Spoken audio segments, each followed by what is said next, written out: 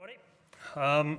My name is Neil Whitten. I'm Innovation Lead for Advanced Materials at Innovate UK, and very pleased to be hosting this very first session of what looks like a really fantastic day that's been organised.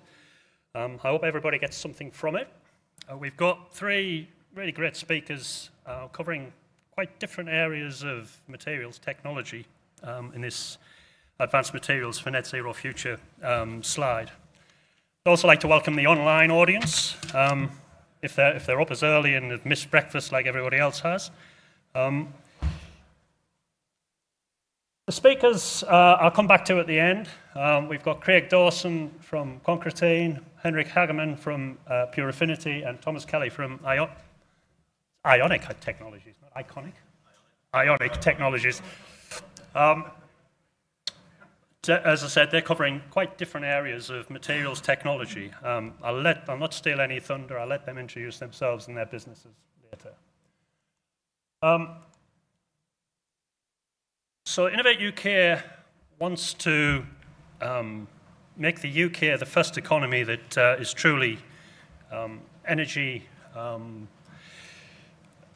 secure and low carbon growth. And we do that through the various channels and mechanisms that we have. Now, as you wander around today, you're probably going to hear lots of different terms that get thrown around within Innovate UK. Net zero domain, make and use, reimagined materials and manufacturing. And I just wanted to kind of place them in some sort of context. So Innovate UK has these three areas of the domains, the kind of sectors and technology areas that we work in.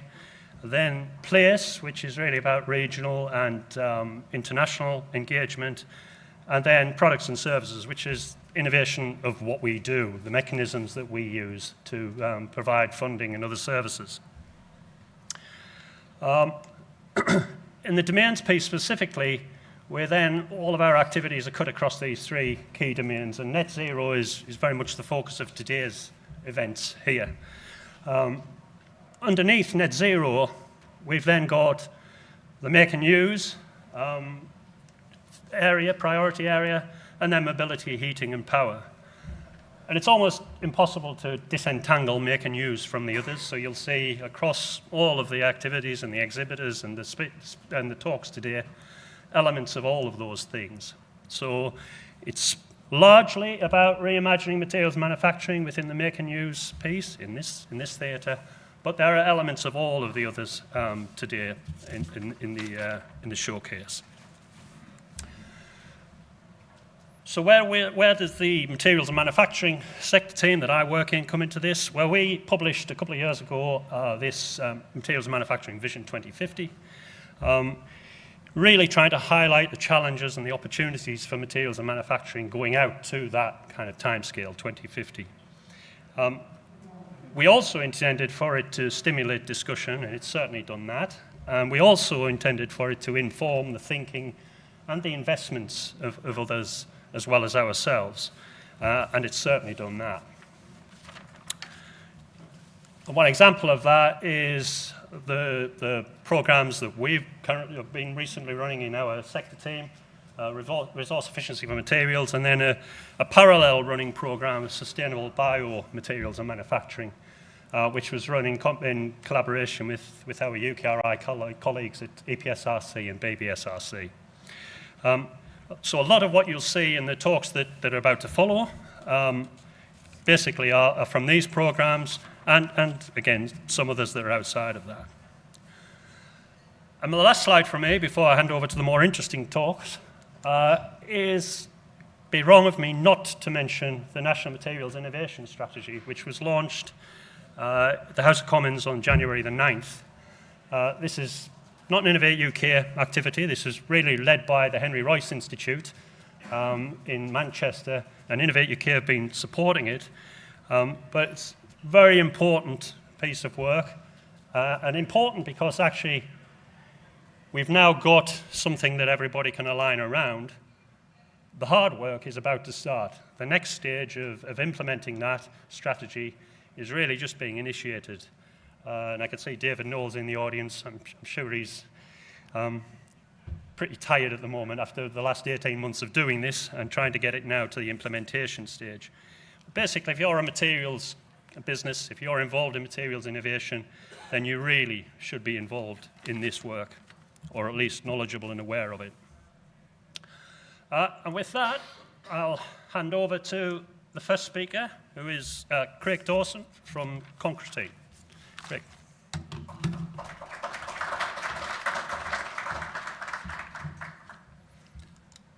Thanks, Neil. I'd like to give a big thanks to Innovate UK for being part of our the Concretene journey. And you know, we started off as a spin-out technology from the university, and we, as of count last week, we are now currently 20 people, some of the team here, and a big thanks to them as well. So, the construction industry is facing a massive challenge to decarbonise by 2050. A large part of this decarbonisation challenge is due to production of concrete. Concrete is the most used man-made material in the world. It's responsible for between 8 and 10% of global carbon footprint. And the industry has as a goal to decarbonise that in its entirety by 2050. And the majority of that is coming from renewables and as yet unproven carbon capture. But materials innovation is a really important step that needs to be taken in order to bring that carbon footprint down. So, Concretene, what do? We use a material called graphene in order to enhance the properties of concrete. So, graphene is I don't know if you're aware of it, is kind of a really strong material, has a lot of properties, and it's been kind of turned to a lot of applications, but is yet to kind of find that killer niche. But concrete represents it's a route to commoditization. It presents the highest and biggest market in terms of both volume and value. Concretene is an additive that we can use to dose graphene into concrete. So graphene does not like water. Concrete is an aqueous system. So how do we marry the two? So we came up with some IP within the University of Manchester that easily and at high concentrations can dose quite large quantities of graphene, and we've tailored that system towards concrete. We are not a graphene manufacturer. This leaves us in a kind of a fairly unique position that we can source and use any graphene material from the emerging supply chain. We've proven that it works with every kind of cement system we've currently tested it on, so it's not an us or them. We see graphene as a complementary and Concretene as a complementary system for all existing concrete technologies. As well as that, it's non-disruptive at the point of use, so we can use our additive like any other additive, any of the batching plants that you see within the city centres, at the edges of towns and urban areas, you know, without any change to existing processes or procedures. So, how did we align with Reform? Materials for the Future Economy. So graphene was first isolated in Manchester. It's a UK innovation. We want to keep the UK at the leading edge of this exciting material. But we can't do that without resilient supply chains. So we had the step when we moved out of the university, a lot of spin-outs have, in that we couldn't find material either at a cost or a quality that was the same batch after batch because the supply chain itself was emergent. So we're helping the UK with that world-class supply, and we partnered with two large, well-known chemicals producers who are used to taking products from lab to full-scale production. And we're also working with the concrete industry on kind of real-world concrete mixes in order to improve the properties of the cement portion. Then we can reduce the amount of that cement portion, reduce the carbon footprint of a concrete mix, a specific concrete mix design. added benefit is that we shouldn't see any change in the durability properties, and we'd hope, actually, to see an improvement in those through-life properties. I talked about the journey that reform has allowed us to take, and you know, at the beginning of 2024, we were still making small quantities of this material on a small lab-scale mixer. We can now produce 10,000 litres per annum on a mini pilot plant that was funded through the reform scheme. As well as that, we have a separate cement materials testing lab where we can produce 800 samples per week. Cement's a horrible material to work with. It's amorphous, it's unpredictable, but what we've done is take a statistical approach to prove that our material can achieve a set performance time after time after time. We've worked with the supply chain to modify their process to give us a material that offers that best performance and price benefit at a commercial scale. And you know, they were sending us materials, refining their process, sending us materials, and by the end we saw uplifts of up to 25% in compressive strength. That was in a CEM1, so pure OPC system, really high carbon. At the end of the project, we were looking towards how we reduce the carbon footprint of a concrete, proved that performance could be transferred to a low-carbon concrete mix. And by the end of the project, the main aim of the project was to do demonstrator pours. So the first one of those was a Lobslack Nursery, a Forestry England seed storage facility in Cheshire, where we saw uplifts in 7-day strength of 24%. The second project was at Clough Cottage Farm, again in Cheshire, where we put 2 slabs down of different materials. We saw quite remarkable strengths after 24 hours with 50% uplift. Quite challenging conditions. It was quite cold in December in Cheshire.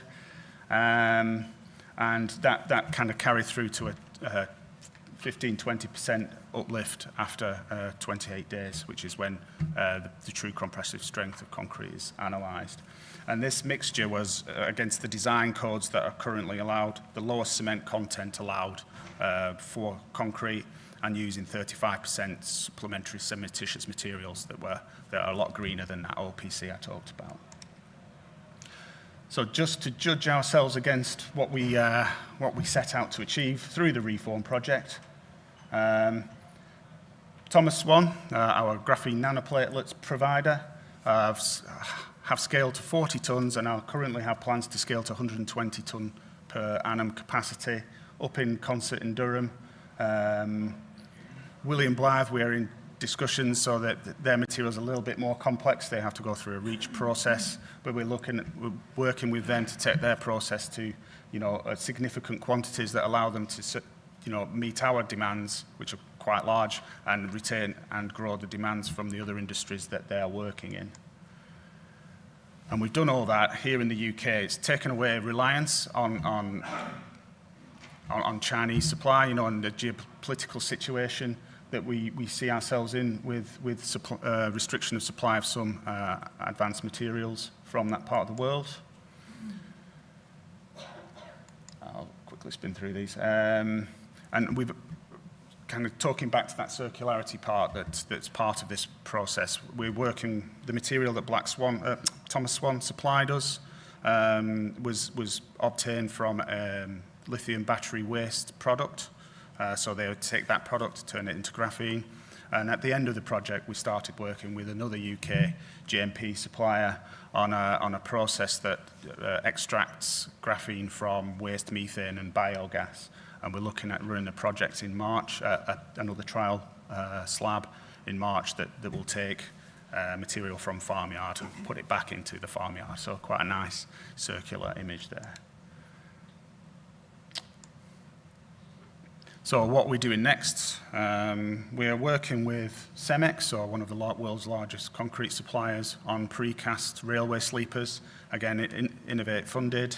Those will be installed again March, April time on a test track at the Global Centre for Rail Excellence in Wales.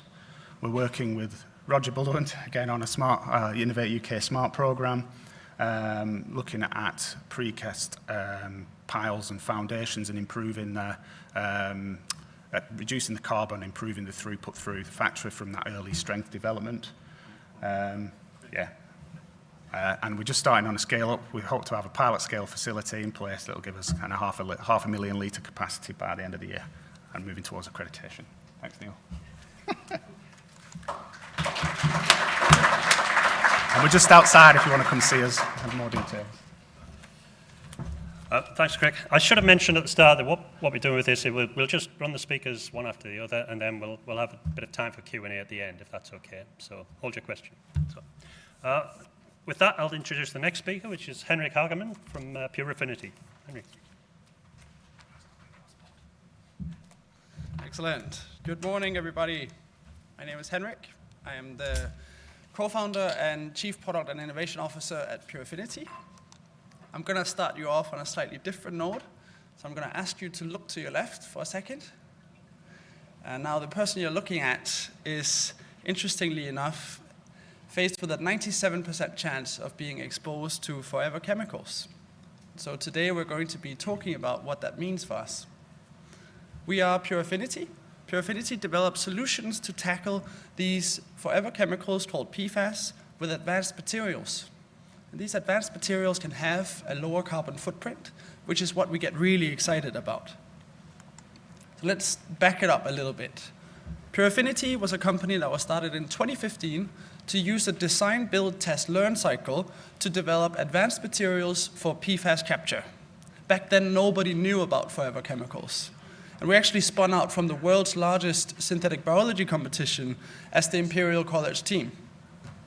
What we get really excited about is this Venn diagram where you have sustainability on one hand, so environmental health, and human health on the other hand.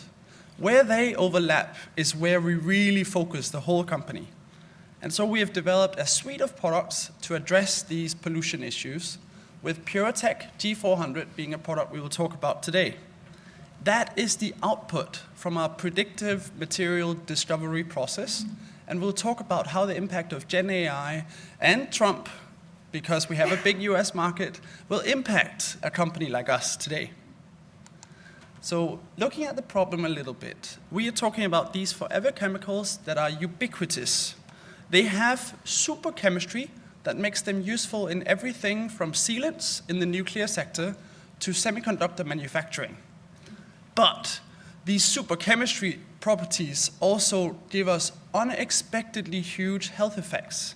So we've seen links to things like cancer, high cholesterol, even vaccines working less well, and strangely enough, also fertility getting impacted by exposure to these forever chemicals. So I try and see what that means for us. And what it means as an industry is that we are introducing these species at the industrial manufacturing sites. So the sources are largely industrial. And what that means is that these downstream end users end up with the toxicity burden. So we're basically seeing it move through. Remember, they're called forever chemicals. They last a really long time. They move through from the industrial sites to landfill sites, to the fields, and to us as end users. The current solutions are called activated carbon, developed in the 1950s. They are very good for general water treatment, but they're not developed for PFAS. So they end up being inefficient and leading to toxic waste that goes to landfill. That's why we're getting exposed to these forever chemicals. Remember, you looked to the left 5 minutes ago? That's why. And so what we look to is how we can tackle this. So at Pure Affinity, we have developed these products that are bottom-up designed for PFAS capture. One is called PureTech G400. It is like a targeted vaccine where instead of trying to do everything in the body, you just focus on one pathology. So what you have is a granule, which is about 0.5 millimeters wide. If you imagine it's like my fist, it gets a surface coating, like Neil just talked about the advanced surface materials. It gets a surface coating, which then sticks to PFAS in preference of other stuff. Now, we're not going to go into all the science behind it, even though I get really excited there. You just have to remember that it's a granule, and it can replace activated carbon in existing vessels. So we can take petrochemical-derived materials and replace it with a bio-based material, and get better performance. Why I get excited about it is that we have designed it for removal of PFAS, so you can also reuse these materials after the end of life. We call that regeneration, where we have regeneration targeted for the end of 2026, where you can basically separate the PFAS out from these materials and then use them for another cycle. So far, we have tested this with a Transforming Foundational Industry grant, where we have found that these G400 products actually work. So they're better, faster, and cheaper. On this graph on the left, you can see the comparative lifespan in real-life water matrices compared to the two best products in the market. So it has 7 times longer lifespan than petroleum-based materials and 40 times longer lifespan than activated carbon. One of the companies we have done this third-party validation with, so this is not data from my lab, this is data from somebody else's site. One of those companies is the largest private environmental services company in North America. That company had so much conviction in the product that they're actually now a shareholder in Pure Affinity. What that means is they are a big environmental services company. They did the Deepwater Horizon after the BP oil spill, and they have hundreds of millions of dollars of sites that we can access just through them as a route to market. There are new regulations that are coming for PFAS. So if you look up on The Guardian or other articles, you will see that the discharge criteria are getting lower and lower. We're now talking about nanograms per liter. So really, really low levels. And we have pushed these products. So we basically did a test at Germany's leading testing center called TZW for water. And here we outperform for removal to these new regulations, which basically means we are in a position to roll out products that can also address the most stringent European regulations, because they are a lot more stringent than here in the UK. Now you might ask, what does this look like at a filter? And I like to simplify things. So think of a breather filter you can pour your water through. This is like a giant breather filter, 3 meters wide, where basically the water flow from the top to the bottom. We have scaled up these installations. We have scaled up manufacturing here in the UK. So we have manufactured more than 500 kilos of the PureTech material in the last 3 months, close to Redcar. So we're trying to scale up with this model of having R&D here in London and scale up manufacturing here in the UK as well. What gets me really excited about these vessels is that we own the data and the performance. And this performance data we can feed back to our predictive materials discovery process. What that means is we have now built up a PFAS-targeted materials data set that we own in-house. So when there are new Gen AI initiatives and everybody can apply AI and machine learning to all the data that's publicly available, your competitive advantage comes from owning your data set in-house and having vessels that generate your own data. Right now, we have Europe's largest PFAS-targeted materials data set, and we intend to build on that in the coming 2 years. Now, the next bit is going to talk about what this looks like as an ecosystem. So remember, we take out the PFAS. So if you look at this, you can see that we supply the materials that go into these breather-type filters. Once they've been used up, what do you do with it? Well, we have engineered this safe end-of-life feature, which means that you can take the PureTech material, you take it to this recycling plant, and then you separate out the PureTech G400 so that it can be reused. We have developed a process, we have patented this process for reusing it. And the PFAS, what happens to it? So actually, you can reuse the PFAS for battery electrolysis. So there's a UK spin-out company that's working on this. Or you can safely destroy the PFAS to avoid any discharge of it to the environment. We are now working with one of the largest PFAS manufacturers on this ecosystem. And 4 months ago, I actually hired the CEO of the world's largest water tech company to come and join our company full-time, which he did. Believe it or not, he said yes. And we're now executing on this value chain. And I say that because there are lots of promising technologies, but in my view, it is often the team's capability that is the bottleneck for rolling out these climate tech solutions. It's not just the technology. So what we've done to date since this TFI grant, we raised 700k pounds of a grant, and we've raised 17 million pounds of Series A private equity funding. It was led by Octopus Ventures and BGF, and that's to scale this product up. We have demonstrated that you can get a triple impact from having better performing products. So you can get 40-fold less waste. You can reduce toxicity. So toxicity burden, next time you look to your left, I want there to be a lower chance that they get exposed to forever chemicals. And you can get a lower CO2 equivalent for the amount of CO2 on the 1 ton of water that's been treated. We have third-party validated this performance at independent sites, and we are now at a point where we've reached UK and EU REACH approval. So we have REACH approval for scaling up manufacturing of this, and this month we made our largest product sale to date to one of the top 3 largest membrane manufacturers. So we're finally able to ship tonnage of product. That's related to my ask today. So if you are interested, I would love to speak to potential Series B funders. We're funded for a while, but I'm also interested to talk to anyone you might know who would like to mitigate PFAS, either at production plants that they are operating or that they know of.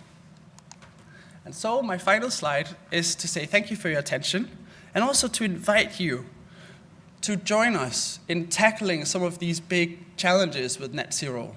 We recognize there's a lot of pollution challenges, and we want to combat this pollution with advanced materials. PFAS is a big challenge, but it's just the first one, and there will be more to come. And so I thank you all for your attention, and I'm excited for your questions later.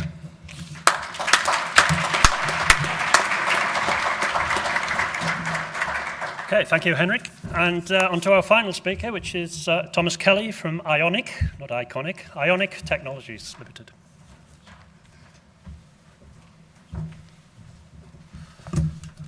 So thank you, Neil. That's quite the build-up.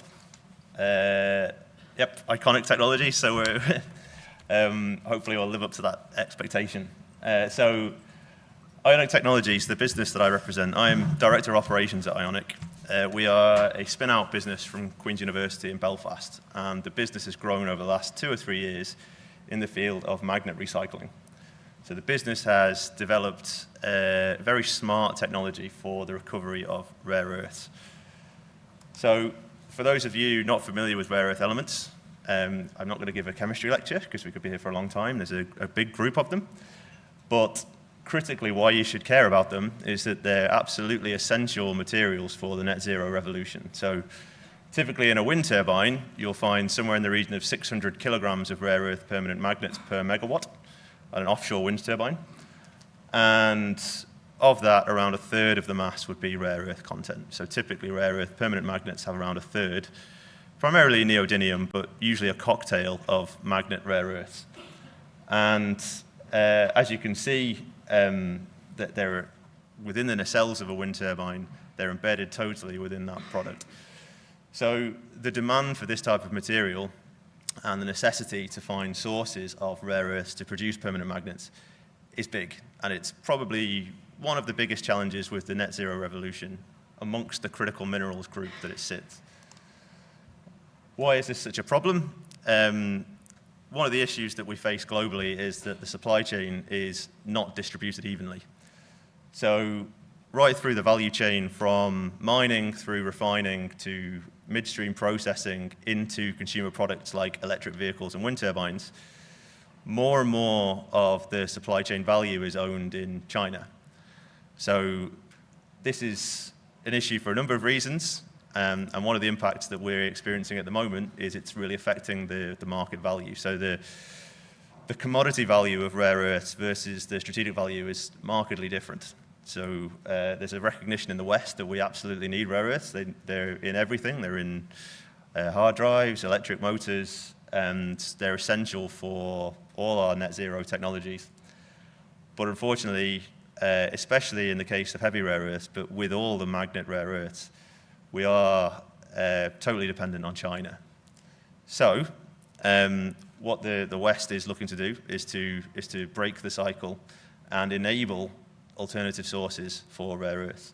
Unfortunately, for a country like the United Kingdom, or even by extension the European Union as well, there aren't many natural resources that are accessible.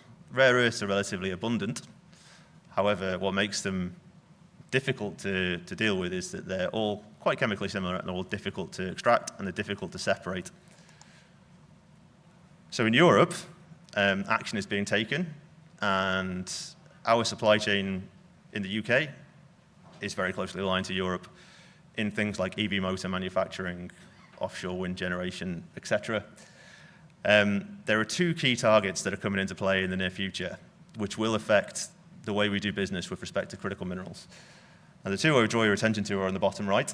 So the 25% recycling target. Initially, the European Union target 15% recycled material in permanent magnets, in my case, but also a reduction in the dependence of a single third nation. So legislation in Europe is demanding that recycling exist. It is demanding that diversification of supply chain takes place. And the good news from our perspective is that we're well positioned to meet that demand. So Ionic Technologies has a number of key bits of process technology that make the company unique and make our technology unique.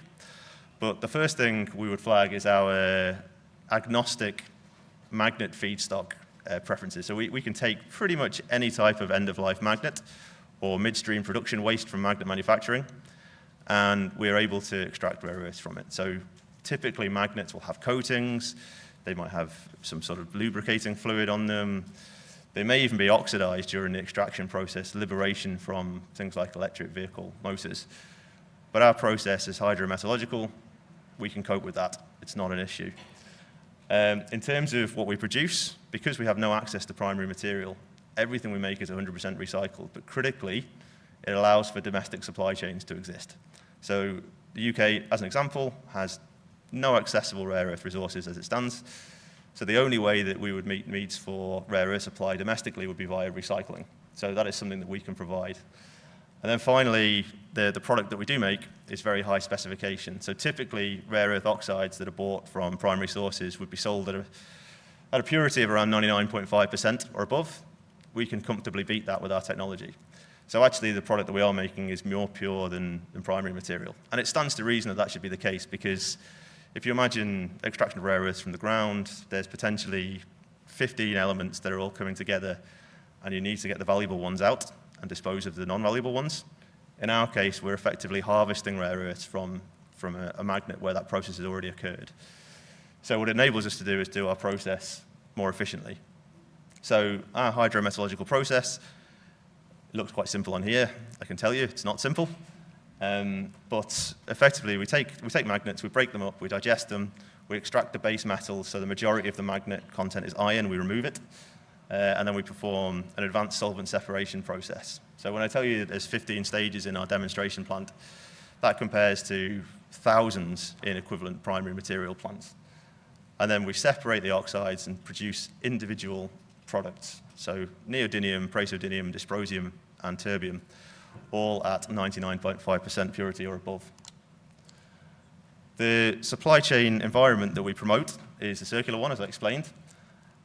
We enable this by producing those purified oxides with a long loop process. We enable the manufacture of new magnets with specifications equivalent to primary material. So this circular supply chain concept is made possible by our technology. So it enables a sustainable route to manufacture, it enables traceability, and critically, from a market perspective, it enables stability on price.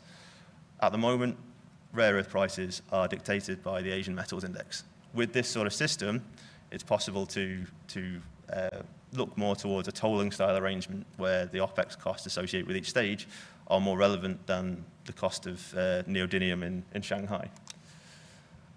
In terms of the support that we've benefited from Innovate, we've lots of lovely collaborators that are all up on the screen, so I'm not going to walk through all of them, otherwise we would be here all day.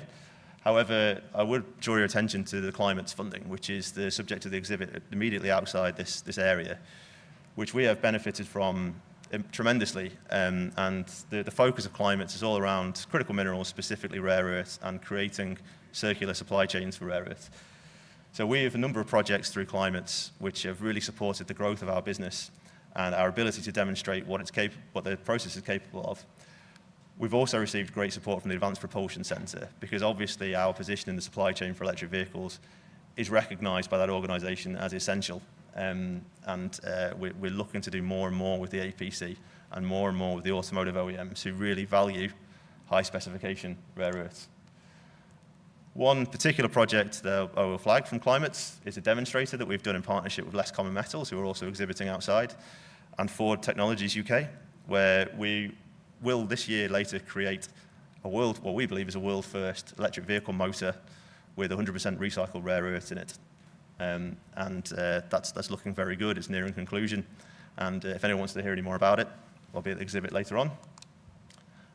What's next for our business? We're looking to commercialize. The business case is clear that there is a demand for the material that we produce. There's a lot of interest in terms of sources of feedstock, both in the UK and globally. And our investors are telling us that they want to see the scale grow because they want to start producing more oxide. So we will look to commercialize the technology in the next 2 or 3 years, and we're undergoing investment activity at the moment to support that. And this is what we're looking to build, the world's first rare earth recycling plant in the United Kingdom of this type, rare earth oxide manufacturing. And it will have a capacity of around 400 tonnes per annum. And that equates to around 1,200 tonnes per annum of magnets for recycling. And we're all very excited about it. So that's what's next. So if you want to hear any more about Ionic, please do come and talk to us at the exhibit. But at this point, I'll hand back to Neil.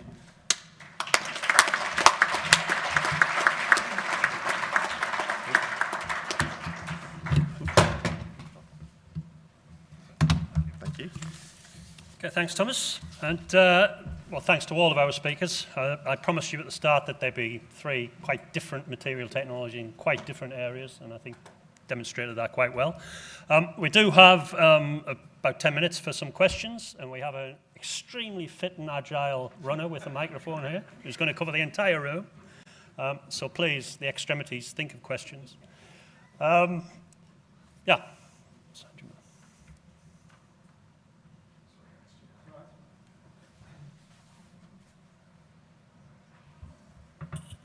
Hi, Mark Jolly from Cranfield University, part of the TFI programme at one stage until the end of December.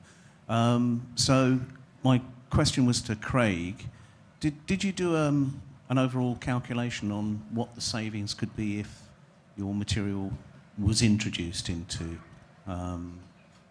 concrete or cement around the world? Yes, I mean, you did talk about the volumes of up to 5 billion tons of cement, which seems to be increasing all the time. How much impact is that actually going to have? I mean, seriously, how much impact is that going to have, and what would the CO2 impact therefore be? We all know the general figures, but really, seriously, how much is that going to have? Yeah, I think it would be nice just to be able to say, you know, we add our material, we add this much extra strength, durability to the cement, and therefore we can take out this much cement and this much carbon footprint. What's difficult is that cement and concrete is a difficult material to work with. It's difficult to predict, and you know, the concrete mix design is in itself a black art and a skill. You know, and we're more at the beginning of that journey than at the end of that journey. And working out, you know, from first principles how we take the difference in the cement and the cement activity, difference in the microstructure, and then predict through that concrete mix design what happens to the concrete through its entire life, at the beginning of its life and through its entire life. I did work with Desnes on a group that was looking at the standards in concrete for the building industry. And I think we came up with 14 or 15 different standards that the industry have to work to. Yeah, and then you are limited. And then they select which one they want. Yeah. Which, to me, doesn't make sense. Should we not be also looking at legislation and standards to... Absolutely. You know, and it's difficult to get climate technologies in this field into market. I mean, with good reason, they are very conservative. We don't want buildings falling down around us. But, you know, addition of new materials as a new cement material can take a long, long time, which is why we've targeted accreditation through the admixture route, because it's a much easier and quicker route to market than through that cementitious materials. But, you know, we're willing and looking for partners in the concrete industry who are going to help us on that journey. And you know, we're working with Breeden, who are UK's major concrete manufacturers, Cemex, who are a world's leading concrete manufacturer, you know, to help us on that mixed design journey, work out by adding 20% to the strength of the cementitious portion, we can take out X kilograms of carbon dioxide, but it's just not quite as simple and straightforward a process as one equals the other. Okay. Hi, yes, it's Annabelle from Tensei Limited. Just a simple question, Thomas. You're ready to commercialise, what's your strategy for magnet collection? Because we know that it's very disparate at the moment. Is it brand or is it recycling or scrap metal? Sorry, what was the second part of the question? Is it? Really, it's just strategy for magnet collection, because you need that to be able to commercialise. Yeah, absolutely. So the business has taken a number of stages to address that. There's an obvious question with our technologies: where's the material going to come from, right? So it does make a lot of sense. So a few steps we're taking. First of all, we're working very closely with the magnet supply chain. So there's a lot of midstream production waste that gets generated. That's easy material for us to process. It's very, very suitable for our process, but the volume's not massive. Long term, the answer is wind turbines. So offshore wind is a massive, massive growth area, as we know. The UK has been an early adopter. So in terms of the targets set out by the Critical Raw Materials Act, the United Kingdom is well positioned as an early adopter of wind to bring in for decommissioning a vast amount of magnet material. So part of the benefit of us being located in Belfast is that the harbour estate is the second largest deep water port in the UK for offshore wind activity. And already there's significant capacity of offshore wind turbines that are scheduled for decommission over the next few decades. So the harbour just announced actually in the last month they're investing £90 million in upgrading the infrastructure to receive that material. So long term, that's where we will operate. That's what we will do for this particular plant.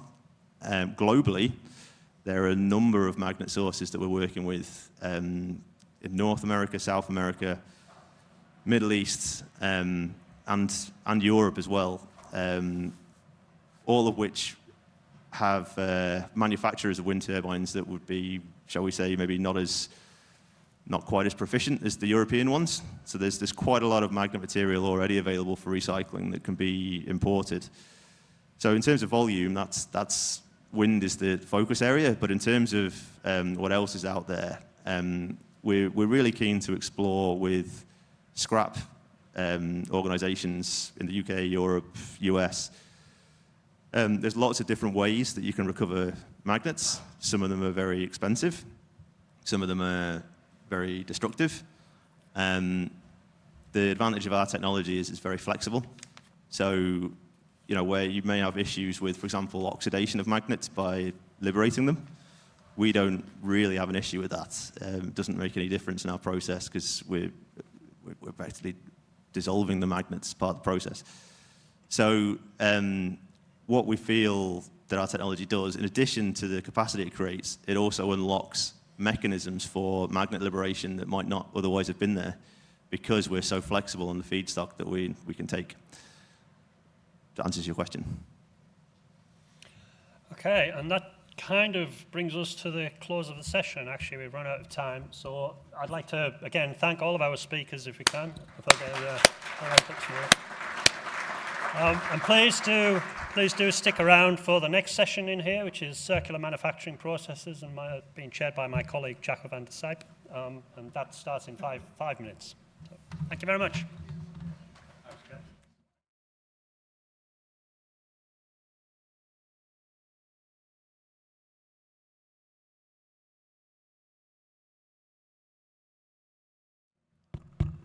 Well, good morning.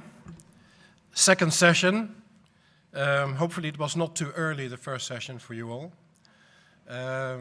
My name is Jacco van der Sijp. I'm an innovation lead with Innovate UK. There are about 70 of them, so I'm not that unique. There's a session, which is, the topic of this session is circular manufacturing. Now, circularity is a loaded word, because do we really want to be circular? I mean, we need to tighten the circular loops until they're almost not circular anymore. So it might be something which is a transition for the next 20 years, and maybe in 20 years we'll have a different word, which is really nailing it down what we want, like remanufacturing and so on. So we have 3 fascinating speakers here. They've been handpicked from our, they call it cohort of innovators. But before I introduce you to them, so by the way, it's Arnold, Sophia, and Gracia. Before I introduce them to you, I'm going to show you a very short video. It's 90 seconds, which puts everything into context. And the context is something that Innovate UK has been using to design competition. And that is like the vision. We want to understand where should the UK go to on a 20, 30-year path, and where should the competition select innovations that help the UK to follow that path? Because if we don't have that guidance ourselves, then how can we actually instruct assessors to judge ideas? So that vision is, almost everything in this floor is revolving around that vision. So I'm going to just give you a little glimpse what that vision is. So we have the same language, and that will help. And hopefully it will start when I click. It should have sound, huh? Innovate UK is UK's innovation agency. We are part of UK research and innovation. Our materials and manufacturing vision is built on 3 premises. Firstly, it is imperative that we are net zero and resilient and technologically advanced at the same time. With the right innovations, this is no longer a zero-sum game. Secondly, the system covers a very wide spectrum, from design to production, or from energy and regulations to skills. Each area is equally critical. And thirdly, our vision is a platform for discussion and debate. It's a living document, and we welcome your views. Our systems approach helps to join the dots and shows how remanufacturing and repair are effective ways to tighten the circularity loops. Our analysis and insights have been captured in logic models, innovation strands, and transformation maps. This has been collated in 2-page spreads. There are 10 spreads, with 35 innovation strands to guide our investments. Materials and manufacturing are mission critical for the UK, and they are incredibly exciting areas to be involved in. With the talent that we have, the UK has clear potential to be a world-class destination of choice for advanced and low-carbon manufacturing. Download our vision and share your thoughts. Let's reimagine materials and manufacturing together.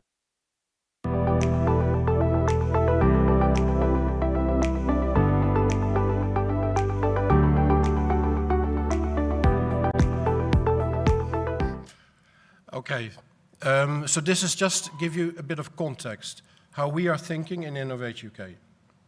So it's no longer a zero-sum game. We want to be and net zero, and resilient, and technologically advanced at the same time. That's the key. So you saw a few motherhood statements there in that video. What we're now going to see is 3 examples to make it specific. And that is really the key. That's the how. So I want to first introduce you to who the 3 speakers are. So we're first going to have Rob Arnold. And Rob is going to explain about a fascinating way how to recycle magnets. Second speaker is Sophia. And she's going to explain about a new approach to additive manufacturing with wire arcs. And the third speaker is Gracia, and she has a really fascinating way for three-dimensional weaving, which may revolutionize the way that we look at textiles.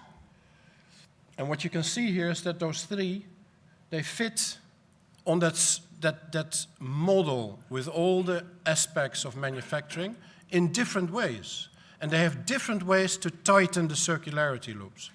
So it's a diversity of speakers. So, Rob, the floor is yours. And good luck with the clicker. Thank you, Chaco, and good morning to everyone. I will begin with a little bit of background on who we are as a company. In fact, I'm not sure if Thomas is still here, but anyone from the last session will have seen that Thomas did a fantastic job portraying the need for recycling of rare earths, so I won't dwell too long on that, and I will talk a little bit more about where we think we fit in the space before coming on to talking a little bit about how Innovate have helped us get to the position we're in. Myself, my name is Rob Arnold. Again, thank you, Chaco, for the introduction. I've been with HyProMag since 2020. The company was officially founded in 2018, and I'm the technical manager there now after serving my time as a metallurgist. Who we are a recycled magnet manufacturer. So we look at recycling rare earth magnets, neodymium iron boron specifically, and we do that by capturing it at the scrap form, so capturing it at the component form, and I'll show some examples of that. Apologies. The company was founded, as I said, in 2018 by a set of gentlemen from the University of Birmingham. Now, between those gentlemen, they have over 100 years of rare earth experience. Since then, we've been acquired by a junior miner called Macango Resources, and their policy is mine, refine, recycle. And they're not only looking at mining in Songwe Hill in Malawi, but then also looking at refinement in Poland, and then recycling via ourselves and a sister company in the UK. Now, this is the slide that, thanks to Thomas, I don't need to spend too much time on, but just to summarise, the key for rare earths comes to the supply-demand question.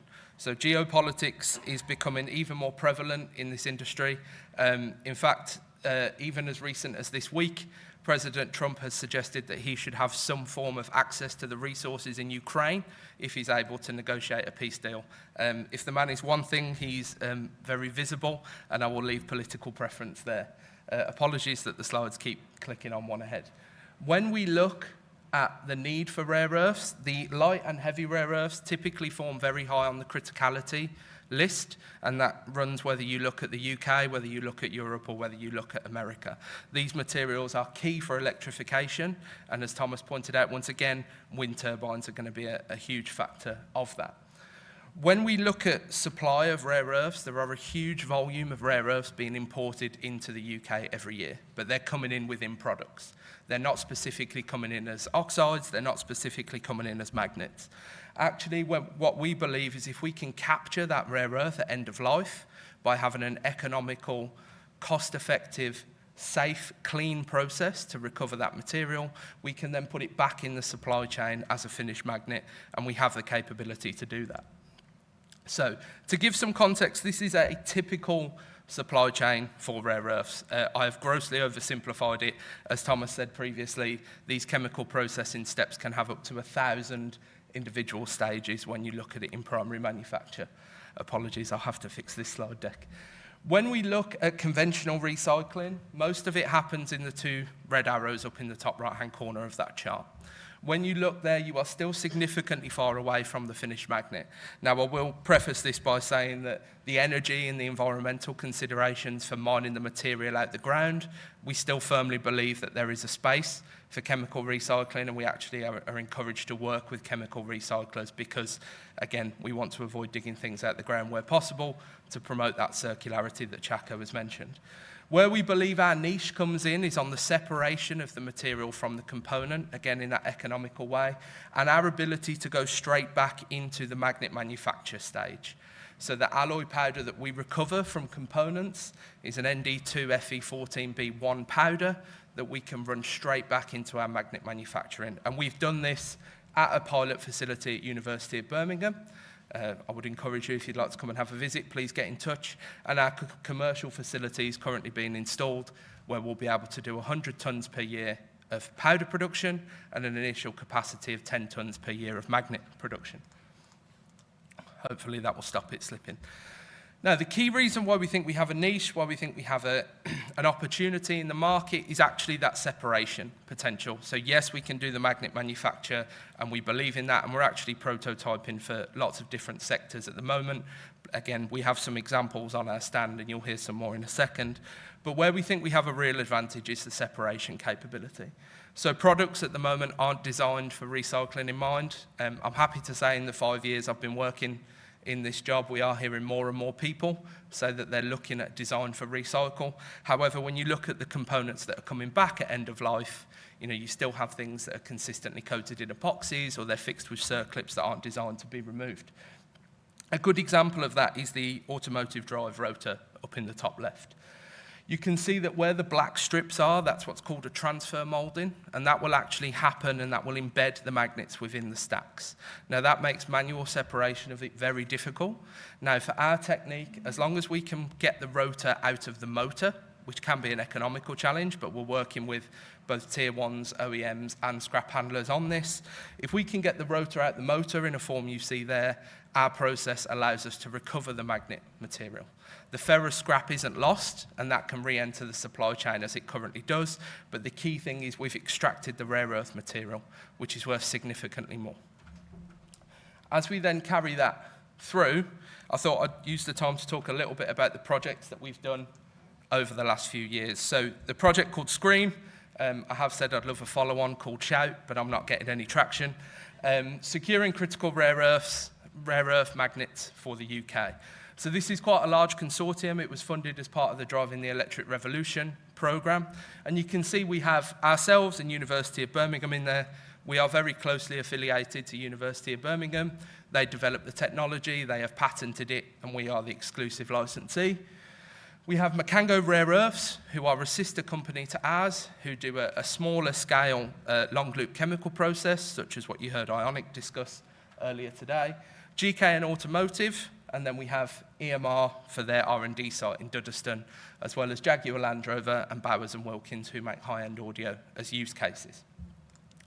When we look at the aim of the project, really what we wanted to do was look at tackling a breadth of scrap sources, a breadth of material supply, but then also looking at putting that material back in the supply chain in multiple positions. So there's some examples of feed on the left. Loudspeakers is a very typical one. In fact, in this project, EMR are looking at building a demonstration speaker line that will capture speakers at end of life and pre-process them in a form ready for the HPMS process. We've also looked at things like hard disk drives. Now, this is sort of the bread and butter of HyProMag's business case. It's what our model was built on. We see hard disk drives as a low-hanging fruit because they're already captured at end of life and they're already securely destroyed. So actually, you can add a small step in there and you can make that material what we call reactor ready. Once we capture that material, we separate it from the rest of the scrap feed with the HPMS process, and we look at multiple points back into the market. So the first and the most advantageous and the most cost-effective is back to finished magnets, and we've demonstrated prototypes in holding applications within EV vehicles, loudspeakers, and then also EDUs or drive motors, and I'll show some images of those shortly. But then also Macango Rare Earths are looking at taking off-spec powder, and I'll say that lightly, and passing that through their pilot scale facility to produce a rare earth carbonate. That carbonate could then go to an oxide, which could then go further forward into metal winning and into a rare earth alloy from there. Now, sound engineers, if I can ask, there's no sound on this video, although I don't think it is. One of the examples that we've looked at in this project is actually food-grade MRI machines. So desktop MRI is used for inspection. What we tend to find on discussing with the supply chain is that these systems are often not recertified and can come to end of life quite quickly. Each unit can have up to 20 kilos of magnet material. Now, your overall unit cost can be 30 kilos. So there's two big considerations. One is the manual handling, and two is the actual ease of extracting them. If I can point you to the images on the left, and I don't know if there's a way we can make the video play again, so apologies for that.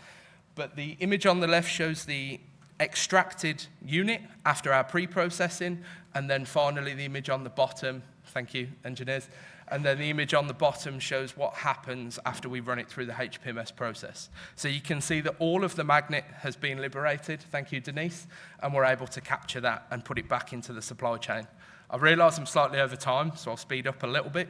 We have loudspeaker demonstration traces on the right-hand side that shows 2 recycled magnets baselined against a virgin. You can see they agree well. And on the bottom left is a magnet spec that has gone into an automotive drive motor being tested by GKN. Finally, Wind, I will jump over this.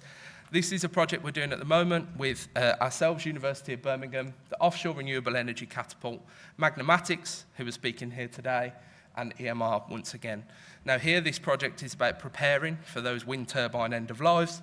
And what we've done here is we've actually started by looking at small generators that have a very similar topography, and we've looked at demonstrating how best to cut them up, how best to section them.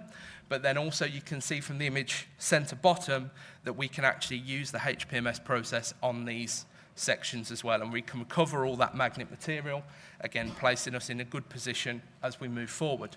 Finally, we expanded that up within this project, and the rotor, which I've been assured to remind colleagues in the room is actually a baby one on the scale of a wind turbine, is actually 2 meters diameter and 4 tons.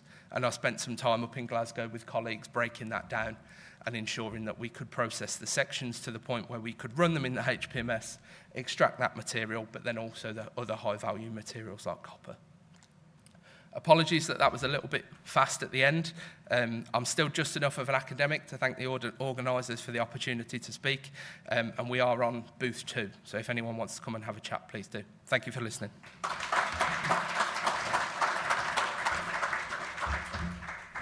Thank you very much, Rob. So there's 2 more speakers. There's not going to be a panel discussion in this session, so it's really listening to the innovators. So we're trying to make sure we're not going to run over time, so you have time to talk to them afterwards. So the 2 speakers left is Sophia and Gracia. Sophia first. And Sophia will talk about a novel way of additive manufacturing using wire arc. And she's going to wham you. Yeah? Morning, everyone. Thank you, Chaco. As Chaco introduced you, so I'm Sophia. I'm project manager at Brewery Advanced Research Center. I've joined WEIR close to 5 years now. And today I'm going to introduce you a little bit about what we do at WEIR and show how AdCast project is helping us developing mining technology for a sustainable future. So our planet's future depends on transition to renewable energy, and as we keep extracting metal from Earth, our customers are transforming to a more sustainable practice and striving to net zero emissions. And this is where we play a key role. By delivering innovating and mining technology solutions for a truly smart, efficient, and sustainable mining. We work closely with our customers to help move less rock, use less energy, use water wisely, and create less waste. And we can say that no one serves more mines than WEIR. We are located in more than 150 locations around the globe, and we have 19 major facilities, manufacturing locations, and we also famous for our world-class customer service capabilities and expertise, with the goal to be close no more than 200 kilometers from our customers. And why is this important? So the AdCast project will focus on our Warman pumps, and our Warman pumps are the leader in slurry pumps, and this will help us make a more sustainable product. And here's just an example just to show our product. So we provide end-to-end solutions, starting from extraction during comminution, processing and tailings, and this is kind of a range of our all products. And as I mentioned before, AdCast project will focus mainly on the slurry pumps, and then we're going to expand to other projects. And we are Advanced Research Center, so this is founded in 2011 in collaboration with the University of Strathclyde, and since then we partner with all different academic partners around the globe with the vision to support and accelerate the technology journey Weir business and their customers are taking. So we have 4 different programs of work. There is research, additive, innovation, and tech foresight. And AdCast project and myself, I work in between the research program and the additive as well. And now talking a little bit of the AdCast project that's been founded by Innovate UK. So this is a 17-month project. We still are with the aim to finish in March. So started in November 23 and we'll finish in the next couple of months. So still a lot of work to do. And what we want to do in this project. So AdCast is a radical approach to reduce the loss of high-value metals cast products.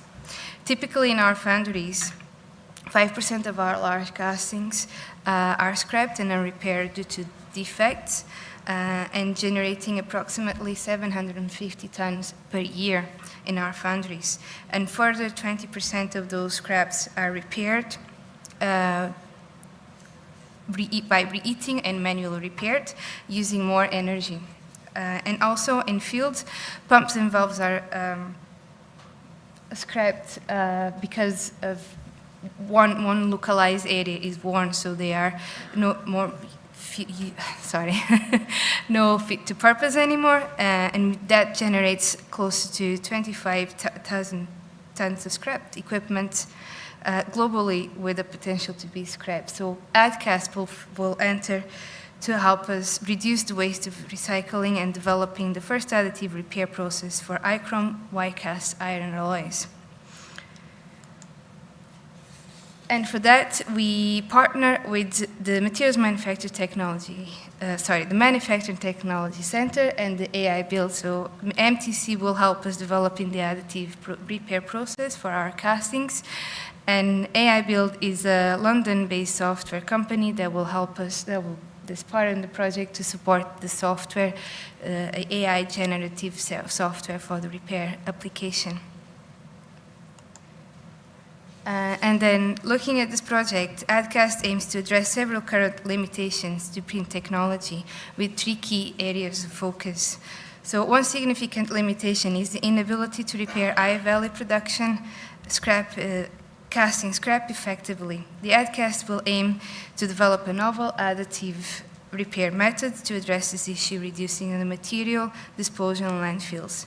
And another limitation is the lack of advanced software to toolpath generation. The project aims to develop a sophisticated software to generate the toolpaths for additive manufacturing. And finally, the development of specific parameters and processes for the special iChrome cast alloys in another focus area. So by addressing these limitations, the AdCast project aims to set new standards for quality and efficiency in printing technology, making it more versatile and effective for various applications. And up to date, so far we have been able to develop the process, with our collaboration with our MTC and AI Build, we selected 3 different compositions of the wires, being the big challenge of this project is to actually deposit on our white cast irons. So far, our 3 selected compositions have been really promising and presenting really good results on the deposits. And also, AI Build has been developing the AI generative software for the additive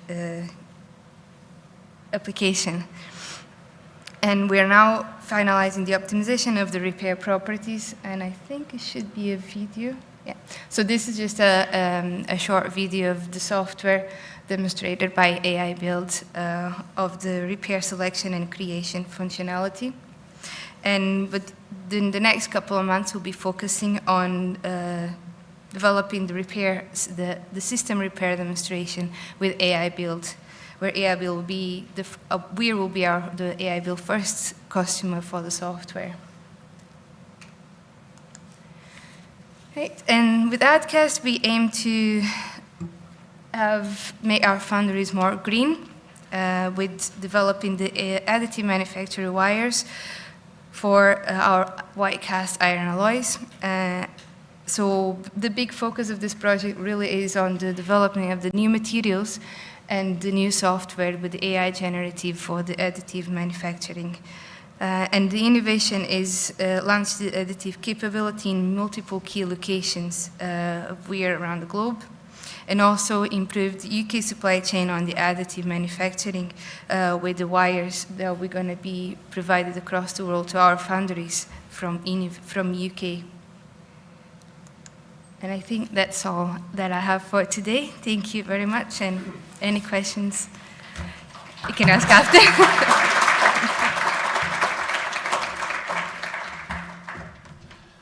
So that was great. It was my bad, by the way. Sophia was involved in 2 projects, wire arc additive manufacturing and AdCast. I gambled the wrong one, but I hope you enjoyed this one. But if you do want to know something about wire arc additive manufacturing, WAM, she's here. So next speaker, Gracia. The world is normally going from 3D crystals to 2-dimensional crystals, like graphene. She's going the other way, like a salmon going against the stream. A real innovator. 3-dimensional weaving. Gracia. Thank you so much. Right, hello guys. Hi. So I'm Gracia. Thank you, Chaco, for the introduction. A brief background of myself. I'm a textile engineer and designer, which is normally not something that happens, but it's design and engineering. And I've been researching 3D weaving technology for the past 5+ years, and I founded WEFN with the goal of taking that 3D weaving garment technology research and applying it to the fashion industry. So we are 3D weaving the future of garment manufacturing. So here at WEFN, we are essentially reinventing how clothes are made. We do that using a 3D weaving technique that takes a garment shape and weaves it directly into the weaving of the fabric. This 3D weaving technology is also enabled through our development of a specific 3D weaving software and hardware solution. Our 3D weaving approach basically merges 2 manufacturing processes into one step. So the textile manufacturing process that creates the fabric and the garment manufacturing process that is now being merged into one step using the 3D weaving technology. So firstly, why is this important? Well, the fashion industry is notoriously wasteful, probably one of the top polluting industries in the world. And they waste billions of tons of fabric through inefficient and outdated garment manufacturing processes that haven't fundamentally changed since the Industrial Revolution. So this is a good example of conventional garment manufacturing processes. Vast fabric rolls get cut out into tiny little pattern pieces that have lots of fabric offcut waste, and then they are sewn together using multiple different material types, which makes it hard to recycle and hard to disassemble. So this is what we do. We actually engineer the garment shape directly into the weaving of the fabric using, as I mentioned, 3D weaving technology. We are focused on woven fabrics and 3D weaving, as the majority of clothing is woven. So we not only have a wider application, we also have more versatility in the type of garment types. And that gets to our mission, which is to develop a 3D woven garment production system that is low waste, localized. This is a good slide talking about the benefit of 3D weaving. So by engineering the garment into the fabric, we can actually significantly reduce the fabric footprint and actually get more, in this example, shirts in the same fabric footprint. So in this example, WEFN can weave 2 shirts in the space of what conventionally can be done in 1.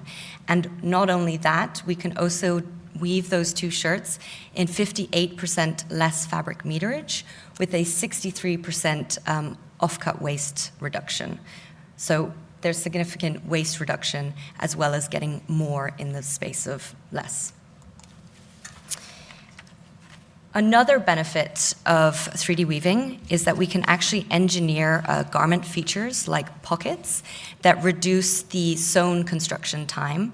So we're actually able to seamlessly weave in pockets. Pockets are a good example of an element that takes a lot of time to sew and is an additional step in the garment manufacturing process. So engineering pockets in seamlessly reduces that sewn construction time. We also weave on existing onshore textile machines, so jacquard weaving machines. That is a benefit as we can now onshore garment manufacturing, but we've also realized as part of the circularity problem, a lot of the waste that a product has is decided at the design stage. So about 80% of a garment's environmental footprint is decided at the design stage. So we're actually developing, alongside our hardware solutions, we are developing a software, impact-driven software solution to tie in to our 3D weaving manufacturing process. And weaving on existing machines was a focal point of us and is an advantage because not only does it mean that using existing machines means that we can have a greater garment variety, we can also have a lower capital investment and capital investment adoption. And that means we can also future-proof garment manufacturing and onshore garment manufacturing. So this is kind of a very top-level overview of how we work. We work with fashion brands and develop collections with them to lower waste and localize their garment manufacturing. They design with our impact-driven software solution, weaving with existing jacquard machines onshore, and finishing the final garment. This is an important slide to just explain WEFFEN's impact. So not only can we reduce fabric waste by merging textile and garment manufacturing into one step, we also have a more efficient sampling and production lead time. So there's efficiencies not only at the design stage, but also throughout the entire manufacturing process. And so this is what we feel the future of clothing manufacturing will be: low waste, localized, and low impact. Thank you.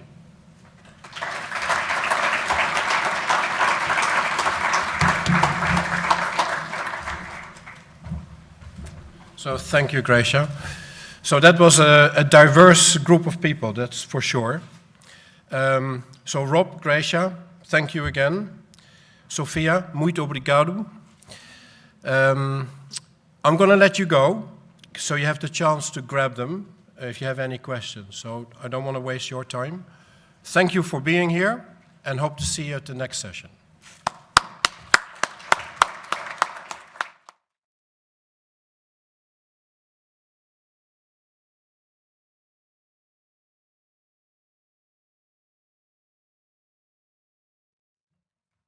Okay, I think we're starting to settle down now. But thank you very much for joining us for this next session, which is all about systems for a circular economy.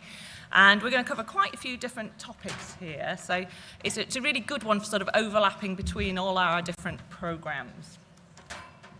So those who don't know me, and it is great to see lots of new faces, sometimes the circular economy world can feel like we're talking to the same people over and over again. My name's Amy Peace. I'm Innovation Lead for Circular Economy, but I do like to impress, as you probably know from some of our programs, I'm not the only one doing circularity in Innovate. And so I do quite a lot of making sure that we are joining things up between all the different teams, making sure we're getting learning and sort of cross-sector aspects sort of really brought out there. So why are we talking about systems for the circular economy? Now, this particular report you've probably heard reference to. If you haven't, where have you been for the last couple of years? But this is our vision for 2050 for materials and manufacturing document. And I'm not going to go into the depths of it, but I just really wanted to impress that at its core is all about the systems in which our materials and manufacturing operate. So we have core areas within this, which are kind of all the sort of things you would expect to see in there, from sort of the materials, design, supply chain, production, and the area I look after, which is longer in use and reuse. And then the enabling areas, which are all the energy, regulation, skills, network relations, and value models. But these are very much layered aspects there. We don't expect that you can have new materials without thinking about their end of life and that they won't have energy and skills and things, aspects to them. But really what I wanted to emphasize is the reason why we want to talk about systems is that when you're looking at linear economies, the old take, make, use, dispose models, it's usually sufficient for businesses to understand where they're going just by having a good knowledge of what their upstream, downstream, immediate users are, what your suppliers and customers are thinking about. The challenge comes when we bring in all those extra loops that are involved in circularity and emphasizing it's definitely not just recycling. Recycling is what we'd consider one of the last options here. We really want to get into those tighter loops about reuse, remanufacturing. And when you get into those, adding extra loops into the system, now your business is actually introducing things where what goes in is dependent on what goes out, but not just out of your business, but out of the whole multitude of different businesses. It interacts with a whole group of different stakeholders you've never had to deal with before, and those very tricky human behavior problems. So those who are kind of into control engineering, this has got so many more variables that are so much more unpredictable when you bring in circularity. But there is an upside, obviously, the opportunity to retain value, reduce waste, minimize emissions, and optimize essentially a bigger system.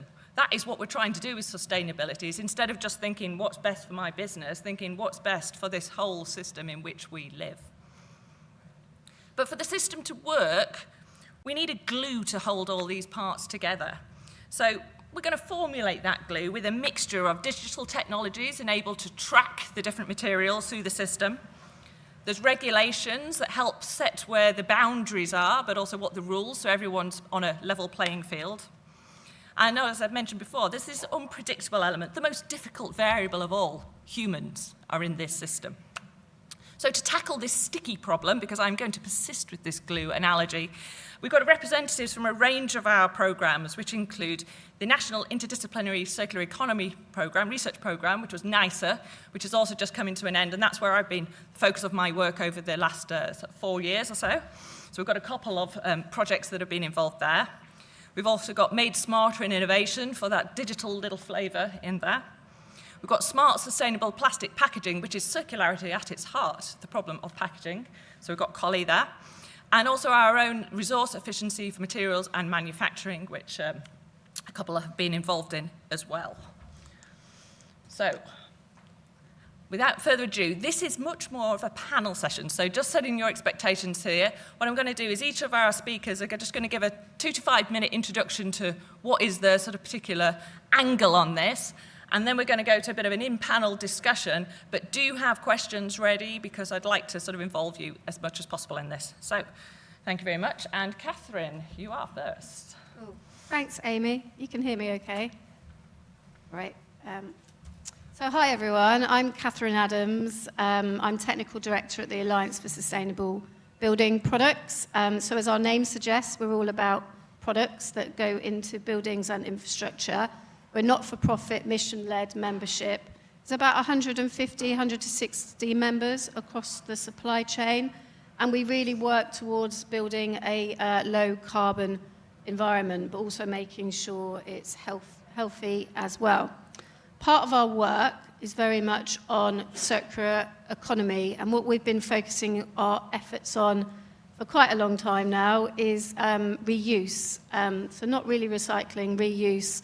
We have a Reuse Now campaign, lots of information on our website, so please do go and have a look. We have webinars every other month, trying to put all the information together as well. There's lots out there, especially in construction, so I think it's good to have one source of knowledge, if you like, and bring everything together. So why reuse in the built environment? Construction's very good at recycling, although that's debatable because a lot of the materials do lose its value, but that's probably for a discussion another day. Reuse is pretty negligible, so that's why we're trying to focus our efforts there. And it's really quite complicated as well because you're looking at existing buildings as material stock, so we need to understand what's in those buildings. what the different materials are, how they've performed, how long they've got left to live. So there's all that information needs, which isn't very much sometimes. And then the whole logistics around how you get materials out of one building into another, and all the other issues such as warranties, costs, storage, all those which I'm sure we can delve into in a little bit. But we were very lucky as ASBP to get funding from the NICER project from Innovate UK. So our latest project is Disrupt 2. It follows our Disrupt 1 project, which was last year. I think that finished last year. So Disrupt's all about steel and the reuse of steel, particularly structural steel.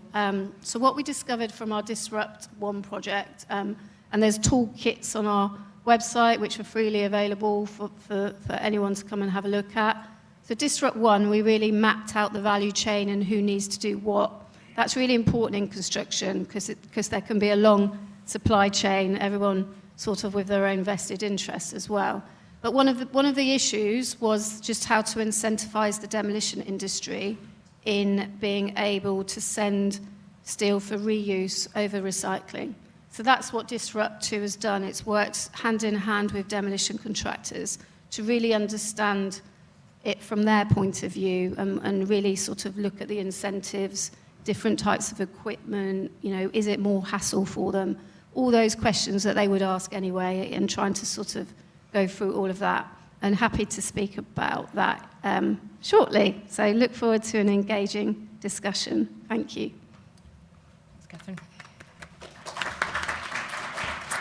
And next we have Cinzia Giannetti from the University of Swansea, but representing a couple of different initiatives. Yes, thank you. Okay, my name is Cinzia Giannetti. I work at Swansea University in the Materials Manufacturing Research Institute. So I'm here to talk about, give some highlight of our research on digital material passport for steel. And this is the work, collaborative work with colleagues that I've shown here in the slides. So I'm representing two projects, the Material Made Smart Research Center. This is a partnership between industry and academia looking at digitalization of materials-intensive industries with a number of sectors, steel, aluminium, composite, and additive manufacturing, and then the Sustain Future Manufacturing Research Hub, where we develop new technologies for greener, cleaner, and smarter steel. So what is our ambition that we have? Is that we want to transform the way we manufacture, we use, and value materials in our society. We know we are producing new materials and consuming materials at a sustainable rate, and this is no longer driving well-being and desirable progress. So we need to do something about this. We need to keep materials for as long as possible within the economy. And so the digital material passport are a way of doing that. So we can think about this passport as a collection of data that track materials through the life cycle from manufacture to in-service and use of the material. And we can use this to analyze the performance of the material through life and guarantee its quality. We can use it also for understanding how we can keep the material for as long as possible. Okay, so we've done some research looking at digital material passport for steel, and in particular, we know that there are policies that are driving the adoption of digital material passport. The eco-design for sustainable product regulation is driving this adoption, and the passport will become mandatory for several sectors, including iron and steel. So we have worked with our industrial partner looking at the implementation. There are still challenges related to the implementation. We know that passports are becoming a reality. We know what the type of data we need to store, but there are still challenges within the adoption within organization. So in order to address these challenges, we need to take a socio-technical approach where we not only look at the technology, but also we look at the people side, the glue. You know, this is a whole system approach where we need to think not only about the technologies, but the organization, the goals of the organization, the processes. So this is much more complex than deploying a technology. We have written a paper around that, and we have some recommendations, of course, to focus on social technical change. We also need to broaden employee perspective, which means we don't have only to kind of develop digital skills, but also develop the understanding of how we can use this passport to drive sustainability and improvement. We need to foster collaboration and support. We need to prioritize interoperability. And finally, the last thing I wanted to say is that we need to take a phased approach, where we start perhaps from a minimal requirement of passport, and then we enrich this passport with more data, and so we can use this data to drive sustainable development. So digital passports are really an exciting opportunity, and the technologies to drive sustainability, to drive better use of materials, and paving the way towards a greener future. So I will be happy to discuss some of these opportunities later. Great. Thank you very much. Okay. Yeah. So you just pass the clicker on to John. Okay, and then next we have Joe from Collie, who is involved in the Smart Sustainable Plastic Packaging Program. Hi, everyone. Yes, my name is Joe, and I'm the co-founder of Collie. The problem that we're facing is something that I'm sure everyone's very familiar with. About 100 billion tons of materials are consumed every single year, and 1/3 of it is single-use packaging. And in the UK alone, that's about 10 billion pieces of single-use packaging that is consumed in the food and drink sector every single year. And recycling is just not working well enough. About 9% of everything that is recyclable is ever recycled. And with countries like France, Germany, and UK passing legislations that banning single-use, now food service companies are looking for solutions that can help them eliminate single-use. And this is where we come in. So Collie has a very singular purpose. We're trying to eliminate single-use packaging in the food service catering industry. And what we do is that we empower food service companies to ditch single-use and switch to reuse by using our expertly designed Collie reuse system. The core of our technology is our AI-powered smart kiosk, Collie Kiosk, which is specifically designed to take back reusable containers. We also have our revolutionary tap-and-go technology so that people are able to borrow and return reusable containers with a simple swipe. And we also have our real-time reporting admin dashboard so that our clients like Compass Group and Elio will be able to access their ESG data with a simple click. And we are, in our core and R&D company, over the past 4 years, we have, with the support of IUK, developed our technology. And in the core of our technology is being able to make it as simple and as accessible for people to use so that they have a good reason to switch from the easier option, which is oftentimes single use, to something that seems more complicated, like reuse. And we are very proud to say that after these 4 years of development, we're one of the easiest and most readily available solutions in the market. We're now in over 50 sites around the UK, including hospitals like Barts Health NHS Trust, Heathrow Airport, and Bank of England, and helping our clients save up to 40% in cost and 92% in CO2 emissions. For a lot of our clients, we are a very natural choice because we not only help them save CO2, we also help them save money. And one of my favorite quotes from one of our clients is that the money that they use to pay for 1 month of disposable is able to pay for 3 months of Collie. So for them, there's no really good reason for them to continue using single use. And that is what we want to see. We want to make single use a thing of the past and reuse the more rewarding, accessible options for everyone. So join us to save 10 billion disposable packaging from the landfill. Don't be shy, get in touch. We have a stand right outside, and all of our people will be really happy to talk to you and show you how our technology works. Thank you so much. Thank you. And then, last but not least on our panel, we have Gerard Fisher, who is from Weft. I'm wearing the same shirt, actually. It's how much I reuse my clothing. I'm Gerard from Weft. We're a business commercialising the outputs of a NICE-funded Innovate UK project that we did in partnership with the CE Hub, but also with the industry, so with UK Fashion and Textiles, British Fashion Council, British Retail Consortium. We're working on extended producer responsibility, which is a subject very close to people's hearts when it comes to cost and data reporting and how hard that can be. What we're looking to achieve is to help the industry develop a system that really helps them report data in a simple way. If you talk to them about how other systems work, for example, in France, they're very complicated. So how do we get the data in simply? And then how do we apply a really clear way of eco-scoring those products so that they can understand which products they might want to make more of and sell more of in future because they attract a lower fee? Obviously, that leads to circular design incentives, but also can you incentivize actual circular business models? Can you pay for resale? Can you pay for repair? Can you fund the growth and the circular systems that are needed to radically reduce the impact of the sector? And then finally, what they'd really like to see is that approach harmonized everywhere. You think there's 26 member states in the European Union, there's obviously lots of states in the United States, Australia, all sorts of other countries looking at EPR now. And what concerns the industry is there's going to be dozens of different flavours of how you report to EPR. Now, if you think about your 10 pence on a carrier bag, if that was just applied to clothing as a flat fee, that would cost businesses like ASOS 10 million quid a year before they even touched the sides and started reporting. So the costs to businesses are very real, and it's about adapting that cost to encourage them to take better action with their design choices. What we've managed to achieve through our project is actually all of those things, pretty much. We can get the data in really simply. We can interpret it in a way that gives them a circularity score. We can use those to incentivize circular design, and that's even before regulations in place. The brands taking part in this are already looking to eco-design their products on the back of the results. And we've demonstrated how that funding model could work. So now we want to talk to government about how they can build a system that actually reinvests that money back into British industry. Harmonisation, we're working on it. We're talking to other nations now about how they might adopt a similar approach.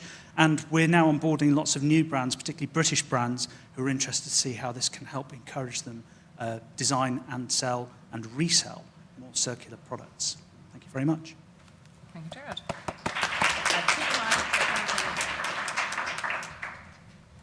Great, and thank you very much for my panel for keeping to the brief on the timing for your introductions, which fortunately gives us plenty of time for discussion, which I think is finding the parallels between the different projects is sort of really where I kind of find it very interesting. First thing I want to sort of touch on is, and we had some sort of hints at it here with your sort of carbon savings, Joe, just on how much carbon there is to be saved from doing these models, so doing it right. But obviously in reuse, the challenge is you make savings if you use it once, or is it you only get the savings if you use it twice or more? And so I know Catherine's done some sort of work kind of on the steel side of things. So Joe, first, kind of like you have your kind of your big carbon savings, but what are your assumptions on how many times your product needs to be reused into actually seeing that? So for all of our products, we perform vigorous LCAs to compare the different systems. And depending on what you're comparing it to, our items need to be used anywhere from 4 to 9 times for it to be break even, as they say, compared to a single-use item.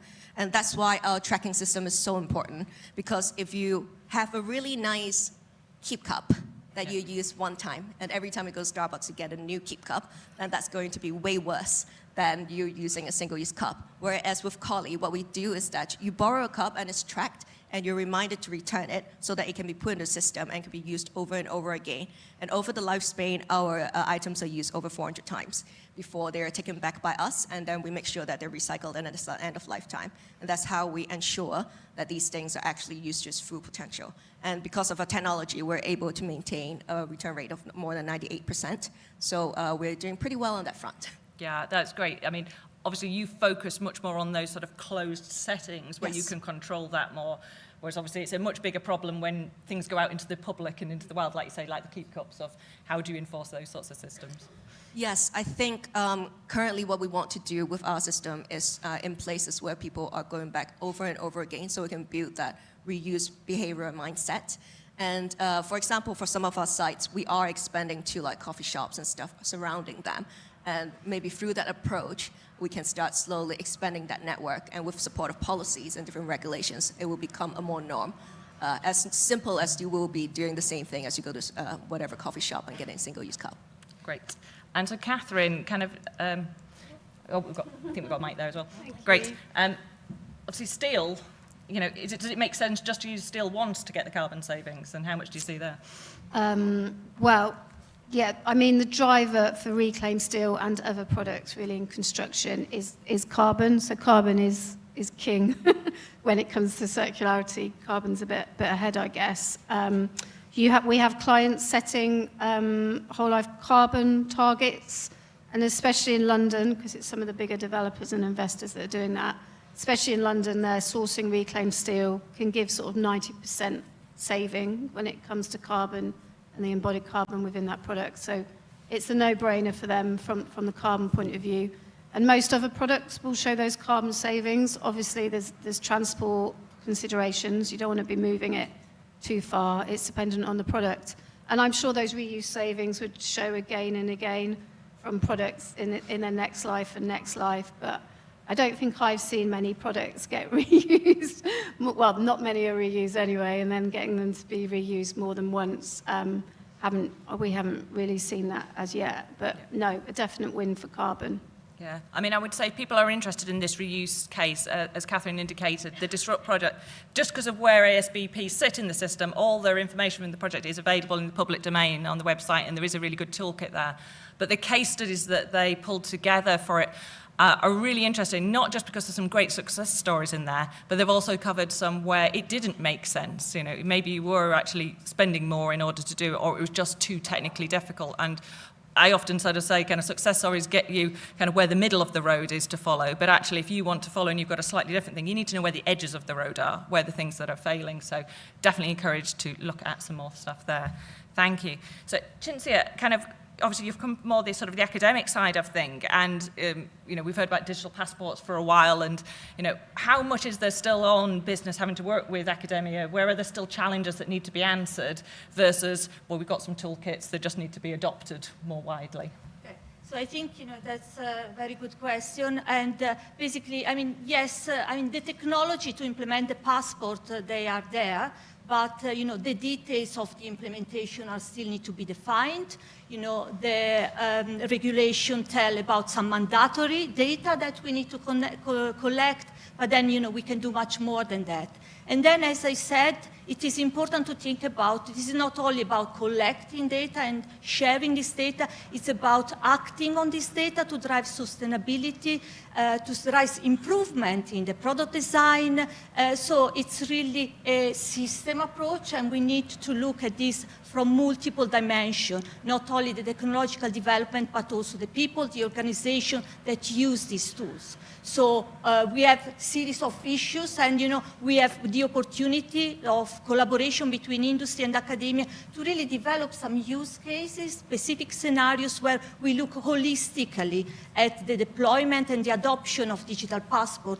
Because, as I said, this is not about transparency and sharing information. It's about how we can use this information. You know, if we think about AI, for instance, you know, we've got great potential of using AI to enable better decision making. One, all this information is available. It's about what type of granularity we need, because, you know, we might provide some mandatory information, but then we might want to go a little bit in more details and looking at this data from basically, you know, looking at the details, what happens, for instance, to the product, to the materials, through the manufacturing process.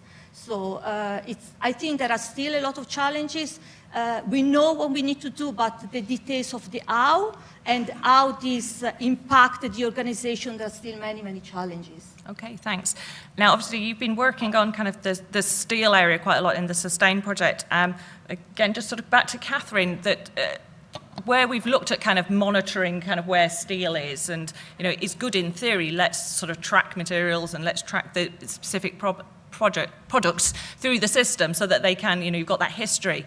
There was another project you were involved with called eTracks that also had support from the Transforming Foundation Industries programme, which was looking actually practically what are the challenges of doing that on steel. Could you just sort of cover kind of where real life hits the kind of theory of steel? Well, we had this project, good idea. We thought it would be quite straightforward just to mark up steel.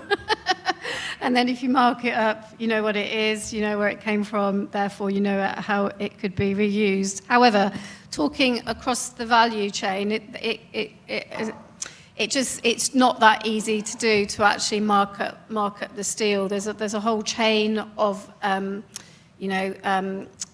gets manufactured, then it goes into a fabricator. The fabricator processes are not set up to mark the steel in the way that it would be useful.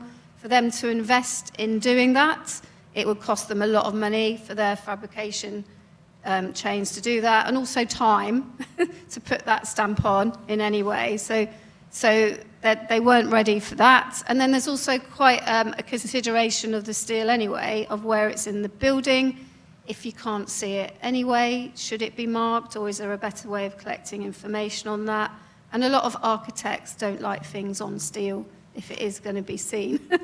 And where do you put the mark as well? Do you put it in every 1-2 meters? So there's lots and lots of just practical considerations. And then we looked at a bit at AI as well, didn't we? But we didn't really think, in this case, it was probably not needed as much. You know, a human could do as much as the AI, I think, in this case. Yeah, and I think it's kind of real eye-opener, kind of some of the assumptions you can take from one sector and sort of in the textiles where we've had some of these sort of very quick scanner systems that work, and then kind of the reality, you try that on a steel system and actually those systems don't work. You've got a big chunk of steel there interfering with the signals, so it's definitely not sort of a sort of a read across there. Excellent. Gerard, coming on to you, since you thought you were getting away with it lightly there at the end there. Obviously, you touched on sort of the EPR system, and you know, sometimes we have these policies that help drive things in the right direction. But kind of the regulatory landscape at the moment, some people will be aware we've got a new circular economy task force, which is sort of helping direct a circular economy strategy that we're expecting around autumn-ish time. Kind of where do you see kind of this timelines on what's coming in the pipeline, but also what can businesses do now while they wait for some of those outputs? Yes, that's a good question. So the Circular Economy Task Force is due to report back later this year. As far as we understand it, we'll be looking at textiles. I mean, I've not seen that in public, but that's what we've heard. There will be a timescale for implementing EPR, and already we've seen in the last couple of weeks an organisation called WRAP, Waste and Resources Action Programme, talking about trying to build a voluntary EPR system. So actually the industry wants to move ahead, I think, of where government thinks it's ready, and it's been, the last government was quite hesitant in implementing EPR because it was struggling with packaging, it was struggling with electricals, batteries as well, and just thought, we'll push textiles back because it's too hard. Actually, industry wants to get on with it. And it doesn't necessarily want a flat fee system put in place because that doesn't incentivise the right behaviours. So I think, you know, there is quite a clear pathway actually, and it doesn't have to start with government mandating a fee. It can start with industry starting to contribute data to a system so that we understand how it's going to work. And that's the whole point of the sandbox we've built. You can use real data to then describe how the system might best work in the interests of all of the industry. Yeah, and I think that's a really important thing, that industry really do want to be involved in how regulations are enacted. And actually what you've been able to do is kind of play back scenarios to companies to kind of, you know, say, well, you know, you add a few pence here, how does that influence the system before it's just kind of rolled out en masse? Because I think you mentioned kind of some of the European systems, or where, you know, right to repair and things have been. Could you cover kind of some of the issues they've had for companies? Yeah, so if you take the French refashion system as an example, as a citizen, if you get a garment repaired, you can go and claim like a €5 refund from the central agency. That's very process-driven and, frankly, probably doesn't drive much repair. So our system would, in real time, pass that payment through to the repair organisation. And it's up to them to decide, do they pass that on as a discount to their customer? Do they invest it in technology or skills or profit? That's their call, they're a business. But if you're putting more funding into that element of the system, it will grow, and you'll have more repair capacity and more customer-focused repair capacity than just a sort of automated ticket system. Yeah, because we often sort of talk about, you know, it's value retention, but often in these systems, it's where is the value in the system, and if it's not successfully shared by the right partners, if it is just all held by one, then that system's not going to work. So yeah, great to see that. I'm just going to do one last panel for myself, but then I'm going to come out to the audience for any questions, so do start thinking. Joe, I wanted to cut that awkward problem I mentioned of human behaviour in the system. Can you just cover kind of some of the problems you have with people and how you've managed to deal with them?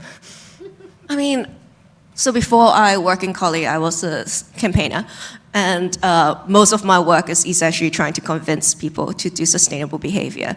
And you can build the best technology in the world, and if people don't want to engage with it, they will not. And with Collie, I think like we have went through almost every single pitfall that a person can pitfall in like a reuse system. People trying to trick a machine by swapping it in and taking it back out so that they pretend they return something. Or people just, you know, taking a box because it is there and then choose not to return it. So most of the things that we have done in our system has been through experimentation. And it has been, for example, like done in a lot of trials in IUK to make sure that you don't know where these problems lie until you implement the system, and then you see people doing it, and then you try to come up with a solution with that. And I feel like the most effective thing that we have done is that we have a very close connection to our users and our clients, and trying to be a friend and co-create this technology for them. And I think that's why our technology is popular with our user, is because they will reflect to us problems, and then we implement that, and then that become part of the system that they use. And I feel like this co-ownership mindset really works for something like reuse, especially in the scenario where we're in, where they interact with it every single day, this sense of ownership and pride. Yeah, great. And we often sort of cover in some of these sustainable benefits and some of the life cycle analysis in here. And I think kind of some of the stuff you've done is like, what are all the different scenarios where this thing can end up in the wrong place? Is important for all businesses looking at circularity, because it's very important kind of when doing these sort of LCA or sort of quantitative or even qualitative analysis of what's going on in your life cycle, that you don't just map the ideal path, because that's often the one that gets measured. Things go to the right place. And we have to also measure when things go to the wrong place and what would be the implications of that, because that's what we're trying to essentially fix with circularity, but you've got to take it into account and you've got to make some judgments on what would that be. And so much of it is like psychology. For example, in one of the sites, we automatically all of it switched to reuse all at once. And that immediately put people off, because now you're forcing people to do a certain thing and you're not giving them options. And that is not something you'll know unless you have tried that and like really hear back how people react to something in real time. It's just hard to know unless you like put it out there and experiment. Yeah, and just the second part to my question, back to Catherine, on we kind of mentioned you've involved demolition contractors, and again, it's this, in theory, we will use all this steel from the sites, but you know, what are the problems that demolition contractors face? Let's not make them the problem, but what are the challenges that they're facing that means that behaviour is not always going in the right direction? Yeah, it's a tricky one, because at the end of the day, you're dependent on the demolition contractors to take out the products for reuse over recycling. But if they're not incentivised to do that, then why would they really? So it's tricky with carbon. That doesn't really act as an incentive, because how we measure carbon in construction is that the demolition industry wouldn't get the benefit of that carbon from the product saved. It would be the new building and the product that goes in there. So that's a difficult one. I think with steel, there is an element of cost, so they can get more money from sending it through to reuse than recycling, but that's not necessarily, to some of them, a big enough uplift. They get good money for steel scrap anyway, and then they may need new equipment, new technologies. So it's a difficult one, because the incentives aren't always there. They're there for the client and they're there for the contractor who's buying the material, but not necessarily for the demolition. So sometimes you're just sort of saying, you know, it's a good thing to do, or you don't have to reclaim all the steel for reuse. Claim what's going to make sense to you financially, etc., and this is the way it's going, so yeah, be prepared. And certainly one of the ways they kind of got around this, some really nice to follow kind of flow chart diagrams, sort of for those contractors to go kind of, here are some of the easy wins. If it looks like this, great, that's got great use potential, but don't worry about the tricky stuff in the grey area for now. That, you know, will distract you from saving the good stuff. So sometimes a bit of pragmatism in the system is really helpful. Right, I did promise there was questions. Oh, there's lots of hands going up. This is excellent. Mark was the quickest, but Mark, you've got to promise me this is a question, a quick question, not a statement. Thank you, Mark. Mark's great. Mark does know a lot on this topic, so brace ourselves. I was going to suggest that the solution to some of the disassembly bit, which is not just in the construction industry, but it's in every bit of manufacturing, is the digital passport bit. So if we can truly understand and have custodianship properly of materials by using digital passports that Cinzia is developing, and getting this across everything, even in the tracking that Gerard is doing, we should, if there is a value to these digital passports, and that's the challenge, how do we value the materials at every stage and keep that value even at the deconstruction point?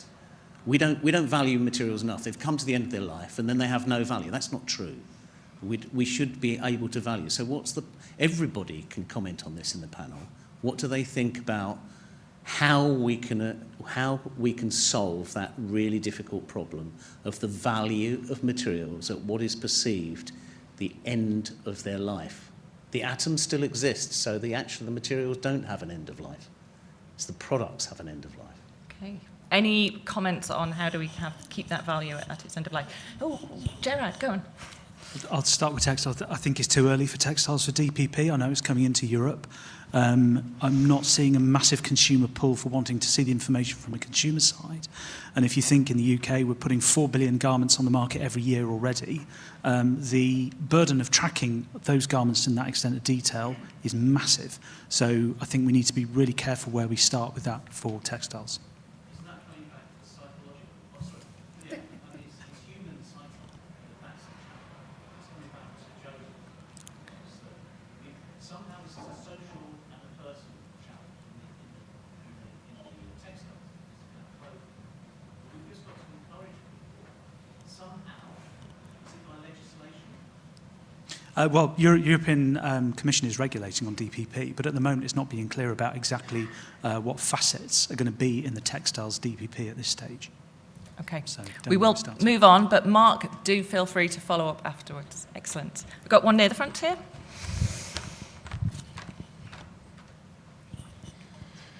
Hi, this is I guess this question to Joe, and something that you sort of mentioned that it's only 9% of, I guess, consumer products are recycled, and how that ties into consumer behaviour. I spent half my life in New York, and over there, every time you buy a can or a bottle, there's a sort of 5 cent, 10 cent rebate. It helps, I guess, people that are not in regular employment, they go around and collect it. It's a way for them to get sort of funding off the street, and it's also, a very, very meaningful way of encouraging better behaviour. What sort of similar schemes like that are in place in the UK, or that could be in place in the UK, that sort of align consumer behaviour with the outcomes that we want? I feel like we shouldn't try and fight these things. We should just be like, accept that's the way humans behave and try and sort of encourage better behaviour. That's not really a question. Yeah, well, kind of deposit return schemes, it's a really big topic. I'll come on to Joe, but, obviously the Scottish Government tried to implement a deposit return scheme sort of there and came across quite a lot of objections, some people, and some very difficulties in bringing that on board. And also kind of the Welsh Government have tried some trials. And I think it's interesting where your starting point is when you bring in a deposit return scheme, because Welsh communities and society have a very, very high curbside recycling rate. Very good at sort of collecting, world leaders in kind of the amount they collect to curbside. And there's a sense of, you have to balance, if you were to bring in a deposit return scheme, are you asking people to bring their stuff to somewhere else? Or could you include the DRS in the curbside stuff as well? It's a much more sort of complicated thing than just, can we copy what another country's doing? Because they started in a different position to where we are now. But, Joe? Yeah, DRS is coming, from what I know, October 2027. In the UK, so deposit return system, there will be schemes in place.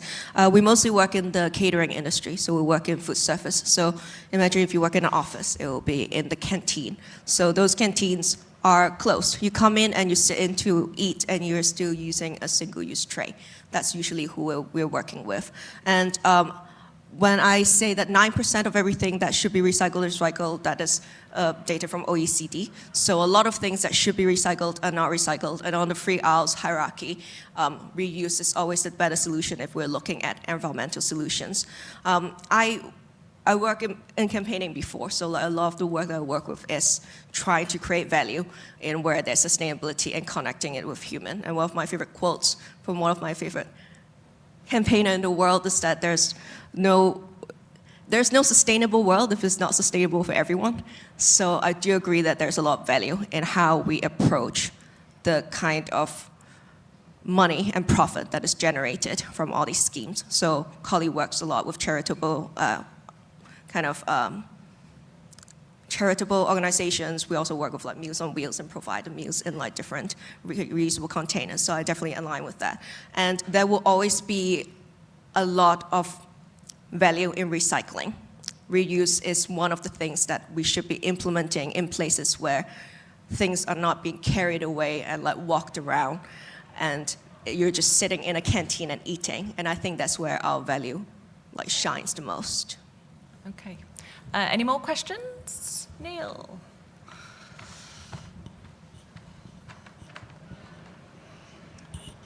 Thank you. Digital passporting, it's something that has occupied a fair bit of airtime this morning. It's something that I'm increasingly hear talked about over the last few years. I'm thinking a wider context of where I've come from, which is the advanced engineering supply chain. Is that an area that possibly requires some more coordination? Everybody's talking about digital passports. I think they're talking about different digital passports. The material qualification, the 2D barcoding on turbine blades, closed labeling, different things for everyone.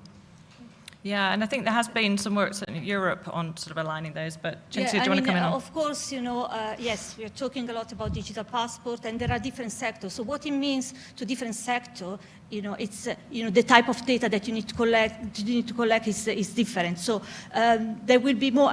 There is the need of more coordination and more work.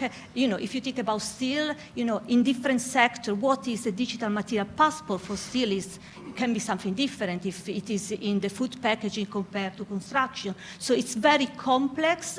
We've got multifaceted supply chain, so we really need to have more coordination. And the regulation say what type of information need to be stored, but doesn't say the details, doesn't say how to use it. And for me, the research is not only what information we store, but how we use it, how we change the behavior, how this information is actually used, for enabling the circular economy. So it's another step than enforcing. And industry can lead on this, academia can lead on this, and it's a collaborative effort that requires, organization work together with regulators, academia, industry.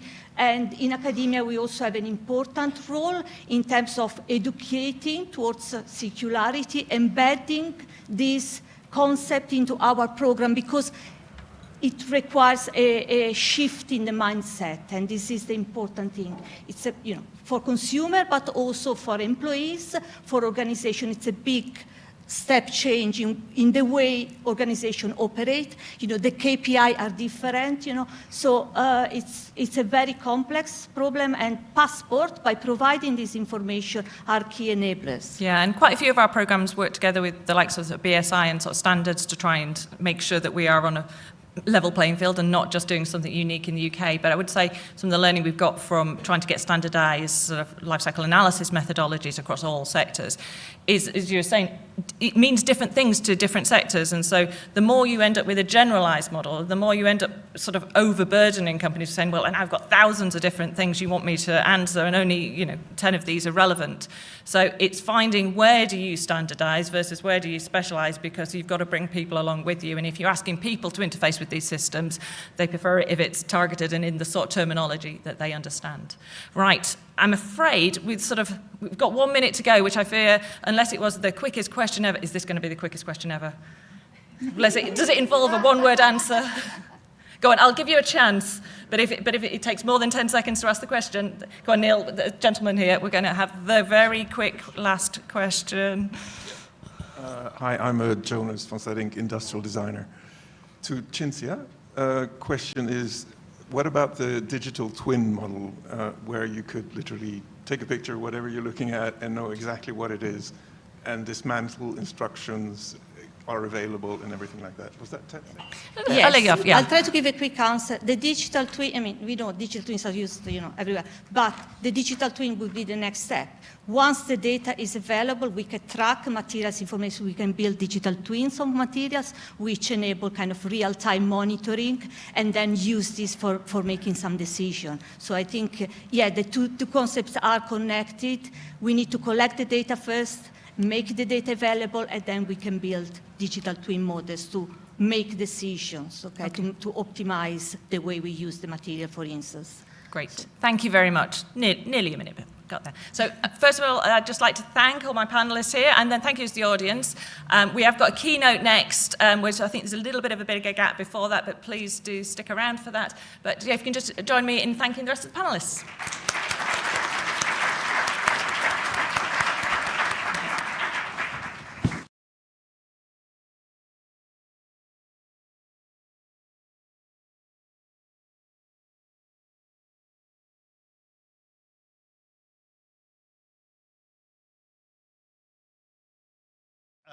From the interesting coffee break and seeing all the interesting exhibitors. Welcome to those online as well. I was keen to try and make sure that we have the 11:15 prompt start that we'd promised. I'm just going to be here to sort of moderate the session in terms of allowing the main speakers to get the main points across. So we're going to hear from Stella, we're going to hear from the Minister, Sarah Jones, from Catherine, Stephen and Liz. And I'll introduce them more fully as we go along. The idea is that we've got this session for the next hour and a quarter, and then it will be lunch, so you've got that to look forward to as well as the interesting speeches in the meantime. But as we're still sort of filling up, we do live in uncertain times, and so for me, I always think it's important that we remember the old adage, which is, if at first you don't succeed, try and try again, which I think works in every industry, probably with the exception of skydiving. So please don't try that one. But I will now introduce Stella. So Stella Peace, our leader for Innovate UK, and I'm sure you'll have an interesting time, and I look forward to hearing from Stella. So thank you.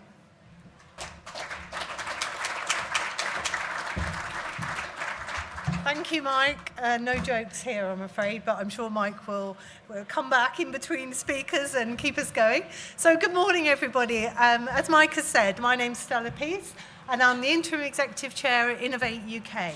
And I'm really delighted to welcome you all to the Innovate UK Materials Manufacturing Showcase today. So I've been a member of the Innovate UK team now for 18 months. And before this, I spent many, many years working in the fast-moving consumer goods industry after starting out in academia.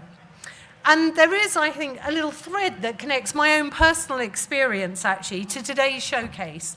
And that is the absolute privilege of seeing, contributing, and being part of manufacturing and materials up close and from different perspectives. So during my time in academia, I was a polymer scientist, as I've told a few people here today, researching molecular transformations that were happening during extrusion of molten polymers. And from that, we were able to design new processes to do that even better.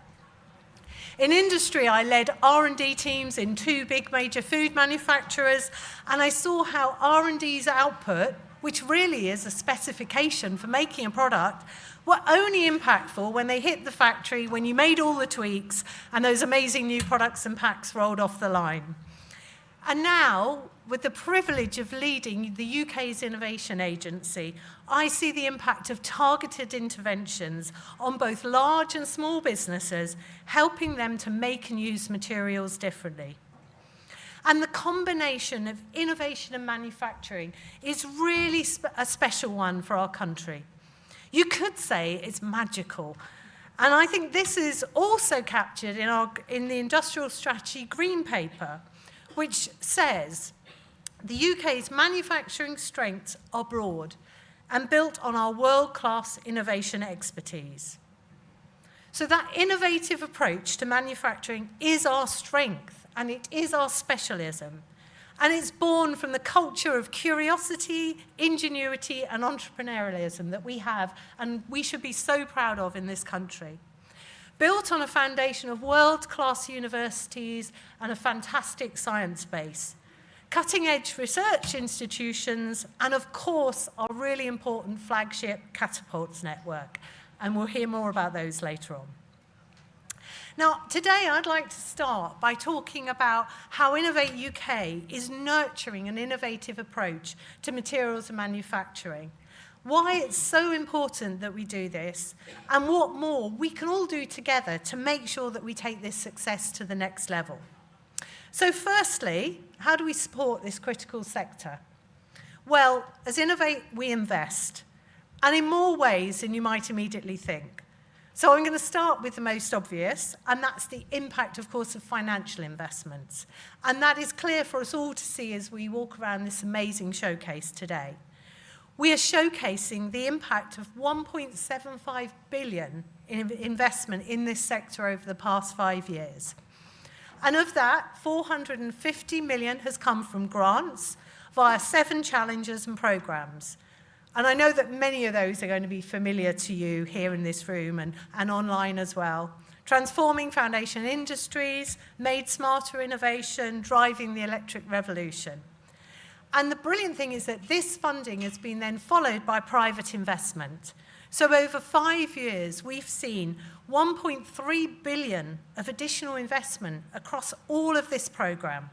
So for every £1 of public money that's been invested, £3 was raised. And that will continue. That multiplier, I think, pretty good multiplier, and we fully expect that to continue to build.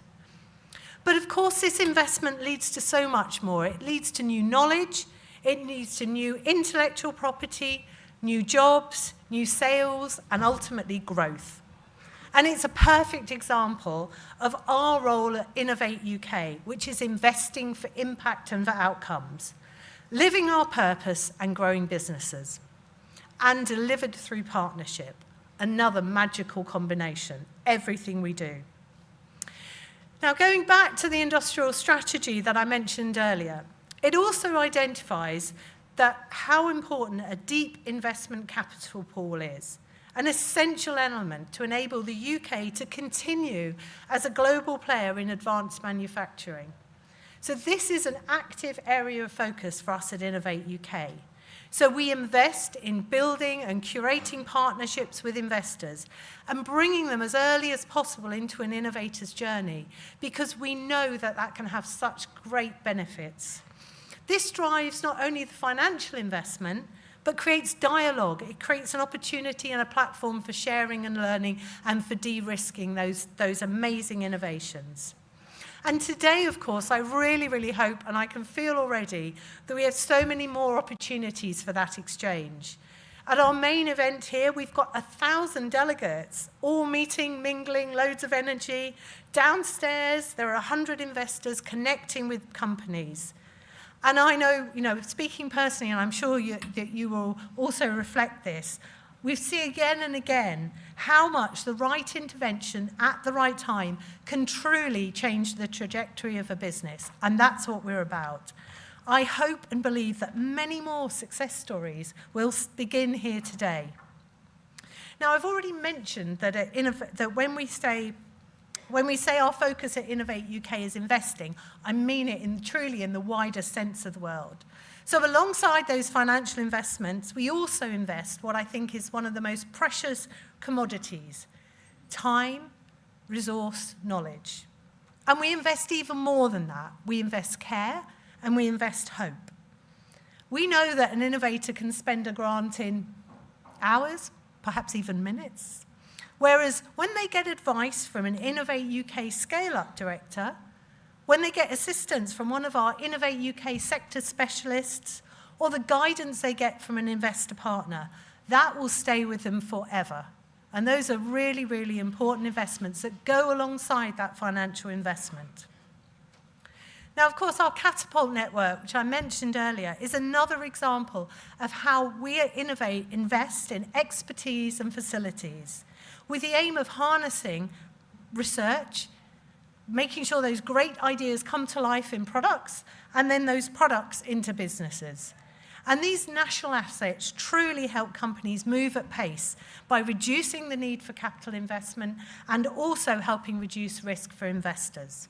And I'm really delighted that Catherine, the CEO of our high-value manufacturing Catapult and our partner for today, is also here, and I know that she'll speak more about this morning. And of course, the high-value manufacturing Catapult is at the heart of so much of the progress that we're seeing and talking about today.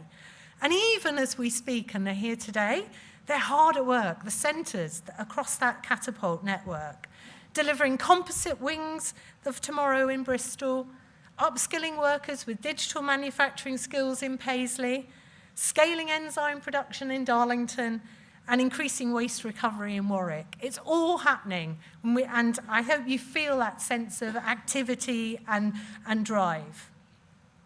Now, at Innovate UK, we also invest in bringing innovators together around problems. And this, for one example, and a great example, is the work we've done with the Meet the Buyer events in partnership with Stephen and the team at Make UK.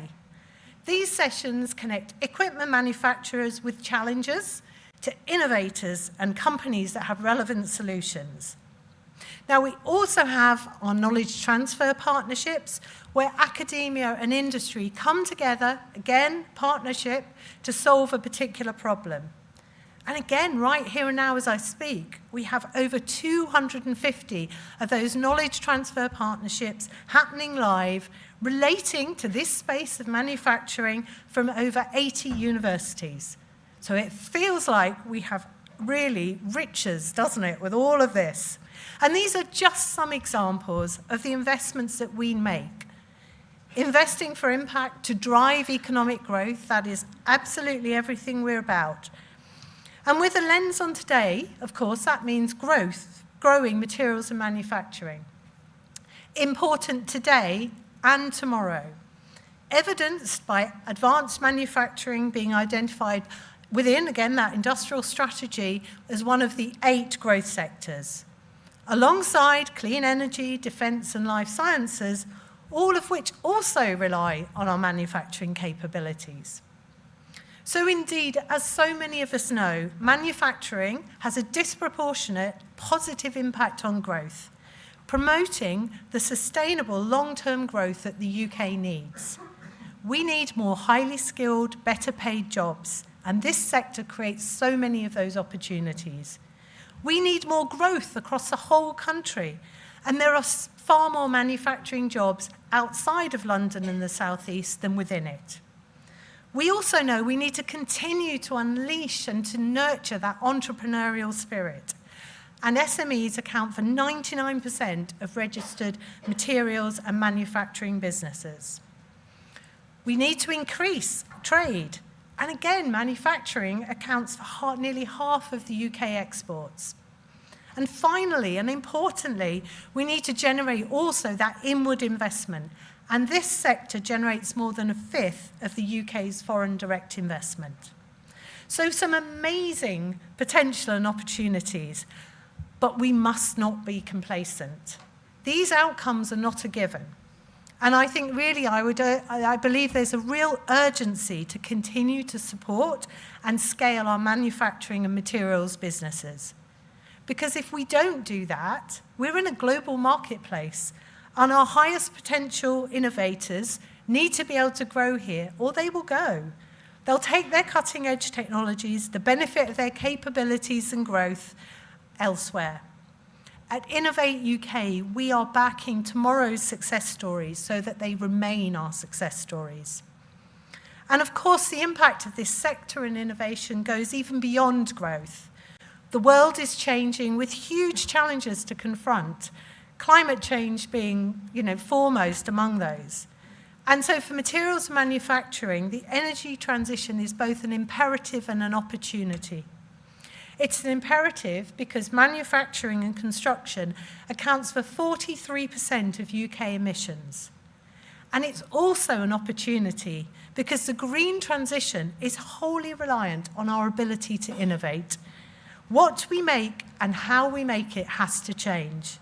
And at Innovate UK, we are already embracing the challenges and opportunities that this creates. So 2 years ago, we released our Materials Manufacturing Vision 2050. And at the heart of this ambition is to make manufacturing net zero, resource efficient, resilient, and technologically advanced. I hope an ambition that all of us would agree with. By 2050, our ambition is for the UK manufacturing to use sustainable materials and chemicals. Now, the Institute for Public Policy Fair Transition Unit supports this thinking, saying that the UK has an opportunity to plug the global gap in the ability to make green products. And it points to our industrial capabilities in the North, the Midlands, Wales and Scotland, and the scope to convert those to green manufacturing. So it's very clear that to reach net zero, the world needs to manufacture its way there. And that's why I am really delighted that today we have a focus of this showcase on net zero make and use. There are many, many fantastic opportunities being displayed, and you'll also shortly hear from Liz in more detail about her pioneering work inspired by this challenge, or let's call it an opportunity. Now, hopefully that's explained to you both why and how the teams at Innovate UK are helping materials and manufacturing to innovate. And it's also why we are focused on doing this at pace and in partnership. And building on that theme of partnership, action and pace, I would also, as I close, like to take the opportunity to harness your experience, energy and enthusiasm, because I believe we have a shared endeavour. And I believe that endeavour is doing all we can to turn the UK into a manufacturing superpower. Now, as I said, it's 2 years since we published our materials and manufacturing vision. Time moves fast. The world is changing, the sector's changing, technology is changing. And in this context, it's really critical that that vision stays on the front foot, looks ahead, is ambitious in stretching. So it's time for an update, capturing the ambition that we all share, continuing to inform strategy, influence, investment, stimulate discussion, and most importantly, inspiring action. And the good news is that you all have the chance to be part of this, shaping the future of the sector. So to stimulate this, there will be sessions later today about the future in a number of sessions this afternoon. So please, I encourage you to really participate and be part of that. In addition, you can scan here this QR code and download version 1 of our vision and share your thoughts and ideas as we develop Vision 2.0, because that has to be in partnership. We develop it together and we deliver it together. And I really encourage you all to be part of this co-creation, because I am absolutely confident that in partnership, we can continue to shape the future, indeed make the future, take the UK to net zero and lead the world as we do so. So congratulations to everyone for all you've done so far. We look forward to continuing this work with you. Thank you very much.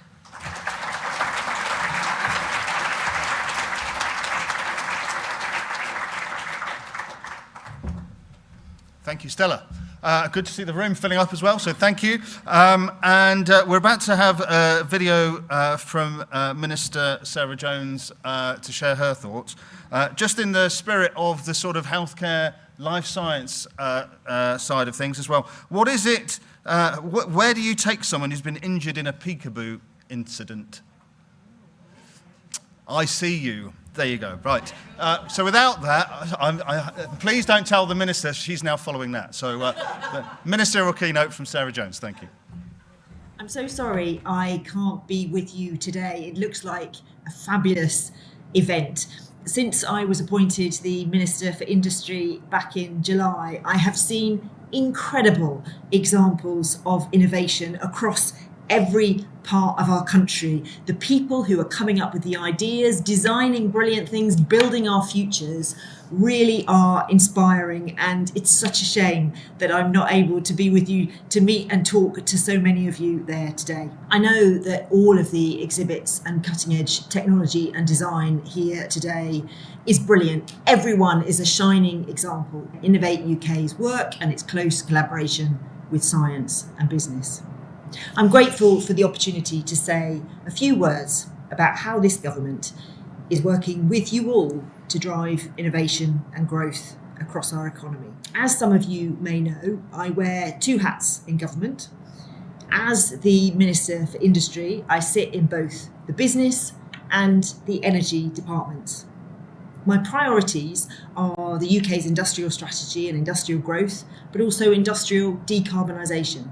These roles are fundamentally linked, and they all boil down to promoting innovation and investment in your sectors. As the Chancellor said in her speech last month, innovation and investment go hand in hand. We know that materials and manufacturing are central to delivering on this government's #1 mission of economic growth. You are central to building the new homes and new infrastructure our country needs. And we should be proud of the fact that the UK remains one of the world's most important manufacturing nations with the fastest productivity growth within the G7. But there is so much more we need to do. We need to adapt to the economic realities we face today, geopolitical instability, disruptions to supply chains, climate change, and the race to net zero. That means embracing new technologies and new ways of doing things, so British industry can continue to compete and win in the global economy. Innovation is not just helpful in these efforts, it's essential. Now, the UK ranks 5th in the Global Innovation Index, but we come 12th for knowledge diffusion and 31st for knowledge absorption. We need to do more to translate innovative ideas from design to development. I hear that all the time. I'm pleased that the Technology Adaptation Adoption Review we launched in December is examining the barriers that are holding industry back in these areas, and it's producing practical recommendations on how we can better embrace technological innovation to drive growth. One of the areas the review is looking at is the safe adoption of AI, which is absolutely fundamental to the UK's future competitiveness. Its recommendations will build on the AI Opportunities Action Plan, which the Prime Minister launched just a few weeks ago, alongside £14 billion of private sector investment. The government is also looking at other parts of our economy where the opportunities for innovation are ripe. That includes the 19 areas highlighted in the National Materials Innovation Strategy, the UK's first ever sector-wide assessment of our materials capability. And just before Christmas, the government launched a brand new Regulatory Innovation Office to reduce the burden of red tape and speed up access to new technologies that improve our daily lives, from the GPS on our phones to emergency delivery drones for our NHS. These initiatives support our key ambition of delivering growth through an effective, long-term industrial strategy, something that was sorely lacking under the last government. Our strategy will spur 10 years of sustainable growth by creating a pro-business environment, certainty, and channeling support to our 8 key sectors of our economy, from advanced manufacturing and clean energy to technology and life sciences. It will act as a supercharger for the innovation in these industries while building resilience in our supply chains and promoting our economic security. So we're ensuring that the investment is there and the strategies are there to promote growth, to ensure that our manufacturing and materials sectors have everything they need and more to thrive. But we know there is still more to do. I'm looking forward to working with all of you, with Innovate UK and with innovators across the country, to ensure that our growth mission succeeds and that we deliver the changed Britain we promised at the general election. Thank you, and I hope today's showcase is a resounding success.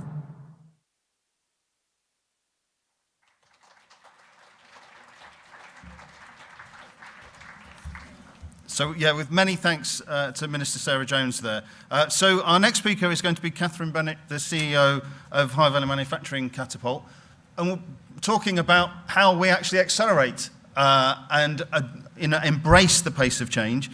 In terms of trying to accelerate things, I was recently trying to accelerate my champion racing snail, and I thought, you know what? I'll do that with lightweighting. I'll take the shell off. It turned out it just made it more sluggish. Oh. Catherine.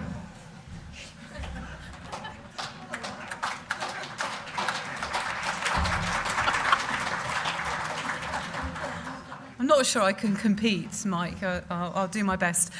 Good afternoon. Is it afternoon? No, good morning still, everybody. Thank you so much to Innovate UK for hosting this event to showcase the best of UK manufacturing and UK innovation. And I hope you all agree, this is a brilliant location. I've never been here before, and it's great to bring so many manufacturers into the UK's financial heart.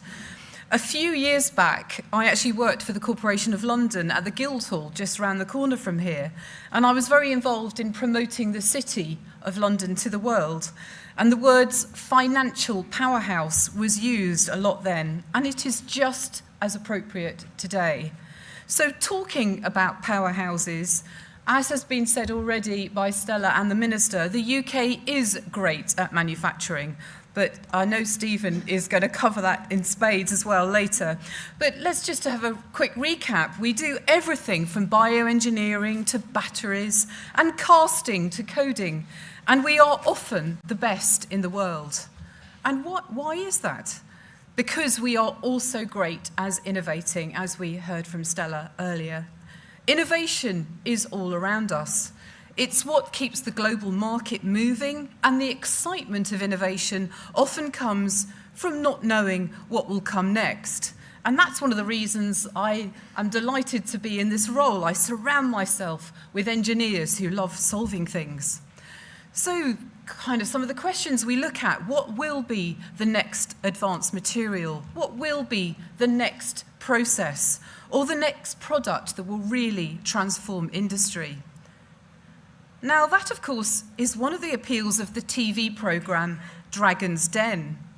Those who watch it may have seen last month, and it's still on iPlayer, so have a look, there was a 24-year-old female entrepreneur on the programme called Lucy McLeod.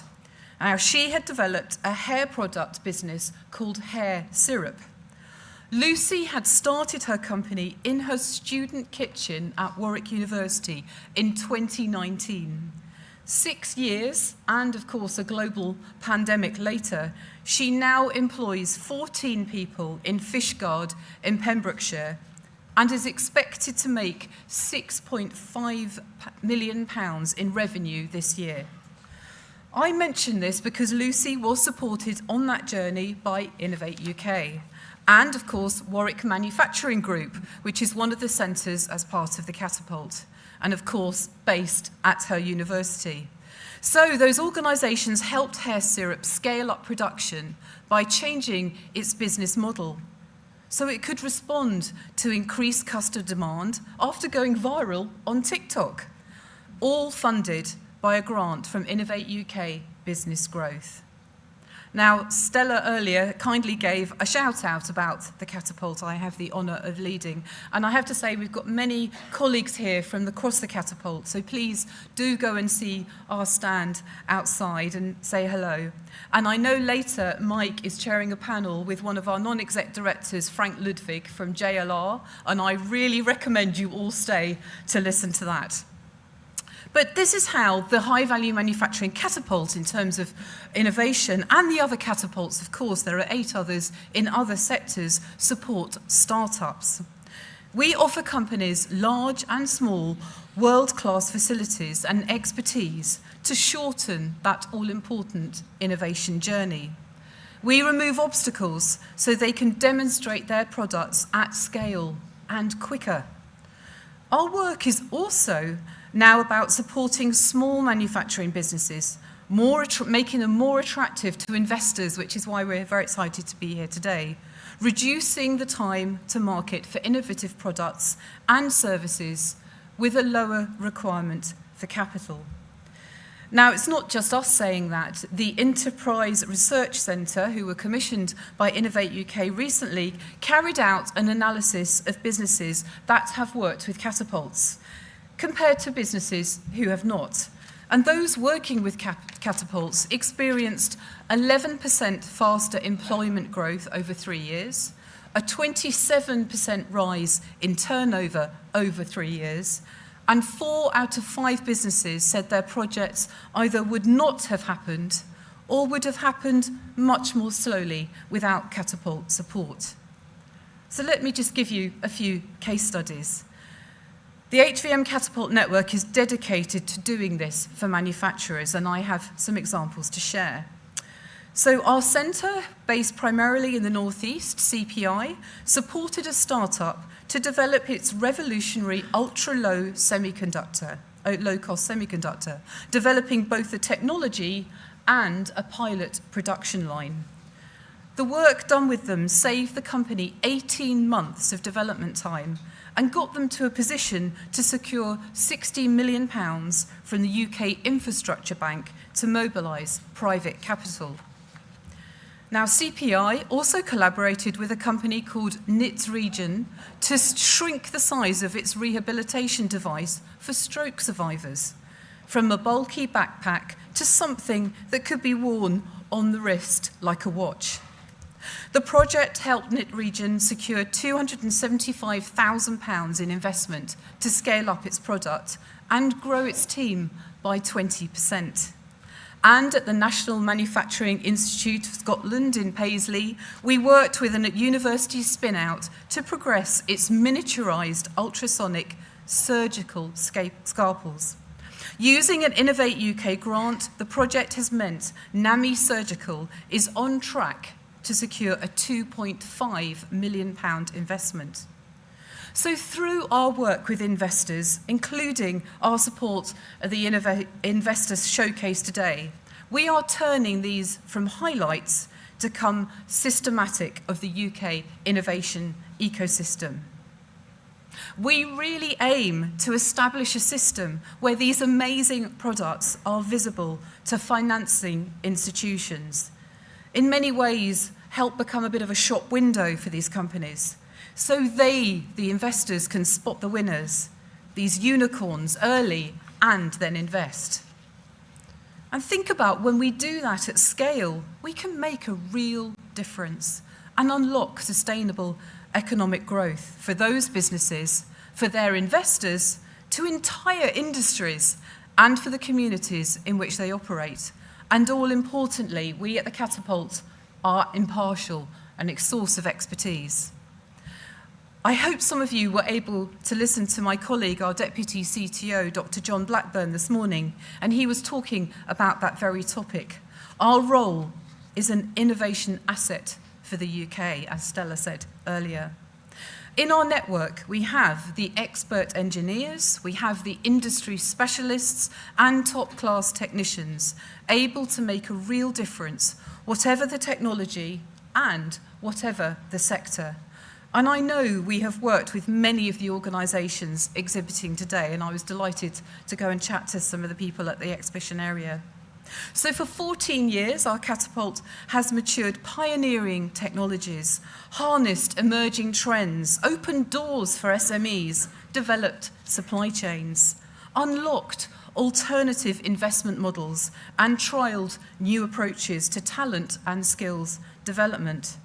So to build on the words said earlier by Minister Jones, we can play our part in supercharging the economy.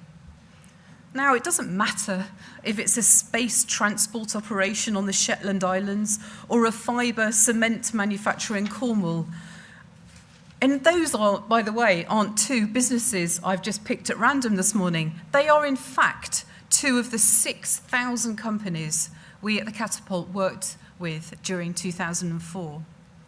The scale at which the Catapult operates also means that we can tackle the really big challenges and grasp the big opportunities facing the UK.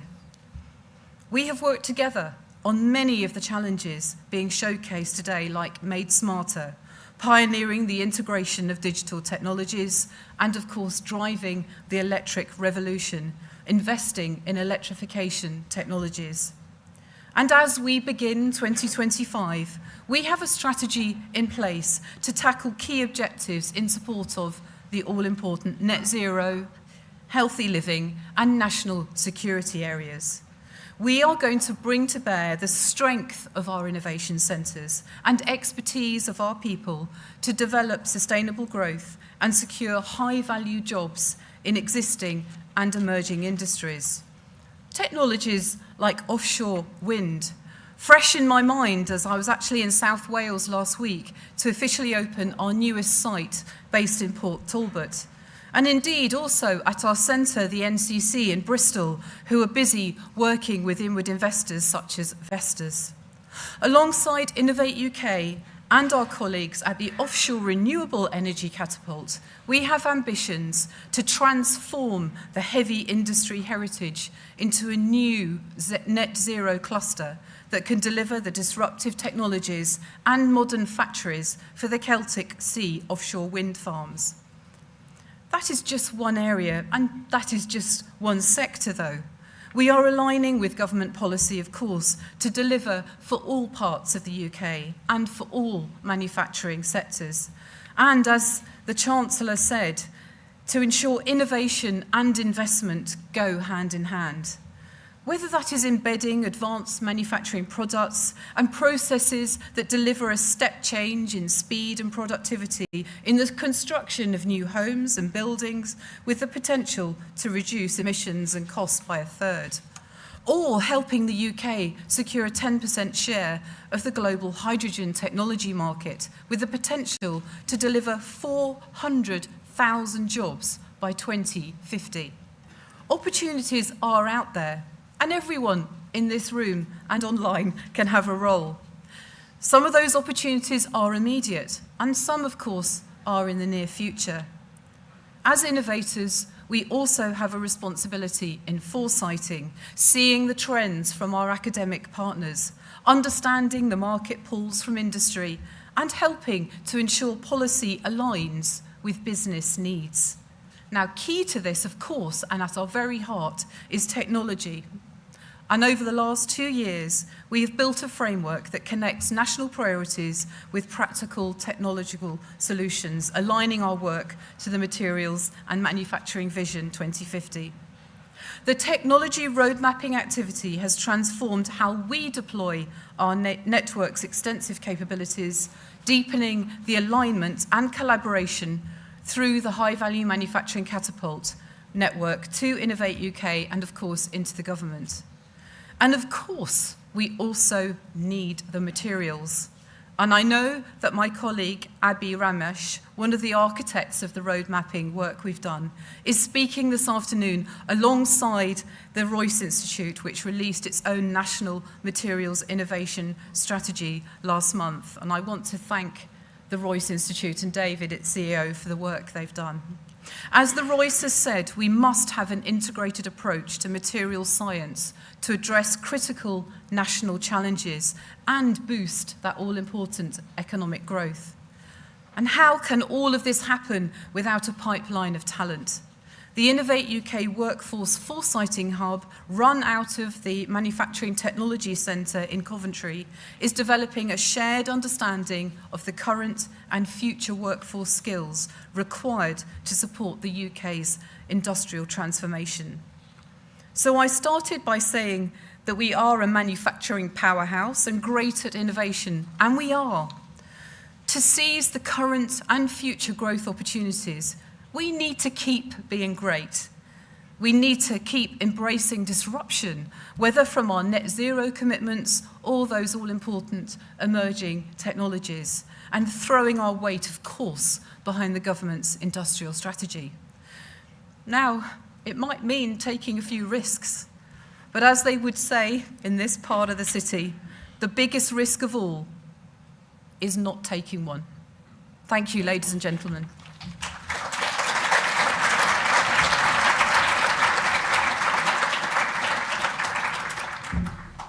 Thank you, Catherine. And you might remember that last year was actually an Olympic year. And there are multiple examples across the high-value manufacturing catapult where they've worked with elite sport to actually make the things quicker, lighter, faster, etc. Incidentally, on the subject of Olympics, what do you call a nervous javelin thrower? Shakespeare. You're welcome. Right. So, sorry, Stephen. So Stephen Phipson, CEO for Make UK, is about to talk to us now. So thank you, Stephen. Thank you very much. I'm not following that either, Tim. Well done. Great joke. great to be here. Stella, thank you for today and Innovate UK and all the team. I mean, it's been brilliant working with Innovate UK, and to see it here, I agree with Catherine, what an unusual place to do it. I've spent my whole career in manufacturing, including a period of 20 years with a FTSE 100 company, and the only reason I came here was to stand in that building next door and give investor presentations at the London Stock Exchange. So it's great to see that today is all about innovation and manufacturing. So I'm going to talk to you a little bit about the sector. I'm going to talk a little bit about some of the challenges, but mostly about the opportunities going forwards and how we see ourselves in the world and why we should all be immensely proud of being in the manufacturing sector, as I am. First of all, about Make UK. For those of you that do not know Make UK, we've been around 127 years with a national business organisation for manufacturing. So we represent about 23,000 manufacturing businesses, 72 trade bodies and 32 universities that are associated with the manufacturing sector. We do loads of things with members, but one of the things we do is work with government on policy to support our sector.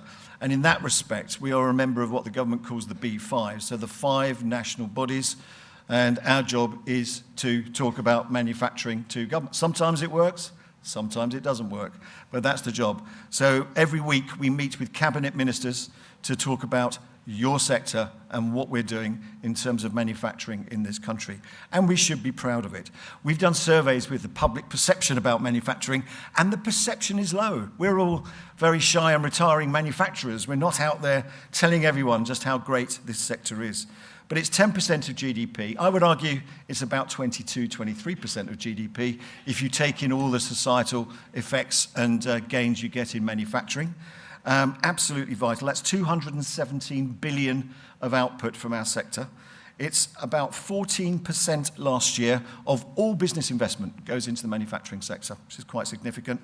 But 47% of business R&D money is spent in manufacturing out of all the different activities. For 10% of GDP, 47% of everyone's private capital in investment and R&D is going through the manufacturing sector, and it's 45% of the exports of the country. It is absolutely critical. When I started this job 7 years ago with previous iterations of government, the argument was, you're only 10% of GDP, Stephen, so we're not going to take that very seriously. We're going to concentrate on this lot over here, or we're going to do something different.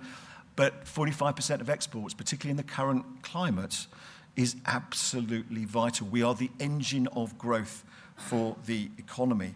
2.6 million people employed at the moment in total, and we pay on average about 10 to 12% above the average salaries in the UK. So it's a good place to work. It's a great place to have a long-term career. As I found out, it's been a wonderful career for me in the last 40 years.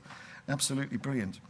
So we think, basically, a couple of things. In terms of the government's growth agenda, if we get it right, if we get the industrial strategy right, if we get the future direction right, if we continue on with our innovation powerhouse, we can grow from 10% to 15% of GDP. We can see that journey over the next decade.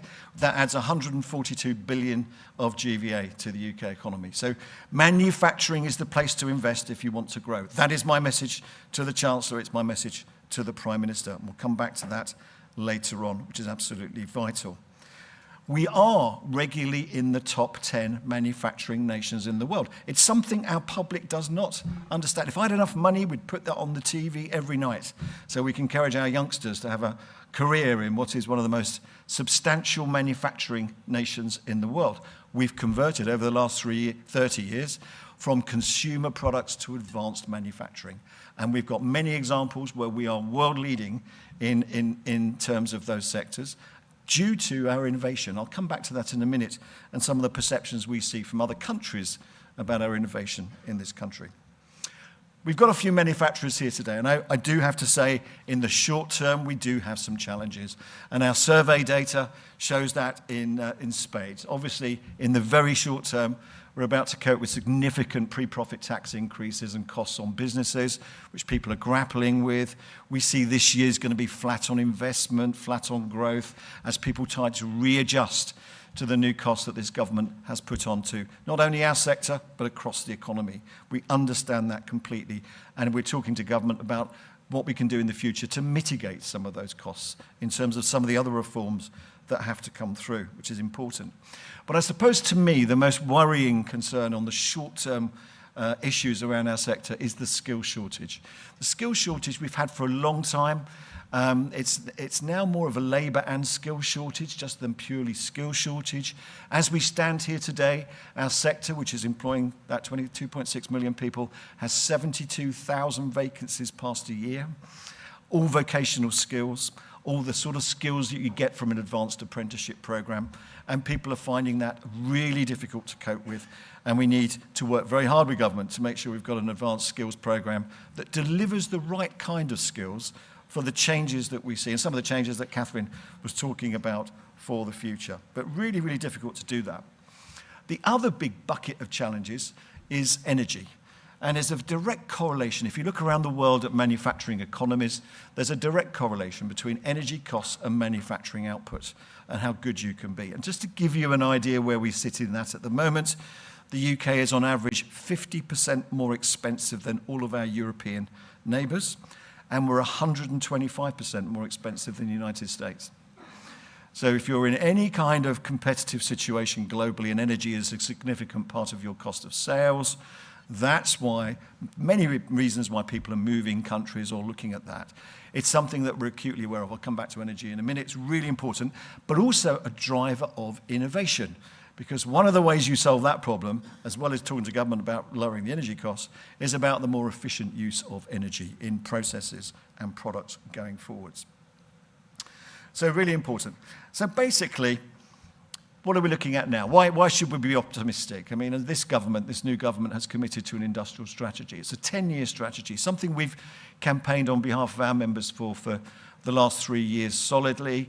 10 years meaning it's outside of the parliamentary cycles. It means it's something that we can invest in the longer term when it gets delivered. The manufacturing investment cycles average between 7 to 30 years. So a short-term 5-year plan does not help us. What helps us is a 10-year plan, and that's why we're very supportive of this whole position about putting it on a statutory basis, taking outside the parliamentary cycles, and making sure the UK has something in place. I got very grumpy with the previous business secretary when they cancelled the last industrial strategy, because that was actually quite good. It resulted in things that we see today. Innovate UK was grown out of that. The catapult system was grown out of that. We became the world innovator as a result of the previous focus on different sectors. And there was a lot to be said. So having a clear sense of direction on that is absolutely vital. In terms of our surveys, a majority of our members, it's something like 82% of manufacturers, still believe that industrial strategy is the way forward, so they've got clarity in investments.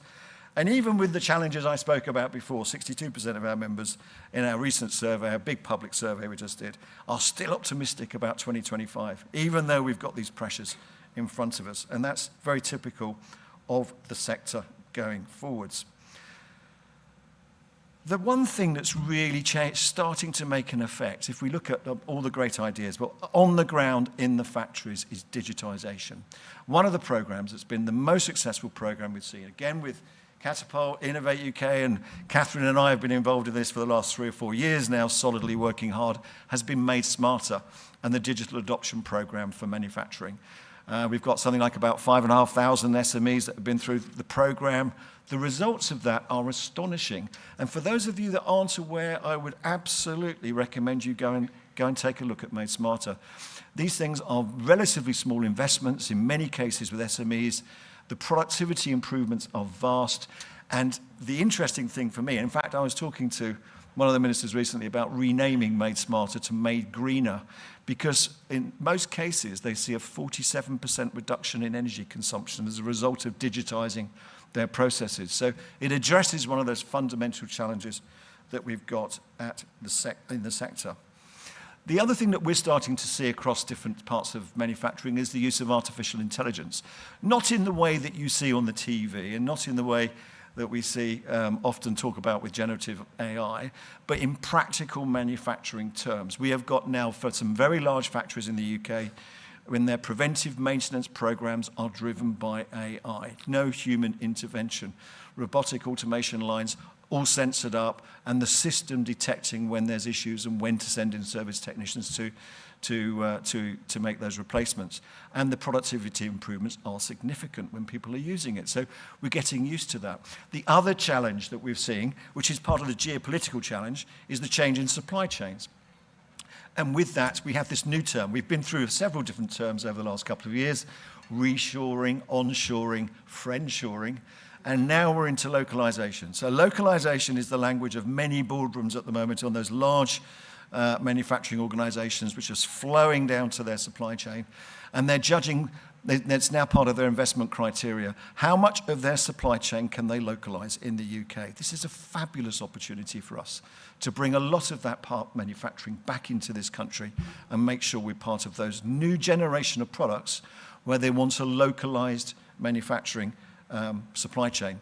And they're using AI to map their supply chains. I think the pandemic taught us a lot about people superficially looking at supply chains and understanding that, yes, okay, I've got this particular supplier over here, but not realizing that supplier had 14 levels of supply chain in their supply chain. The use of AI we're seeing now with some of the larger companies is mapping all of that out in quite some detail. So there's quite a lot of use in AI there. So two good examples where AI has a practical impact on the manufacturing sector going forwards, which is absolutely fascinating to see. We'll see much more of that coming forwards. The other interesting fact, and this is around the net zero agenda, and again something with innovation, is electrification. As we stand here at the moment, only 20% of UK industry is electrified. Only 20% is electrified. The opportunities to convert many of those processes, whether it's a bakery in the food and drink sector using gas ovens, or a paint shop in a brand new automotive factory that's fired by other means. Lots of these new sources of energy and lots of new approaches to this are electrical-based systems. And there's a very large industry forming in the UK, not only in the supply of new innovative technologies for electrification for manufacturing, but also in the supply of electricity overall. We're working with the National Grid at the moment on their supply chain programme for their £54 billion investment in extending the grid. We're going to create hundreds of new factories, cables, transformers, switchgear, you name it. We've got a lot of people very interested to invest in the UK to come in and do it, once they've seen the industrial strategy, of course. They are being clear on what the plan's going to be, but this is going, again, to be a great boost.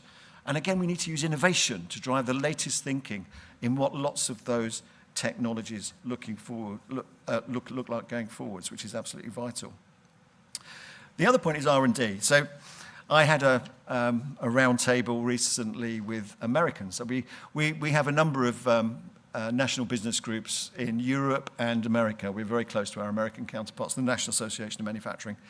And basically, they had convened a group of very senior industrialists from all the names you'll know and love from big American corporations. And I asked them the question what they thought about the UK. And they said to me, Stephen, the UK is where everything's invented. The innovation, we are totally jealous of your innovation. That's where we can give it. And they listed out lots and lots of different things. They said the only difference is you haven't got any money. We've got the money. So we take your innovations and we scale them up into something more significant. Which moves me on to really what we're looking for in the industrial strategy, to be honest with you, because we've got some brilliant strengths in this country. First of all, it's about setting those clear priorities. Where are we going? Which sectors do we want to focus on? We're already very good, but it's not spreading the jam too thinly. It's making sure we're really focused on where we're going forward, where we've got leadership. And we've got leadership in sectors such as defence, aerospace, space, food and drink manufacturing. There's a whole list of them where you can always find elements where there's leadership. So you can imagine there's lots of battles going on to say this should be the priority in the industrial strategy at the moment. I think national resilience will be a common theme when we get to this, particularly as a way of countering some of the recent threats that we've seen, which is important. We need to see a whole of government approach. I mean, the problem with government is very often that different departments are going off in different directions.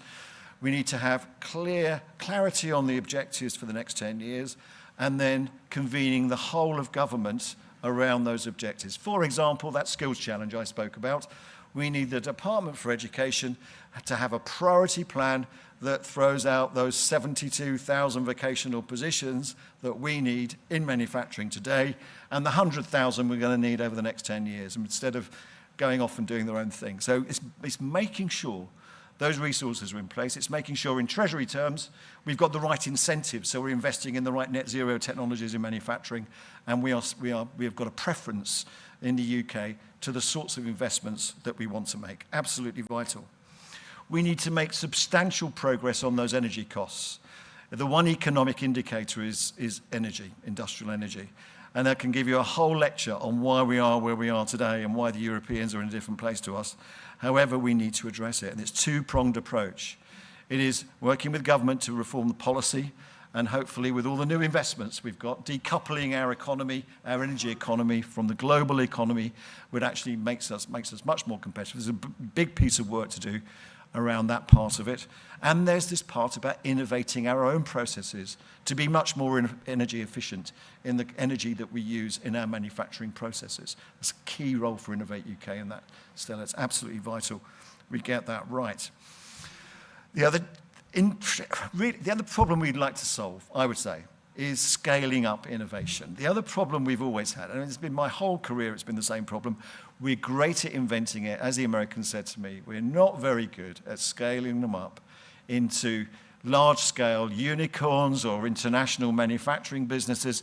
We do have examples of doing it, but I'm always tearing what's left of this out whenever I see a member leaving to go to the United States or being bought out by private equity or whatever it might be, when we could be doing that in the UK. So access to finance, getting that right. You'd have heard loads of discussions in the media about that with government.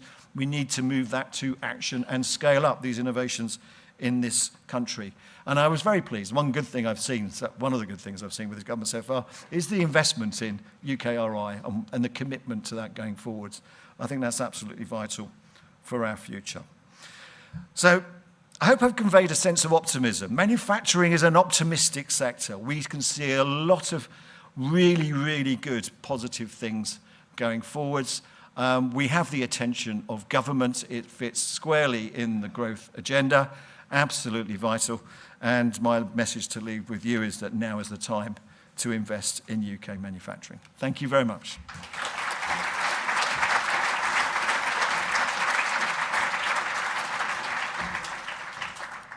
Thank you, Stephen. So we're about to hear from our final speaker, Liz Gilligan, who's going to share with us the journey that she's been on. Just reflecting on my own journey this morning, I actually walked here through Hatton Garden. I was thinking I was walking through a lot of jewelleries, and then I realised exactly where I was. And it made me think of the innovation actually related to the Hatton Garden heist. Remember that a few Easters ago? So some parts of our economy are sometimes more innovative than we might necessarily want, actually. But that made me think, what did the art thief say to the gallery owner? Give me all your money. Right, you're welcome. Sorry, Liz.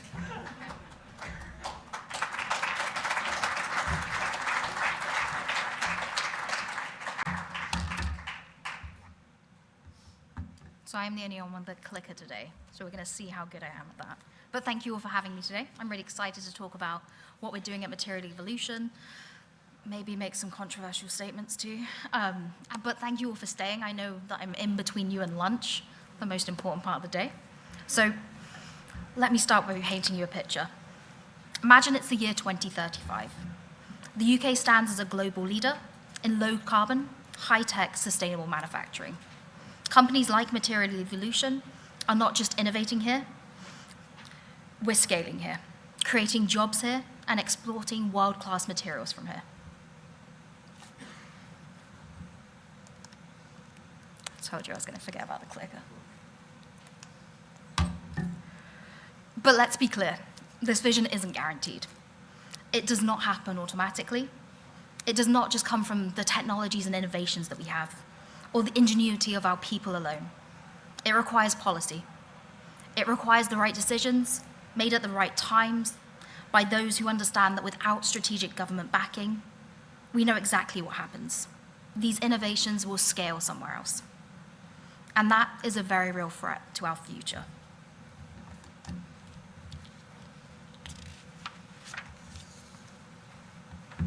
Stephen, I think we might have some distribution on our numbers. We might have to check each other's homework later. Nearly. I see. Like the government, always over-promising, right? So we all know the UK are world-class innovators, that we're pushing boundaries in everything from low-carbon cement to AI-driven production. We've made serious commitments to investing in these future industries, and manufacturing is currently contributing 203 billion to the UK economy. It accounts for 45% of our exports, supports 2.5 million jobs, and represents about 61% of our total research and development spending. The UK government are making strong investments in early stage innovation. They've invested 1.7 billion into materials and manufacturing innovation. Programs such as Innovate UK are pivotal in helping startups and businesses develop these breakthrough technologies. Industry has been stepping up, so as startups and manufacturers, and they're all coming together with research institutions to work to bring these innovations to market. These numbers and these initiatives are telling a powerful story, but they also raise an urgent question. How do we take the next step? How do we take our research and innovation and turn it into large-scale manufacturing right here in the UK?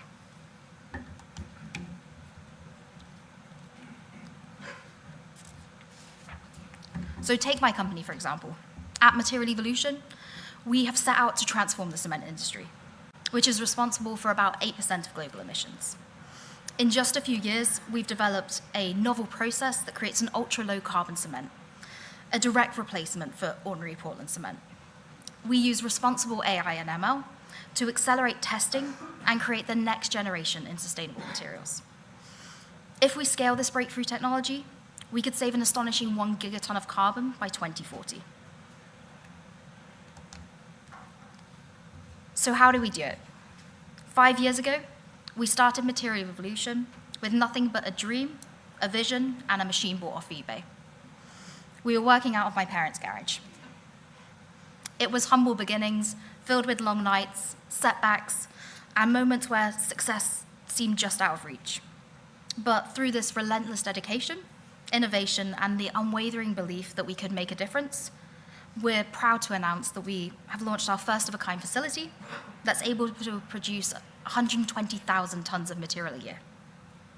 In 5 short years, we've built something truly remarkable, not just in scale, but in impact. This journey is proof that with persistence, passion, and the willingness to never take no for an answer, even the smallest beginnings can lead to game-changing technology. This is exactly the kind of innovation the UK is known for. Material Evolution's journey has been significantly shaped by the invaluable support of the UK government. The investment has not only fueled our growth, but has been a true cornerstone in our progress. In 2021, we received 1.2 million from Innovate UK when we were still in the garage. This allowed us to accelerate our growth and early development. The following year, in 2022, we secured an additional 7.4 million, further validating our vision and our commitment to innovation. Then in 2023, we reached a major milestone. We successfully closed a 15 million Series A funding round. This enabled us to push the boundaries of what we could achieve, build our first factory, and start commercializing this technology. So we've made incredible strides at Material Evolution, and I'm really proud of all the team that have been there doing that. But I want to be clear, we are by no means out of the woods yet. We've crossed into that uncharted territory, but we're still deep within that valley of death, the challenging and unpredictable space that so many innovators find themselves in. It's a place where the risks are high, the obstacles are constant, and the outcome uncertain. Right now, we are still navigating through that canyon, facing obstacles and learning every day. But in the thick of it, we still remain undeterred. So we know that scaling innovation successes like ours do not just happen on their own. It requires dedicated government policies, targeted later stage investment to ensure these breakthroughs happen here. This is a pivotal time, and decisions made now will determine if the UK remains a leader in fostering world-changing technology, or we lose them elsewhere. Early stage investment is essential, but it's only part of the puzzle. What happens after the company has developed its breakthrough technology? How does it scale? How does it go from pilot project to full-scale production. This is where the UK is currently falling short.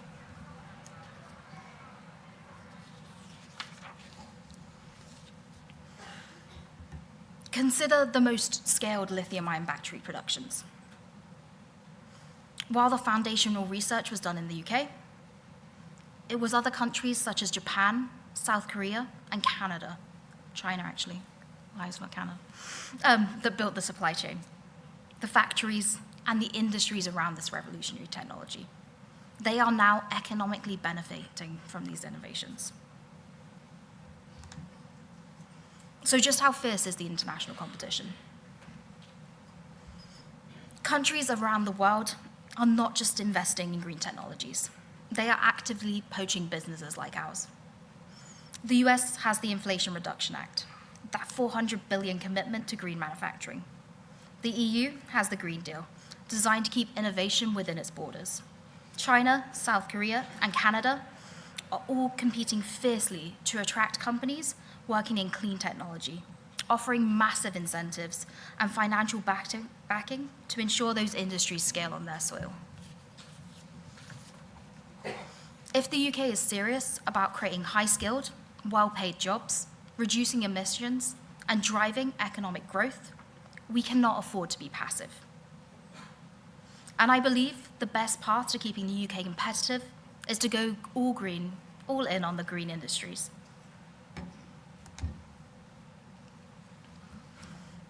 So the green economy has proven to be a sound investment, not just an environmental choice.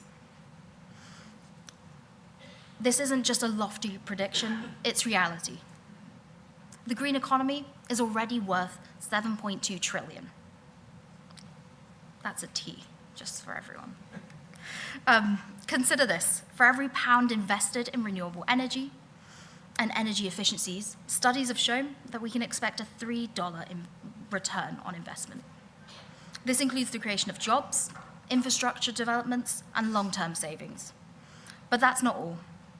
Green investments are also about job creation.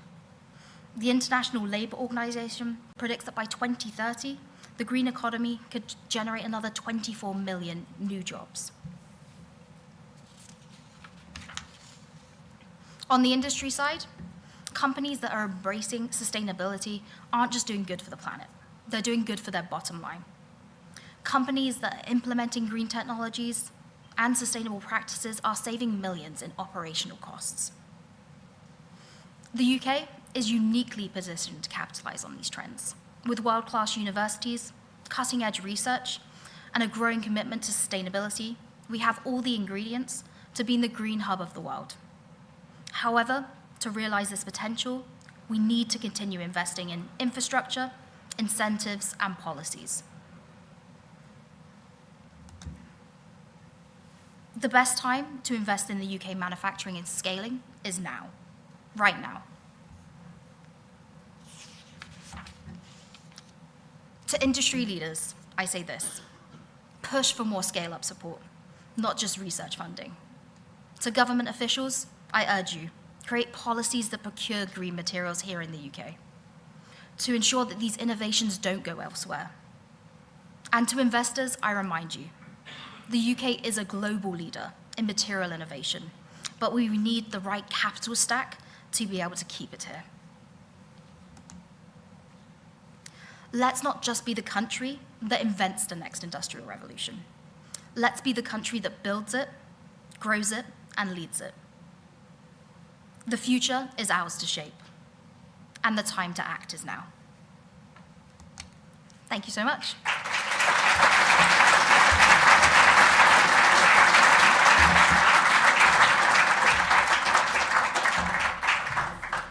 Thank you, Liz. So that shows us what can be done, what is still to be done, and you now have lunch to talk with one another about how you can do that together. And as we go to lunch, you've got an hour. So, well, actually, we're a little ahead, but so next session start again at 1:30, so you've got just over an hour. And then various panels all through the building as we go, and then we're back in here at 5 o'clock for the keynote.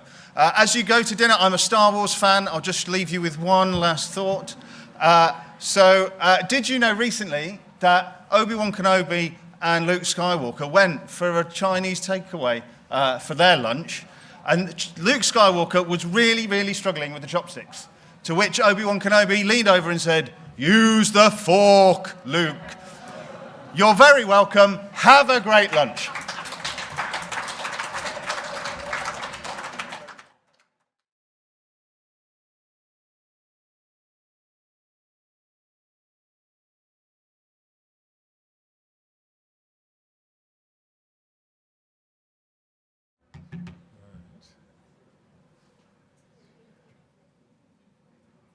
Well, good afternoon, everyone, and thank you for joining. I hope you had a good lunch.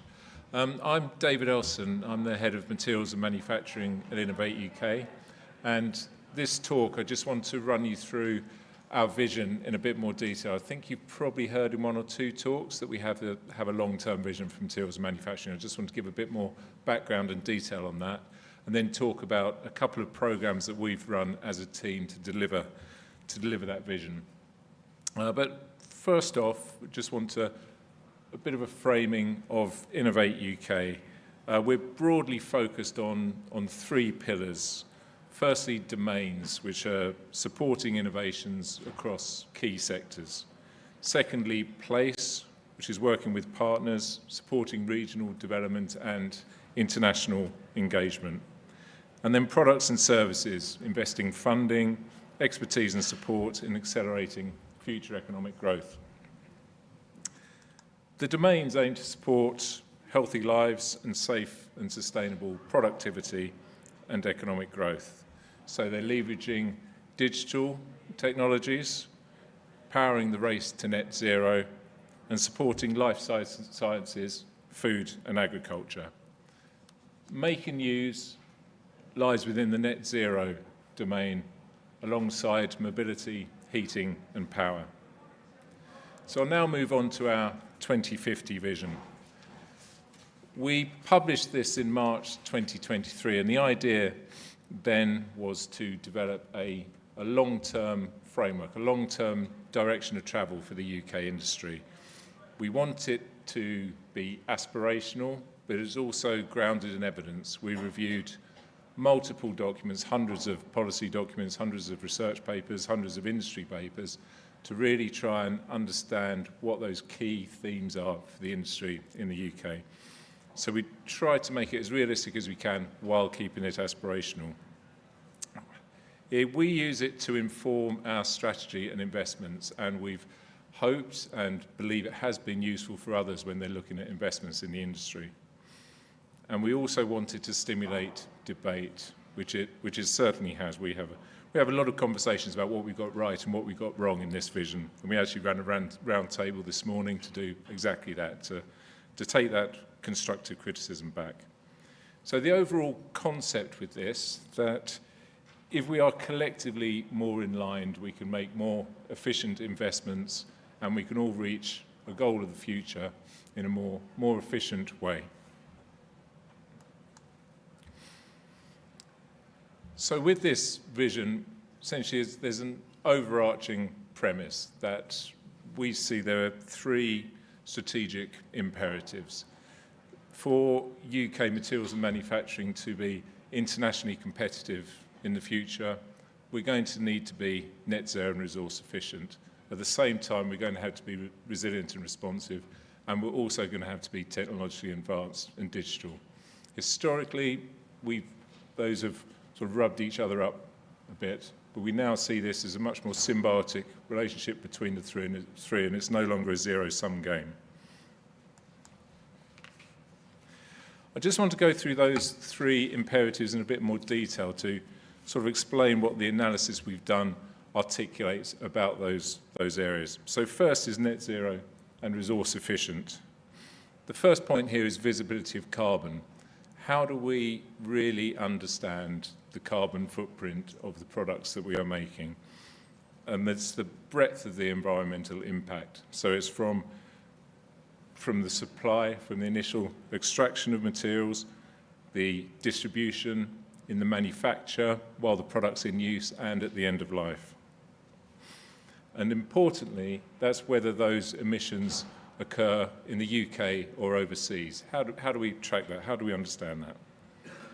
The next point here is that regulatory requirements and consumer behaviour and accessible financing to an extent will start to drive more clean and resource-efficient business models for UK industry and make these ever more profitable.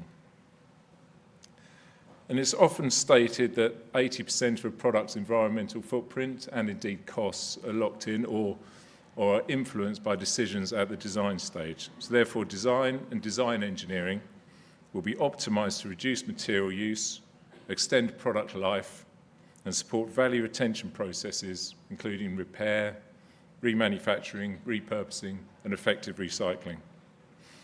Lastly, product use and sharing will increase, and materials we see as waste today will be valued. So those waste materials will be sold into new markets or adapted as a feedstock for production of chemicals and non-fossil carbon fuels and materials. So it would reduce that reliance on virgin feedstocks. So ultimately, activity of UK materials manufacturing will be regenerative, so restoring rather than exploiting resources, such that manufacturing actually makes a net positive contribution to achieving climate targets. The second imperative is to be resilient and responsive. This again starts with visibility, but in this case it's how we can help companies see and be aware of the risks of disruption across all their operations with good visibility of both supply and demand. Manufacturers will adopt systems that allow them to rapidly adapt, to maintain and even improve operations in the face of disruption. And companies will be responsible to market patterns capable of rapidly repurposing production to meet demand. And the resilience of supply, as we clearly know, will need to improve to meet society's needs and mitigate the risk from interruptions to supply of critical minerals and materials or from national and global disruptions and climate change. So those key and critical materials and minerals and products will be increasingly sourced, substituted, made or reused in the UK. And the final bullet here is around leadership and capability. We clearly need to close skills gaps through anticipating or foresighting industry needs and upskilling. Strategic partnerships and collaborations will be built to expand capacity and strengthen capability. And organisations will have the leadership, management and technical capability to anticipate and exploit multiple challenges. So this all ensures resilience in the face of a highly uncertain and rapidly changing world. The final imperative, technologically advanced and digital. Again, visibility, how digital technologies and the digital thread can allow companies to view every stage in the supply chain. Manufacturing facilities and supply chains will be connected, networked, and fully integrated, allowing live analysis and optimization. Processes will be readily customized and provide customers with products they want at the right time and cost. And emerging and enabling technologies will be rapidly and widely embraced. The application of industrial digital technologies and associated information management will be widespread, with the UK becoming a leader in its development. And all of these efficiency, productivity, and efficiency gains will propel UK manufacturing. So that's the aspiration, and there's a lot in there, and obviously there's a long way to go. But those are the three imperatives for where in 2050 we see for the UK to be really globally competitive. We need to work on all these aspects. We're not going to achieve all of them, but we need to work towards these imperatives. I'll just briefly go into the next level of detail. So when we start to look at how this could be delivered, we've taken a systems approach. We've essentially on this disc, the outer darker ring we call the core areas of focus. So they start with materials. This highlights the need for supportive policy framework. And you may have heard today about the National Materials Innovation Strategy, which is a great part of this supportive policy framework. This area of focus also encompasses rapid discovery and broad adoption of new and sustainable materials and material applications. Design again, building on UK's strengths in design and systems integration, it focuses on effective design methods, design for resource efficiency, and design for maximum through-life value. Resilient supply chains looks at sustainable feedstocks, supply chain visibility and co-location of waste and emission streams. We then have world-class production. Innovation strands here look to support flexible production capacity, minimum material waste, high-quality products, streamlined productivity, and agile and adaptable operations. The final core area here is longer in use reuse, and that has a focus on minimizing material use, practicing complete traceability of the product and material, and using new value retention approaches and remanufacturing services. So those are innovation strands we see as core areas of focus to deliver those imperatives that I mentioned before. We've also looked at enabling areas, which is moving towards the middle of this disc. The need for a decarbonised, affordable and secure energy system.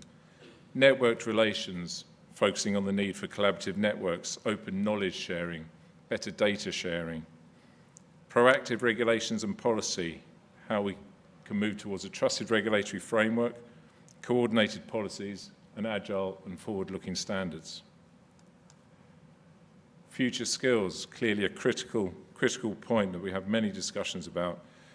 This covers the need for courageous leadership. If we're looking at this change, this transformation, we need that courageous leadership.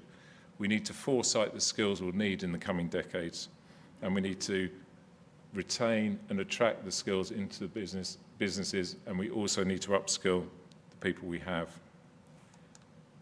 In the centre here, we have an area of focus called evolving value models, and that covers innovative next generation business models, the agility to meet demand, and green financing and balanced trade in here. So sorry, there was quite a lot there, but it's just to try and show that there's lots of different strands that we need to try and pull through and try and work on together. So we've summarised all this work into a document, which many of you would have seen, but essentially the format is a 2-page spread for each of those areas of focus, those core areas and enabling areas. And on the left-hand side, there's a global outlook and a logic model. If we're going to achieve those strategic imperatives, there's certain logical steps using those innovation strands we need to achieve. And on the right-hand side, we have what we've called a transformation map, where we're building on the UK strengths, and in the coming decades, we have key milestones that we see we need to achieve.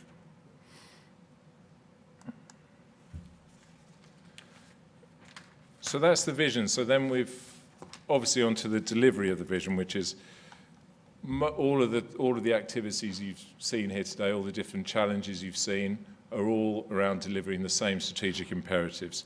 The two that our team have actually run are resource efficiency for materials and manufacture and sustainable bio-based materials and manufacture. The first one, resource efficiency, was a £15 million Innovate UK funded programme, and the second, the sustainable bio-based materials and manufacture, was a £14 million programme in partnership with BBSRC and EPSRC. Both of these have included grant funding competitions, partnership building with private investment, international market access support, and extensive engagement across the business community. We'll just go into a little bit more detail on these two programmes. Firstly, resource efficiency. So why the focus on resource efficiency? This graph is from the CCC's, the Climate Change Committee's 6th carbon budget, and the green part at the top is the pathway to net zero for industry and the contribution from resource efficiency and energy efficiency. So you see from this, it starts earlier than other interventions, and it's actually, if you look at the area under the graph, it has the greatest contribution to carbon abatement by 2050 of all of the aspects here. This was also reflected in strategies, both the industrial decarbonisation strategy and the UK Net Zero Research and Innovation Framework. And both of those highlight how critical resource efficiency is for industry to get to net zero, and how critical it is to reach those maximum levels of resource efficiency quickly before more expensive options come in later, such as hydrogen coming in. So it's important, it's urgent, but it's also very challenging, which is when Innovate UK becomes involved. It's necessary to establish economically viable, resource-efficient business models and ensure monetary value for recovered secondary material or waste. Institutionally, resource efficiency often requires interventions from multiple resource users, and best practice information often isn't readily available. And creating customer demand for resource-efficient products is at a relatively early stage in a number of cases. And it's very complex. There are lots of different business models around resource efficiency. So how does a business actually choose the best one? So our program, there's a few facts and figures here, but essentially our aim was to provide businesses with the building blocks to understand, de-risk and adopt resource efficiency measures. So we've used a number of the different tools that we have, delivery mechanisms we have. We've run short and sharp feasibility studies for companies to really understand resource-efficient approaches. We've run larger collaborative R&D programs. We've done a number of international missions and investor partnerships as well.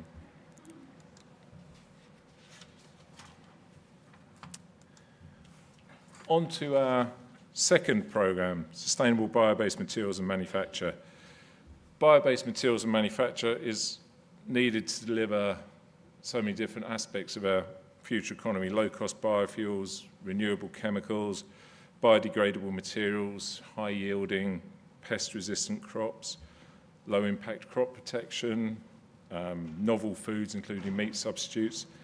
And these technologies, they have the potential to carry out transformations which would not be feasible, technically or economically, with traditional chemistries.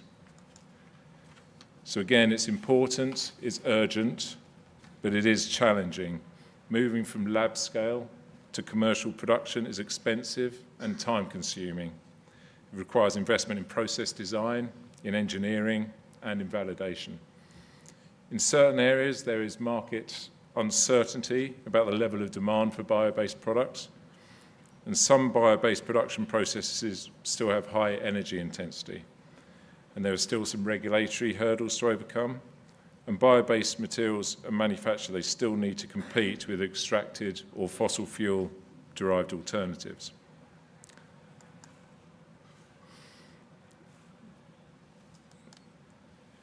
Oh, sorry.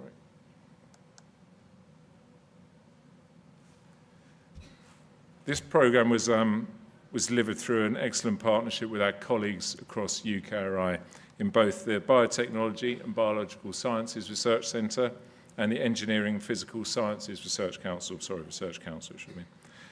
It aims to enable UK organisations to expand research, innovation and commercialisation in sustainable biomanufacturing across the UK, and by developing scalable solutions that displace fossil-based materials and products. The focus is on increasing the use of bio-based feedstocks, developing alternative bio-based chemical replacements, enhancing the sustainability profile of biotechnology processes, and the innovative use and reuse of renewable feedstocks and biotechnology-based manufacturing processes for sustainable and circular products. So we've run these two programs. We acknowledge that those two programs on their own cannot achieve the outcomes, the lofty outcomes are outlined in the vision, but it's a step on the way, and we've seen amazing engagement and excellent innovations showing a really strong capability in the UK. So I'll just bring things to a close with some thoughts on the route ahead. Materials and manufacturing is clearly critical to our climate, to our economy, and to our society. We know there is significant change ahead, which will present both challenges and opportunities across the whole of make and use. And that's part of the reason to bring multiple communities together here today. As I mentioned earlier, we see three strategic imperatives which will ensure we best leverage this opportunity, helping UK companies to be internationally competitive and to grow. We've laid these opportunities out in the vision, and it's well aligned to others in the community, like the High Value Manufacturing Catapult, Make UK, or Royce's Material Strategy, and others. We are currently in the process of updating and refreshing our vision, and would welcome your input to this. There's a link there on the slide. We absolutely welcome the coming industrial strategy, and we're inputting to this and will align to it to inform and shape our future programmes and activities. We recognise that right now, across all of Make and Use, there is a huge economic and societal opportunity, one the UK is well placed to take advantage of. We have strengths across manufacturing and innovation, and we're aligning through activities like the vision and the industrial strategy. The right investments now will deliver future products and supply chains and all the benefits manufacturing can bring, and realise the vision for the UK to become a world-class destination of choice for advanced low-carbon manufacturing. So, thank you very much for listening. I would just like to thank all the people who've been involved in developing the vision, who've been involved in the programmes we've been running, and I hope you enjoy the rest of your day, and I think we probably have some time for some questions if there are any.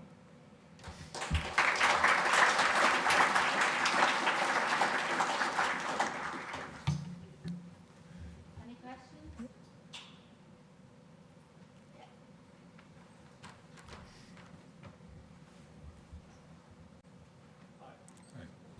Is it on? Oh, cool.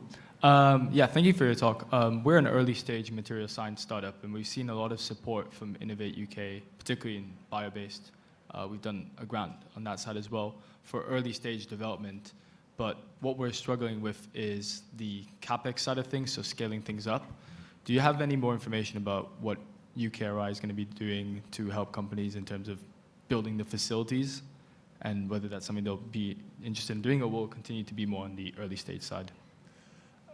We tend to focus on the innovation. So our area that we look at is sort of technology readiness levels, if you know them, between sort of 3 and 7. Mm-hmm. And then what we tend to do is partner up with the investment community, the private investment community later on, once it's just because of the quantum of money that's needed for that next level of scale up is beyond our sort of budgetary capabilities. Then we look more into the private investment, which is where those investor partnerships type of activity tends to come in. So that the capital investment from us is usually fairly limited. It's more the sort of projects, the innovation, the technology development, and the team development, really. So do you see more investor partnership grants in the future then? We certainly hope so. If we're successful through spending review proposals and things, investor partnerships will certainly be part of the activity in the future. Yeah. Great. Thank you.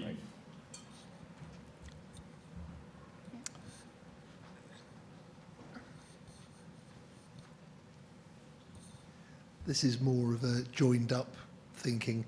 A lot of new biomaterials are energy intensive during their creation, and if you want to encourage that market, you need cheap energy.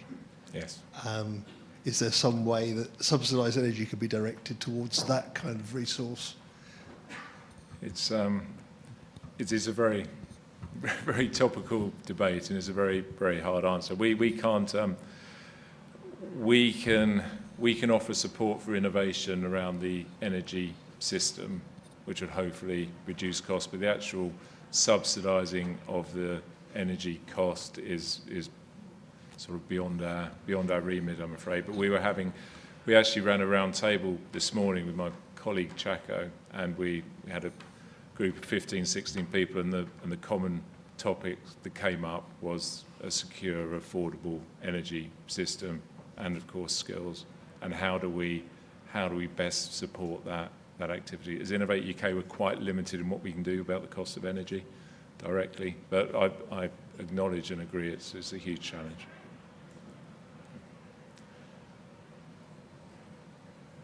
Any other questions there?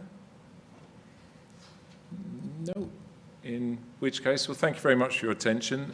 Please stick around for the next session, which will be engineering our way to net zero using biology with my colleague Dana there. So thank you very much for your attention.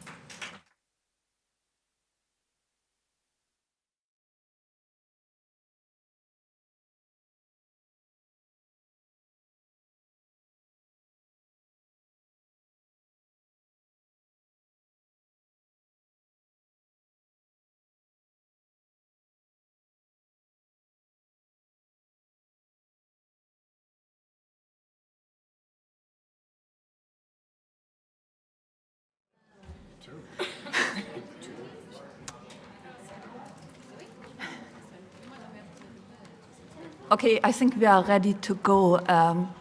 Hey everyone, and thank you so much for joining this session. My name is Dana. I am the Knowledge Transfer Manager for Synthetic Biology at Innovate UK Business Connect. That means I work with stakeholders who want to incorporate biology in their materials and in their manufacturing. And we just heard from David about the vision for the UK's material and manufacturing sector for 2050. And as someone who is working with biology, I think it's really important to ensure that biology is incorporated in the way we make our materials in the future. So I would like us to be really ambitious. So imagine it is 2050. And I want you to imagine we live in a carbon-neutral world where buildings not just provide our home, but they also actively absorb carbon dioxide from the atmosphere. Imagine our vehicles are powered by green energy and biofuels. And also imagine there are no more potholes on the roads. Would not be great? Because streets are made from self-healing and self-repairing materials. And then, if you look at your home, at your furnitures, they are grown to your needs, to the size, as and when you need them, eliminating the waste. And then, at the end of the life of the products, they are either completely recycled or biodegradable. Sounds like fiction? Not really, because that kind of innovation is happening today. So in our panel discussion, we would like to discuss how biology can help us to build a sustainable future of tomorrow. And I'm really excited to have a great panel joining me on stage. So we have Jen van der Hoven, Liz Fletcher, Mary Jenkinson-Finch, Robert Simon, and Alicia Gamwitz. And each of our speakers will introduce themselves as we are talking. So I really would like to dive into the discussion and the panel discussion. Big picture question. How do you guys see the role for biology in achieving net zero and our sustainable future? And I would like to start with you, Jen. You are a great advocate for bio-based, a really great voice for the sector. If you would. Yes, please use the microphone. Yeah. Hi, yeah, is that working? Yeah. I'm Jen van der Hoven. I wear a few hats, but today I'm representing the Bio-Based and Biodegradable Industries Association. So I guess, Dana, thinking about the role of bio in the future, well, it's essential, and we need it to get to net zero. We live in a world that's soaked in carbon, literally from our head to our feet. Everything is made of carbon. In fact, 96% of all manufactured products contain chemicals, which are basically carbon. So that's providing us with food, medicines, batteries, shampoo, clothes, you name it. It's made out of carbon, it's made out of chemicals. And what we need to do is really defossilize the chemical sector because the chemical sector contributes to 10% of global greenhouse gases.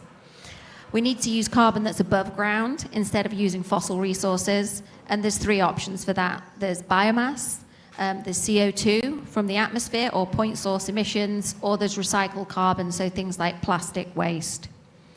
And the UK does have a vision for this. There was an Innovate UK project around a sustainable carbon ambition for the UK chemicals industry that I was involved in. And that said that by 2050, we want 30% of our chemicals to be made from biomass. And that would actually equate to £204 billion annually for UK PLC, which is amazing. And it would also equate to 5 million tons of CO2 removals from the atmosphere each year as well. So the future has to be bio. And in particular, engineering biology is getting a lot of airtime at the moment. And the way that we can engineer microbes, fungi, to produce those essential chemicals is definitely something that we should all be championing. And I think that hands nicely to you, Liz. Thanks, Jen. Apologies, I've had a cold, so if I have a coughing fit, please bear with me. Yeah, I'm Liz Fletcher. I'm Director of Operations and Business Engagement at the Industrial Biotech Innovation Centre, which is based in Scotland. We're one of 4 innovation centres. Industrial biotechnology and engineering biology overlap, but are not the same. But industrial biotechnology is very much about using bio-based resources and biology to make products in a more sustainable way, hopefully with a lower carbon footprint. But before I joined BioSC 4 years ago, I was really privileged to manage one of the UK centres for synthetic biology. We had a focus on mammalian synthetic biology, so I'm also very interested in the medical applications. I know that's not the topic of this particular conference.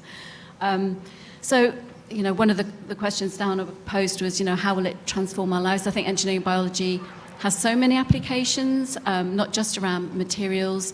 It's a new way of manufacturing, things that we already use today, and we will have to transition from manufacturing things from petrochemicals to more bio-based. So that is absolutely going to be key. But it has many applications, both in agriculture, new ways of fertilizing plants as well as genetically engineered plants, new ways of producing food, precision fermentation, more nutritious food, alternative proteins, cultivated meats. Some of these are still very expensive, but you know, this sector is changing.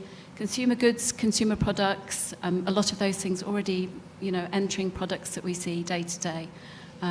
Medicines as well, quite a lot of that stuff we've already experienced ourselves. COVID was an engineered biology product, so we've already experienced that.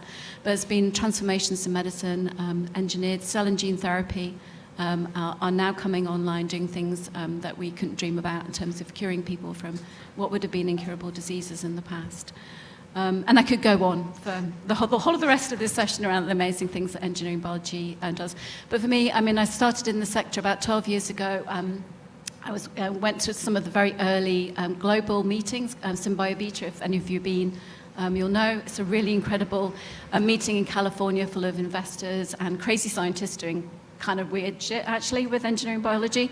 But over the last 10 years, it's been great to see the sector mature, huge amounts of investment going into some absolutely brilliant ideas, products coming through that will change our lives and are doing. And I think for me, engineering biology, it's synthetic biology being made real, and I think it has to, and we have to, you know, get on that journey with these companies to support them get products to market.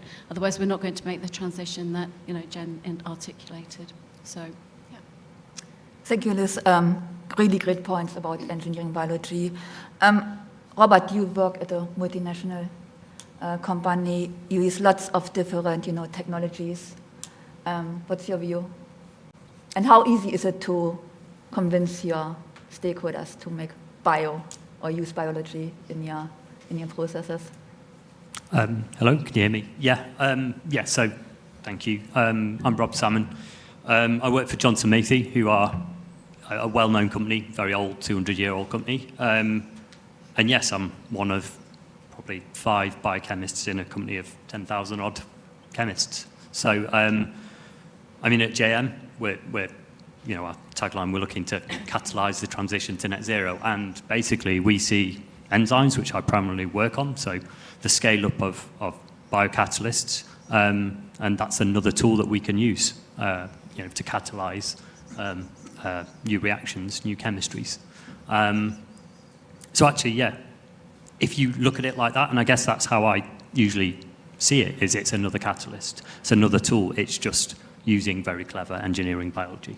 So I guess the key thing that we see at JM is, I mean, a biocatalyst can do the same as a typical chemocatalyst, you know, to create an active pharmaceutical, for example.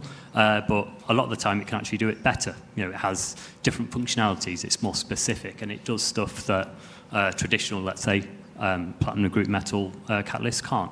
It doesn't mean that they're not good, you know, they still do their job. But it's about seeing the value in a product and seeing what it can do differently and better. Obviously, there's the sustainable angle, which, you know, think we've mentioned there's a lot of energy-intensive processes in bio-based products, so obviously really, truly flushing out, are these things more sustainable, and making them so is important. Yeah, I think that's it for now. I think your aspect of enzymes is really important, and there's lots of innovation happening around enzyme engineering and using AI. And Alicia, you representing the AI on the panel. Would be great to hear your view on the subject. Thank you. Hi, everyone. My name is Alicia Garmalevich. I'm co-founder and co-CEO of Materium.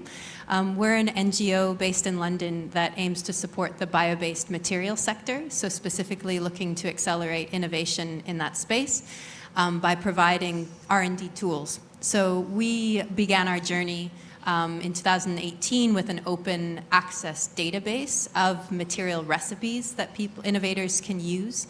And the goal there is really to support everyone everywhere to develop materials, which is one of the, I think, really exciting opportunities in the space, is that everyone everywhere can actually get involved. With this more benign bio-based chemistry, it's a lot more accessible for a lot of different disciplines and knowledge bases to get involved. And in recent couple years, we've really started to leverage this revolution in generative AI to accelerate the sector even further. So what we're on a journey right now is it's an incredibly powerful set of tools that are emerging from science, from industry, and we're aiming to adapt them and then make them very, very specific for the challenges that bio-based material companies are facing. And what's great is that a lot of these innovators that started with us in identifying their first recipes back in 2018 are now really at the cusp of rapid scale-up and commercialization and getting into the hands of consumers. And so we're looking for opportunities both on the discovery side and the optimization side to really get these materials to market as fast as we can. So that's where we fit in. And we're picking up on the getting them to market as fast as we can in a moment. But I would like to come to Mary first. You sit as a critical interface between academia and industry, and you must see some really exciting and some really groundbreaking innovation coming out from our innovators. Yeah, absolutely. So my name is Mary. I work in the Business Interaction Unit of BBSRC, and our role within the organisation is really to work with industry to solve their bioscience challenges. And to do this, we develop collaborative R&D, innovation programs across BBSRC's remit, and these are always really co-developed with industry to make sure there's that real focus on industry challenge. My role within the team is to identify challenges within the industrial biotechnology space and connect the right people to each other to use biological systems to make sustainable products and sustainable bio-based manufacturing processes and materials as well.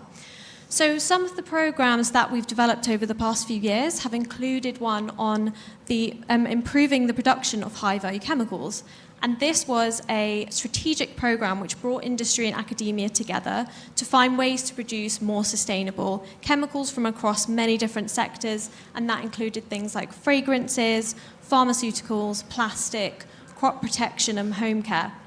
And all of these sectors obviously really affect people in everyday lives and society, whether that's through products that we use on ourselves, so the fragrances and the beauty products, or in our homes or in our gardens, or as medicine. So traditionally, these products are made from fossil fuels, and therefore their production is contributing to climate change, and these projects were really looking to address that.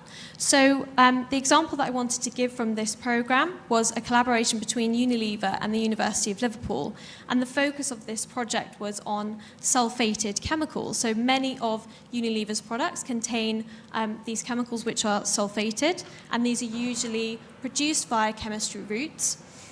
So what they did was, together with Liverpool, they developed a platform which was guided by AI, which actually discovered and optimized enzymes that could then perform this chemical transformation for them. And they realised that this actually had potential across many different sectors as well. So they could create other chemicals with that. They could use it for wastewater treatment or coatings, for example. And they've now actually started a larger collaboration with more universities as part of a BBSRC Prosperity Partnership, looking at decarbonising surfactant and functional polymer value chains.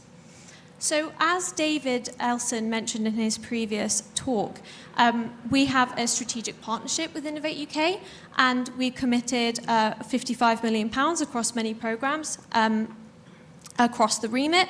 And one of those programmes, as introduced earlier, was the Sustainable Bio-Based Materials and Manufacture programme. And this was in collaboration with the EPSRC as well. This had a really broad scope, looking from feedstocks through to sustainable biomanufacturing, and the products from these projects were, again, from many, they had applications in various sectors which affect people in everyday lives. So I wanted to tell you about a few of, examples of this. So one of them was from the fashion industry. So this was between a company called Eden Genetics and Imperial College London. And they were looking at producing fibres that retain the same properties as the ones that are made through animal or fossil-based products. And so they used AI and precision fermentation technologies to design these new protein sequences that form into threads that can be used in the fashion industry. The second one I wanted to talk about was actually from the construction industry, and this is maybe traditionally something that you might not associate with biotechnology, but this was between a company called Cresco Biomaterials and the University of Northumbria. And they were looking at improving the scale-up of microbial-induced calcite precipitation, which is a technique that uses bacteria to precipitate calcium carbonate minerals, and it has high potential to be used in the construction industry, but it's quite difficult to scale. So the project has been looking at improving the scalability and reliability of this process. And what they found was they could reduce the time taken for the production of these minerals from a matter of days to a matter of hours. And they are now using this as alternatives to plasterboard in-house construction.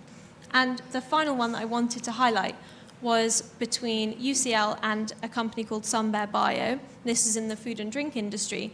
And they're looking at producing alternatives to palm oil. And palm oil, as we're all aware, I'm sure, is usually taken from trees and associated with deforestation. So they're looking at producing an alternative which is made from yeast. So they looked at an alternative engineered strain of this yeast, which they have managed to actually see a significant increase in the productivity of this strain, and therefore an increase in the products that they get from that. Thank you. Some really great examples there. Some of them sound quite early stage, and we're all looking for commercialization. So we are in 2025. The ambition is 2050. It's 25 years, 25 Christmases. Not that much. So, key question, are we moving fast enough? And if not, why not? And what needs to be happening to get us there in 25 years? Go. Yeah, I think that that speed dimension is really key for all the crises that we face. The plastics pollution crisis, which by 2060 is aimed to on track to triple the amount of plastic waste that we're dealing with, not to mention climate change. And the leverage point that we're aiming to unlock or target is the, as I said, the kind of leveraging what this revolution in generative AI can actually bring to the bio-based materials sector. And what's really interesting right now, if you look at the kind of big wins that are happening in materials using AI, it's really at the discovery phase where you see some of the kind of big headlines happening. So for instance, the GNOME project out of DeepMind, they've discovered 2.2 million stable crystals, these inorganic crystals that are part of computer chips, solar cells, battery technology. There was 28,000 known to science until they got involved, and now there's 2.2 million stable ones that have been identified. That has the potential to revolutionize a lot of those sectors that utilize those. But what's really interesting, if you quantify it in terms of time saved, et cetera, it's really a kind of ridiculous scaling factor. That's worth 800 years of knowledge that would have been taking place with kind of traditional trial and error methods or traditional lab technology. We're aiming to bring that to the bio-based material sector. Polymer science is a totally different thing than inorganic crystals, but there are similar things happening in polymer informatics, for instance, where you can actually start to generate polymers computationally with specific targeted properties. And similarly, when it comes into lab technology, you see scaling factors with robotics, when you're actually scaling up the experimental data that are the training data sets that fuel these AIs. So, you know, none of these kind of smart computational models they don't have anything really unless they have really good data to feed on. And so scaling up the ability to create training data sets that can then be generalized is a really important thing. And we're starting to see that with natural material sciences, with self-driving labs that can generate lots of material samples that can then identify or create models to create millions of different materials. Now, that's the kind of speed factor on the discovery side.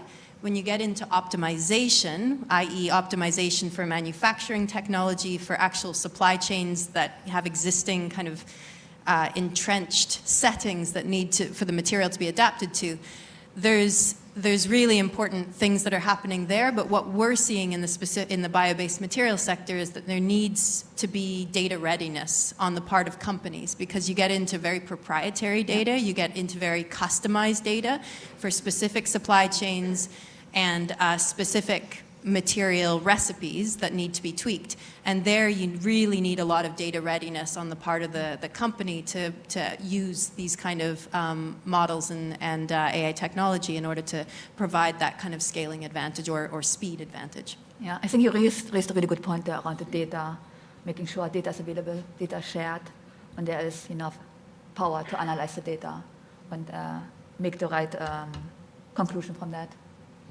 Go ahead. Yeah, so in terms of speed to market, yeah, that is a massive problem for kind of bio-based chemicals and materials.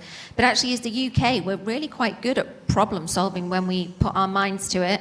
So the COVID pandemic, you know, we took it from 10 years to manufacture a vaccine down to 10 months.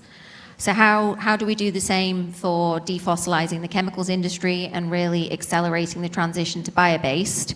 It shouldn't be taking 15 years to develop a replacement for a fossil-based chemical, and we don't have that time. So that kind of highlights that we've got two kind of core problems when it comes to climate change and pollution. The first is a perception that it's something that we need to deal with in the future. So we've not got that urgency. And then I think the second is we just have inaction. So we've got loads of incohesive policies and strategies that don't actually have any urgency to them. Out of the 606 government departments, 56 of them are involved in the commercialization of bio-based chemicals and materials, and that is a dreadful hurdle and barrier for people in this sector. So we just need to get our shit together a little bit and realise that this isn't something we can keep kicking the can down the road on.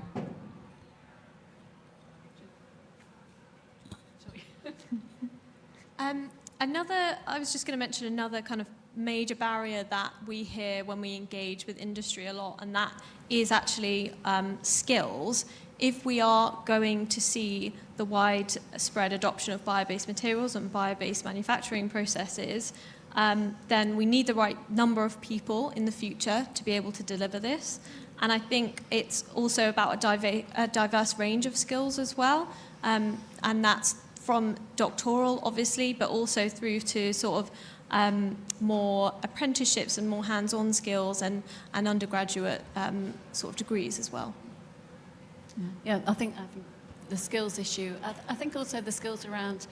I'm not sure that we have enough across the UK yet. I think the base is growing of people who've been there, done that before. I think, you know, pharmaceuticals, yes. Biomanufacturing in terms of biologics, yes. We've established industry. Bioprocessing for other stuff, not so much.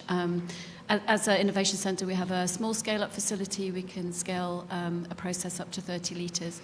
But in fact, the value that we add to, you know, fee for service, we're open access. If you want to come and use us, come and speak to us. But I think the value that we add is we help people think through how to develop a process from, you know, we have lots of people with fantastic ideas who haven't thought about actually getting it to something that could make a marketable product. So I think that's an issue. And then having the experienced, you know, executives around who know how to take that through to market, because it's a different business model to pharma. So I think that's an issue. Yeah, I think skills, infrastructure always comes up in discussions like that. Rob, from your point of view, do you struggle with getting the right skills into the company and the scale up? Yeah. I mean, principally, I have to let people know we do fermentation, number one. But once they realise that, I mean, there is obviously a lack of that, and there are great education centres in the UK that are looking at creating the next generation of bioprocessing scientists, but we need more. I mean, particularly on infrastructure, I think it's quite clear in working at a number of companies across the UK in fermentation, there is the lack of the metal in the ground, as it were, and that definitely does inhibit. I mean, I think the point on AI and discovery, I think specifically in engineering biology, we are doing a great job in the UK. You know, we're discovering the right enzymes, we're modifying them, or the right materials. But then when it comes to actually scaling those up, you have the skills, but you also need, obviously, let's say the main unit of operation being fermentation. There needs to be more of that. Yeah. I guess a key thing, a key thing that kind of I get told by my very wise colleagues across JM is actually looking at fermentation as a unit of operation as well.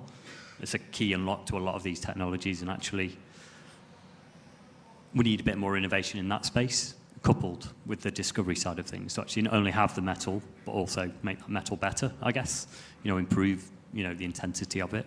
That's certainly something we've worked across the startup community, and we do see, I guess, a dearth in those people that come up with new technologies on the stuff that actually makes the materials. So. Just to add one small comment, I think there's also an opportunity to re-envision or rethink a little bit who's involved at the discovery phase. So we see, at least in the bio-based materials sector, that the inclusion of brands and their specifications, specifically around performance targets and the kind of fit that it needs to have for manufacturing scale-up, translated into real material properties that we're aiming to optimize for. If that can get involved a lot earlier in the discovery process, rather than after years of R&D in having material prototypes that may or may not be exactly what a commercial partner is looking for, that's a real opportunity to also speed up the process. So getting the right stakeholders involved in the discovery phase is also potentially an important lever that we can have. That's not just about the technology, but also about who's involved in using it. Yeah. Before I come to the audience, if you have any questions, please raise your hand. But talking about the right stakeholders, who's responsible to make everything happening? Is it industry? Is it government? Is it combination? It's all of us. All of us. Yeah, on our individual decisions that we make each day, right through to government and everything in between. Yeah. So how do we get, you know, there are lots of stuff, or lots of discussion around, you know, consumer awareness, making them aware what they are buying, how they are buying, what they are using.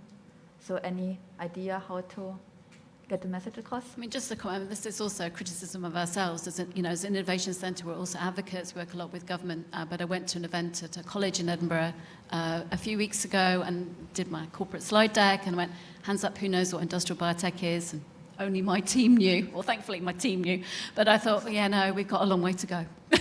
I mean, but the stories are so exciting, and when people read it, they do understand and can see the value. But it's not sufficient. It's not. People aren't aware. The public isn't aware. Yeah. I think we do need to work harder at that, and not worry so much about how the product is made, but making sure that people understand that it's different to how we do things or have been doing things, and it's better for the planet. So. Yeah, I was just going to say, recently the Department of Science, Innovation and Technology published a report on a survey they'd done on public perceptions and understanding of engineering biology and what it's capable of. and 86% of people who were part of that had never heard of engineering biology before, didn't know what it was, and they were asked whether the government should regulate engineering biology, and actually the majority of people said yes, because there was potentially an underlying feeling that something that could sound a little bit scary. So we definitely need to try and demystify what engineering biology is. As Liz said, you know, the majority of people had the COVID vaccine. That's an engineered biological product. A lot of people will be happy to stick Botox in their face. That's genetically modified. It's engineering biology. So there's lots of examples where people are using these things in daily life already, but just aren't aware of it. So we just kind of need to start communicating about that, and particularly around the role that chemicals play in our lives. Chemicals seem to have this perception of being bad and a dirty industry. And yes, that may be where it's come from, but actually we need to turn that into a more positive story around how we can have green chemistry and recreate the chemicals industry. Because if we don't, we're not going to have the products that we rely on in our everyday lives. And we're going to be going back to living as cavemen, which I personally would quite like, but I know a lot of other people wouldn't like. But we can't have a modern, sustainable society unless we have sustainable materials and chemicals. Okay, I'm opening up the room for any questions for the audience. There's one at the back. Wolfgang, there, yeah. Yeah, hi. Can you hear? Yes, you can. Something you all touched on, which was this sort of step from discovery to an application. And you seem to be thinking about manufacturing in that case, and the manufacturing industry. But there would be, what do you think, would there be a role for like designers to come in and identify areas of application? And full disclosure, I'm an industrial designer.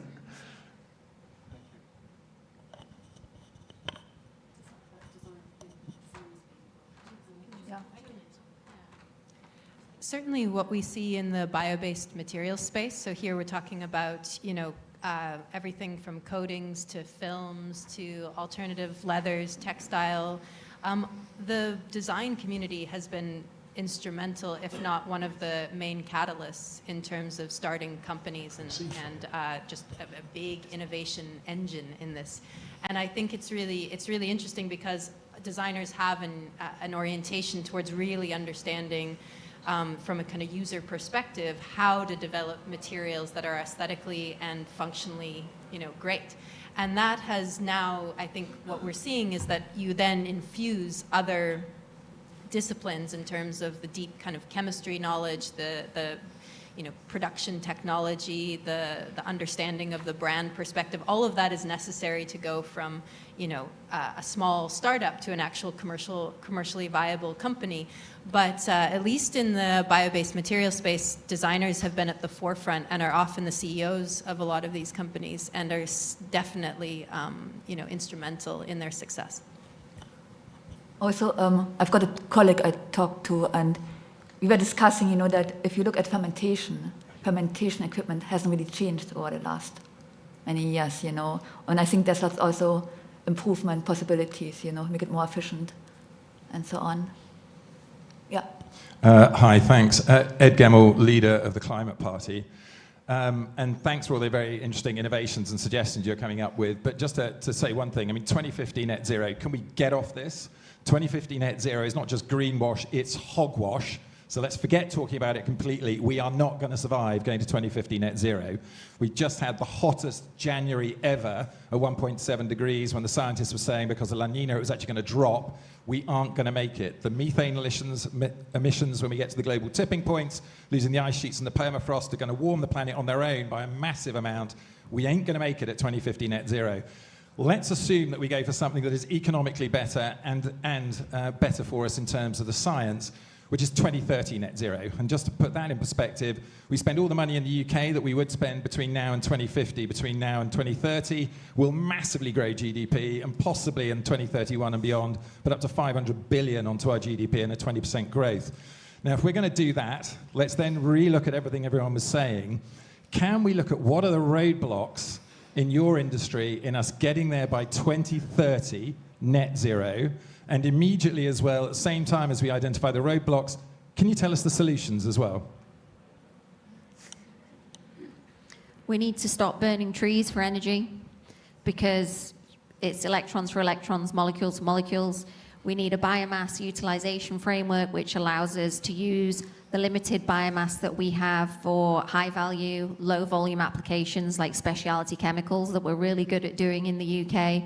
Stop just importing trees and burning them. There's way more that we could be extracting from that valuable biomass before it's burnt. If burning at its end of its life is its only option, then fair enough. So we need to be ring fencing our biomass for those high value, low volume.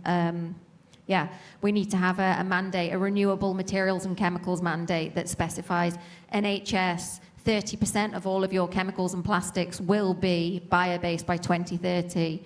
Government construction projects, 50% of all the materials you use will be bio-based by 2050. So it's government procurement, it's government policy, and it's better use of our biomass. Just one point to that is that I think when we often think about materials, they're often divorced in terms of our conceptual framework from energy and the energy transition. And one of the most important facts about understanding our material world is that the very same companies that are producing fossil fuels are investing, and sometimes more, like when clean energy is coming down the road, they're investing more in plastics to ensure that they still have a market to go for. And so a transition to bio-based materials is also a kind of unlock when it comes to the path dependence that we have around our fossil-based economy. And we need to think of materials and energy as part of the same picture in order to defossilize both. I think you make a good point there about greenwashing, and I think our industry is at risk of doing a lot of that and losing confidence of governments and public. So we do need to make sure that there are better, maybe more consistent, standardised ways of measuring carbon footprint, etc., of products to compare them to the existing petrochemical-based ones. And I do think that we do need to come to some kind of agreement or process for that. So I think the greenwashing issue is a really valid point, and we do need to be careful. Yeah, I mean, having truly critical life cycle analysis of products, I guess, as you're alluding to. I mean, I guess the key point here, you know, we have chemocats, we have biocats. I mean, we're not saying the biocatalyst is every single time the sustainable option. We actually look into it and we have case studies and we basically look. I mean, functionality is currently winning, but in this case, you want to look at the most sustainable option.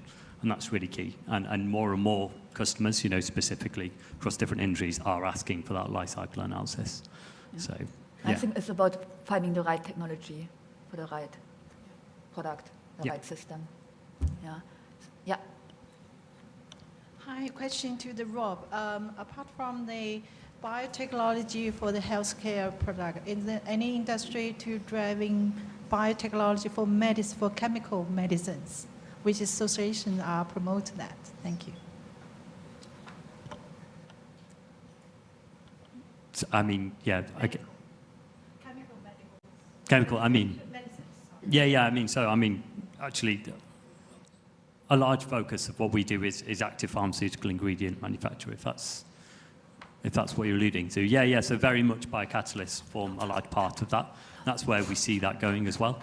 I mean, obviously, we're implanted in that market due to our history in typical chemocatalysis, but specifically on that functionality of the biocatalyst, it's very important.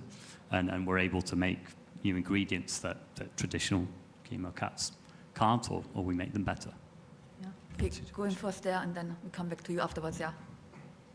Hi, yeah, I come from the chemical industry, particularly in surfactants, working with some of the biggest brands, particularly in personal care.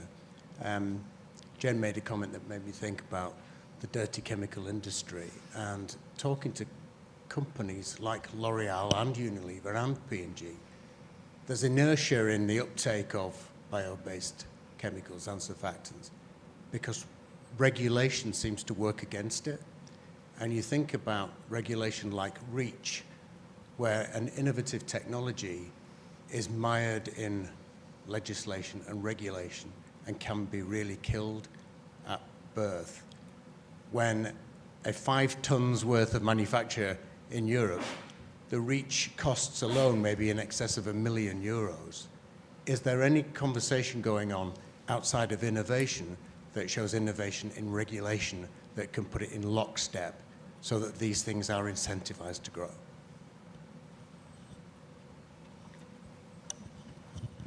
Yeah, so I've been at quite a few roundtables recently around strategies for the chemicals industry, and REACH does come up a lot.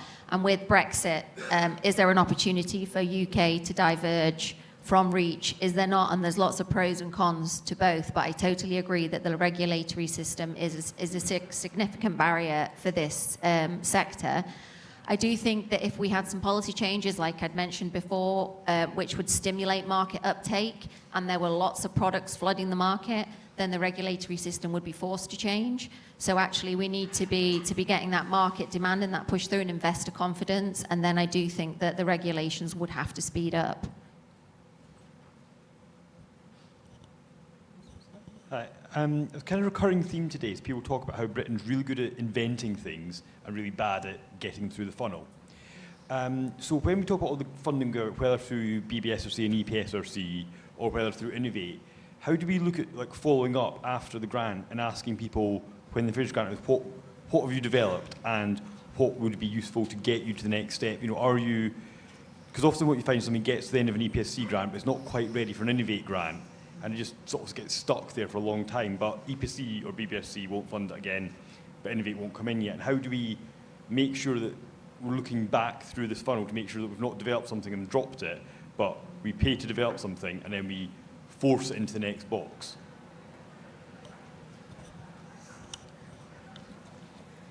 So that is definitely something that we are interested in talking to the community about, for sure. And actually at BBSRC, we have some quite specific programs, such as the follow-on fund. I don't know if you've heard of that.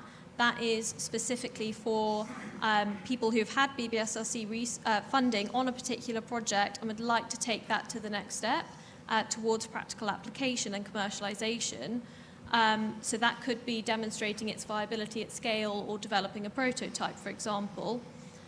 There's also iCure as well, which supports research teams to see if there is a market for their product or service to be used in the bioscience industry. So there are many successful spin-out companies who've actually been on iCure that are in the room. I can see them. So I'm sure they would be very interested in talking to you if that is of interest, but that is kind of our offering in the translational space. Just to follow up on that, so I've been fortunate enough recently to get some funding, and one of the things that we've been looking at is bio-based chemicals and materials companies that have received taxpayers' money through UKRI, etc., and then have either scaled up or moved abroad to manufacture. And so far we've identified 622 organisations, just bio-based chemicals and materials, in the last 5 years that have received taxpayers' money and then scaled up or manufactured abroad. So the next process, the next step in that is to look at, well, why is that? Access to infrastructure, better regulatory environments abroad are things that are coming up, but we're really going to drill down in it and look at that and try and then work out, well, how do you bridge that valley of death and make sure that we can reshore manufacturing and have resilient supply chains in the UK? Yep. Thank you. Francis Lee, Hartree Centre. Do you see a role for engineering biology and, let's say, quantum chemistry in the development of new sorbents, carbon capture, utilization and storage, developing things that actually capture carbon? And do you see any barriers to these wonderful new materials actually reaching production? Yeah, I mean, there's lots of opportunities. Carbon capture, I mean, cells are pretty good at that for a start, so there's a lot of work going on that way. So I think definitely plenty of opportunities. In terms of scaling up, probably the same problems as everybody else has, but whether or not there's the right infrastructure. I know that there's been some exploration of whether or not there'll be a kind of carbon capture utilization demonstration type capability at Grangemouth to try and do something with Grangemouth. Most people know what's been going on there. So I think there's possibly a shortage of infrastructure for that particular kind of activity, but it's being looked at. So hopefully in the future there will be.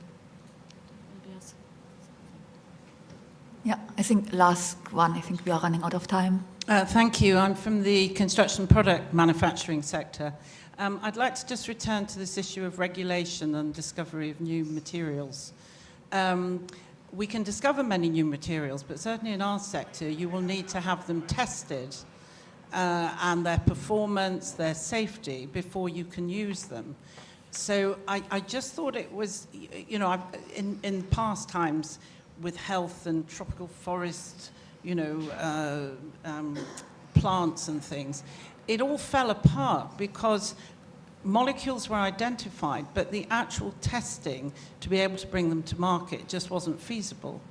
And with this, you know, how soon can you get over that problem? This government wishes to build 1.5 million homes, this Parliament. So what contribution are you going to be able to make to that, if any? And it comes back to regulation. And as we will see in the next month, there will be much more regulation coming from the building safety regulator. I can say just a little bit about the role of how discovery then translates into the testing, at least in some of the AI for new materials space. For instance, the GNOME project is illustrative of this, is that, yeah, 2.2 million sounds really fancy and huge, but obviously you need to then put them into empirical testing in order to understand which of those are actually can be empirically validated, and then therefore it goes into another pipeline for regulation. But just in terms of like the role that this plays, there's a huge amount of wasted energy in R&D that goes into empirically testing the wrong formulations or the wrong materials that never actually have a chance at meeting the performance targets. So what this exploration or discovery phase allows you to do is computationally zoom in on the part of the design space that has the most likelihood to have the biggest wins. Then you have to go into experimental testing. As I said, the robotics acceleration there is helping to accelerate experimental high throughput testing. So hopefully that will also continue to allow us to scale the data on the empirical side. But it's really about the funnel and identifying the right ones to get into the testing pipeline. That's where the kind of wins are happening there. Yeah, I think fail fast, right? If you fail fast and then stand up again. We are running out of time, unfortunately. Thank you so much for the panel. Thank you so much for listening. I really hope you know, see the potential of biology, and we have about half an hour networking, so I would highly encourage you to go out there and network. And you know, it's a combination of technologies which will get us to the vision for 2050 or 2030. So thanks again, everyone, for joining, and thank you for my speakers and panelists.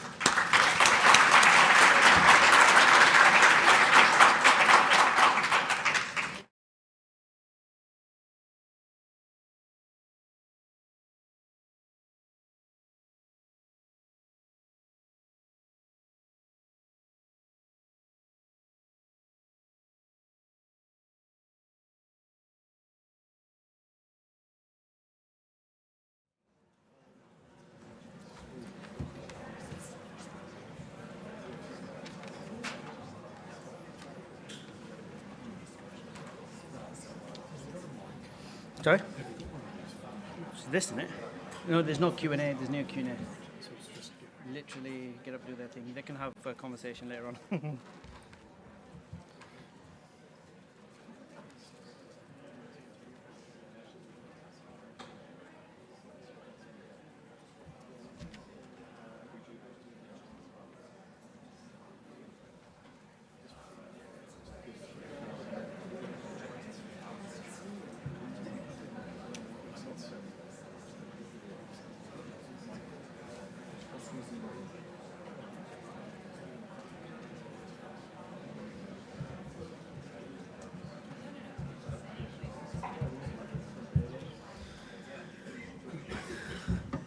Good afternoon, everybody. Thank you for joining us, joining today's session, Bio-Based Solution, Working Towards a Net Zero Future.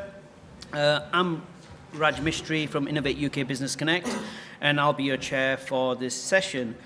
While there won't be a Q&A segment, please feel free to catch up with the respective speakers or contact me directly for an introduction if you prefer that. Okay, so great. Let me just make sure. So I'm not going to go through what David Elson's already covered off in terms of the vision, but I will just give you a light overview of some of the interconnects. So the Materials and Manufacturing Vision 2050, published in March 2023, aims to make the UK world leader in advanced low-carbon manufacturing by focusing on 3 strategic imperatives: achieving net zero and resource efficiency, enhancing resilience and responsiveness, and advancing technological and digital capabilities. The whole systems approach in the Materials and Manufacturing Vision 2050 integrates environmental and economic and social considerations across the entire supply chain to enhance sustainability, resilience, and technological advancements. The Materials and Manufacturing Vision 2050 is comprehensive and is a platform for debate. So one of the delivery mechanisms within the vision is the Sustainable Bio-based Materials and Manufacturing Program.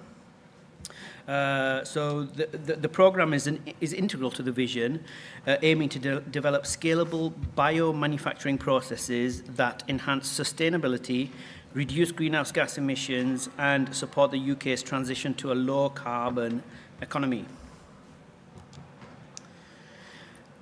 So in total, one of the funding streams was part of the SUSBIO funding stream was there was 2 parts to it: a feasibility study and a CR&D. So with the feasibility, there was 34 participants in total that have collectively received 2 million in funding for feasibility projects aimed at advancing biomanufacturing across various UK industry sectors. Listed are some of the feasibility projects that have been funded.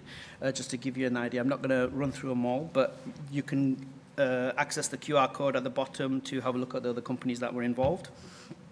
Similarly, there were 21 cross-sector collaborative research and R&D projects that have harnessed the power of biology to create scalable and sustainable innovative products and processes. These projects have collectively received 11.5 million in funding. And again, listed are some of the companies that were beneficiary of such funding. The point being is that the exploitable innovation resulting from both these projects will directly benefit a wide range of sectors, including chemicals, constructions, consumer goods, environmental solutions, food and drink, health and nutrition, manufacturing, materials, packaging, and textiles. I guess the point here is that it's going to require people to actually open up conversations for things to actually move forward and to transition to a net zero environment. So challenges, let us know. So the types of questions that I particularly like, me personally, is, we are working on X, Y, and Z. We don't have a solution for this. Is there anybody that can do that? That's a great point to start. So challenges, we have a database full of companies and they'd love to have a conversation with you guys. So without further ado, I'd like to bring our first speaker, Decon Bio, Aled Roberts, and they secured the SUSBIO MM feasibility study.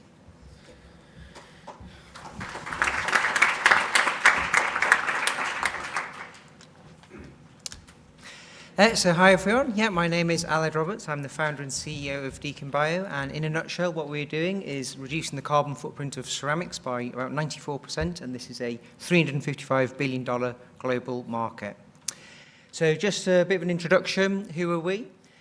Our story starts in COVID. So basically, I have an academic background, and then over COVID, I was frustrated during the lockdown, so I decided to set up a lab in my cellar, and just faced it with all the constraints of a lab in my cellar. I had to use things like waste plaster, board, and brick dust as like materials to experiment with, and literally kitchen cupboard ingredients like old cans of chickpeas. And from experimenting with these huge constraints, I've managed to develop a process which we call biosintering, which enabled us to make a material that looks and feels like a ceramic tile, but it avoided the firing step. So I thought, this seems to have commercial potential, so I decided to take the startup journey. Since then, our team has expanded by a huge 300%, so there's now 3 of us, and I'm joined today in the audience by Pericles, who is the engineer of the team. He's a brilliant problem solver, which makes us a good partnership because I'm great at generating problems and he's great at solving them. And today we have a showcase, so we're on stall 47. If you'd like to come and see the materials for yourself or have a chat, please do come along. So the problem we're trying to address is the fact that the European ceramic tile sector is facing an acute crisis. So the ceramics account for 1% of global carbon industrial emissions and 8% of European emission trading scheme credits. Basically, they uses huge quantities of natural gas to fire and harden the materials. And this is unsustainable from a economical point of view because gas prices are very high and fluctuate quite a lot, and also in terms of the amount of CO2 produced. And tightening emission regulations are also a big pressure point on the sector at the moment. So our solution is biosintering. So essentially what we do is we combine a mineral with a bio-based binder to produce a material that is functionally is inspired by natural materials such as seashells, tooth enamel or pearl. So yeah, we combine a mineral with a bio-based binder, and then through a simple low-energy processing step that again cuts out firing, we produce a material. And an independent life cycle analysis has found this has a 20 times lower carbon footprint compared to ordinary ceramic tiles.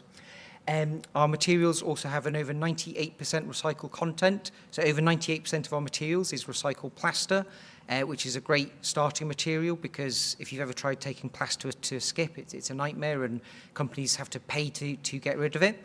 So it's a negative cost starting material, which is a good starting point. And then the other less than 2% is a low value co-product from the food and drink industry. And what we're doing is developing the process, so it is a drop-in replacement to conventional ceramic tile production. So the way we make it is basically following all the steps that normal ceramic tile manufacturing follows, just without the kiln firing step. So it can be a drop-in replacement, enabling relatively fast scalability by licensing the technology. We've secured a number of grants and milestones from Innovate UK, which we're really grateful for. Our first one was an Innovate UK Fast Start grant. This let us develop our initial product and our minimum viable product. And the major milestone was developing our first real-size tile, which was the first 10 by 10 centimetre material. Then, as Raj mentioned, we obtained a SUS Bio feasibility study grant. This enabled us to investigate a new system using the waste plaster and a new binder, which massively reduced our cost. So took the cost down by about 200 times and got the recycled content from 0% up to 98%. And recently we've completed an open innovation challenge where we've investigated the use of waste paints as coatings on our materials. So just a bit of a competition case study. So we're kind of a front runner with our specific type of material, but one of the closest big competitors we have is Biomason in America, who use biomineralization to produce similar materials. But they've had, in comparison, over $100 million of funding. We've had about $500,000 so far. We've done all this with only a handful of employees, whereas they've had a large number. And the material properties, so the key performance metric is the strength of the material. Ours is about 10 times stronger than theirs. And we produce our materials within minutes, whereas they have to take days to produce their materials. So we have a number of advantages, also in terms of scalability and production costs, because we utilize existing ceramic manufacturing infrastructure. We don't need to build our own bespoke factories as they do. Then we have advantages in terms of scalability and cost as well. So our next steps are scaling up and commercialisation. So we've applied for a SMART grant, and we've recently had funding from Green Angel Ventures, who've just invested in us. And the main challenge we have now is going from that transition from lab scale to pilot scale production. But we have been able to produce tiles on large scale production equipment. It's just a matter of overcoming some process engineering steps to utilise their equipment to the full extent and produce the materials at a large scale. So yeah, we've applied for a SMART grant to help us overcome those challenges. So in summary, we've developed a breakthrough technology with relatively large impact potential. It combines excellent sustainability with low cost and scalable production, so 20 times lower carbon footprint from normal ceramic tiles, with over 98% recycled content, and low cost because 98% of our material has a negative cost and the other less than 2% is a cheap, low value co-product as well. And we have a strong team with proven experience. So that's me. Thank you very much for listening.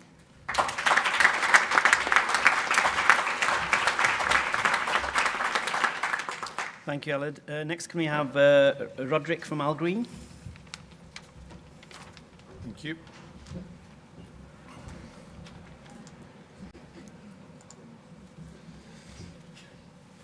Good afternoon, ladies and gentlemen. Thank you very much for having me. We are based at the Imperial College campus in White City. And what we have done is to develop a polyurethane-like material, but its characteristics are 100% bio-based. So this is kind of the silver bullet. Everybody's looking for replacement to plastic that's not made from oil, but it has to be scalable, affordable, and meet the same performance characteristics. So polyurethane represents about 8% of all world plastics, so it's a big problem. It's used in many, many different sectors and different ways, but essentially we have copied the same products, so we have coatings, foam, adhesives, and film formers, which are used predominantly in hair care and beauty products. So these are a list of some of the characteristics that our products have to meet. So they must be 100% bio-based. We don't do 90 or 95, so we set the bar quite high.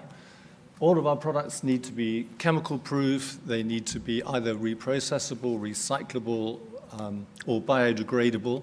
So we're always thinking about what happens at the end of the life of the final product.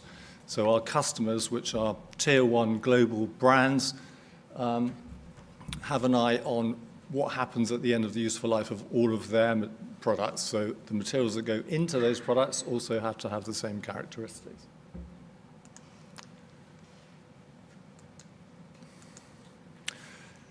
So how do we do this, and what do we make our products from? So essentially we are using agricultural waste, but it is refined not by us. It is a very ineffective and inefficient process, and we don't have the machinery. So we are essentially buying refined agricultural waste from the big chemical companies, and again, the characteristics of the building blocks or the ingredients that we use are that they must be available at huge scale. So they must be available on an industrial scale.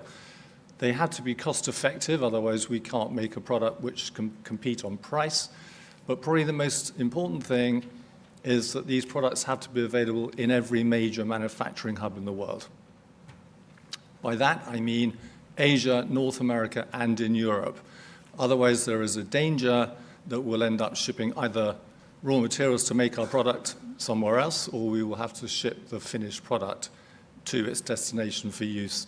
So it's really, really important that we can do that. Polyurethane is used everywhere. So we just don't have the capacity to try and do everything. So we focus on 3 primary sectors where we have the giants of the industry as customers. And we like to think of our customers as collaborators as well. The panel prior to this session, actually, there was quite a lot of talk about how customers can help develop products. So we are very much hand in glove with our customers, developing products that meet very specific needs that they have. And the scale is huge and global. So the three primary sectors are, as you can see, fashion, cosmetics, and the automotive sector. And then we've got consumer electronics, furniture, and a whole host of others, such as medical devices. But again, we're trying to focus so we don't spread ourselves too thin and go too wide, but we also need to provide diversity to investors. So one example of a fashion item, so we are working in a testing program with a couple of the large footwear brands to create a sneaker, which is currently 70% PU. So it's the foam, the glue that holds it all together, the upper, which is normally PU, and then the coating, which is used for water resistance, waterproofing, and so on and so on. So we can actually impact a sneaker massively. And it seems rather odd, but they have a fairly short life, and they generally end up in landfill. We also have a sequin product, which we launched with Gani last year. And we are continuing to develop that product for a brand, and it's in the public domain, H&M, who are one of the perhaps worst offenders when it comes to the impact that they have on the planet. So sequins is a huge hazard. It's a $14 billion a year market in dollars. And as you probably know, sequins break, they fracture. When you wash them, little bits come off. It ends up in the water supply, which of course impacts food supply and water supply over time. Cosmetic film formers. So as the name suggests, a film former provides a huge majority of the performance of beauty and hair care products. So the idea behind it is that it is creating a film either on your hair or your skin, which holds the nutrients in that product against your hair or your skin to make it more effective and more cost-effective. And that film former is essentially microplastics. So every time you wash your hair, every time you use conditioner, hair styling products, and so on, an ingredient in that product is predominantly plastic, and it ends up going down the sink. Automotive products, again, if you think just about a seat of a car, you have foam, adhesive, and a coating. So we are working with two of the biggest brands in Europe to replace each of those three products for them. Consumer electronics, again, it's the foam, the coating, and adhesive in these products. Our route to market, because scale is always an issue. Scaling up for small startups is always a problem. So we are licensing our products to the brand, and then we are utilizing the companies in their supply chain to help us produce and deliver our products.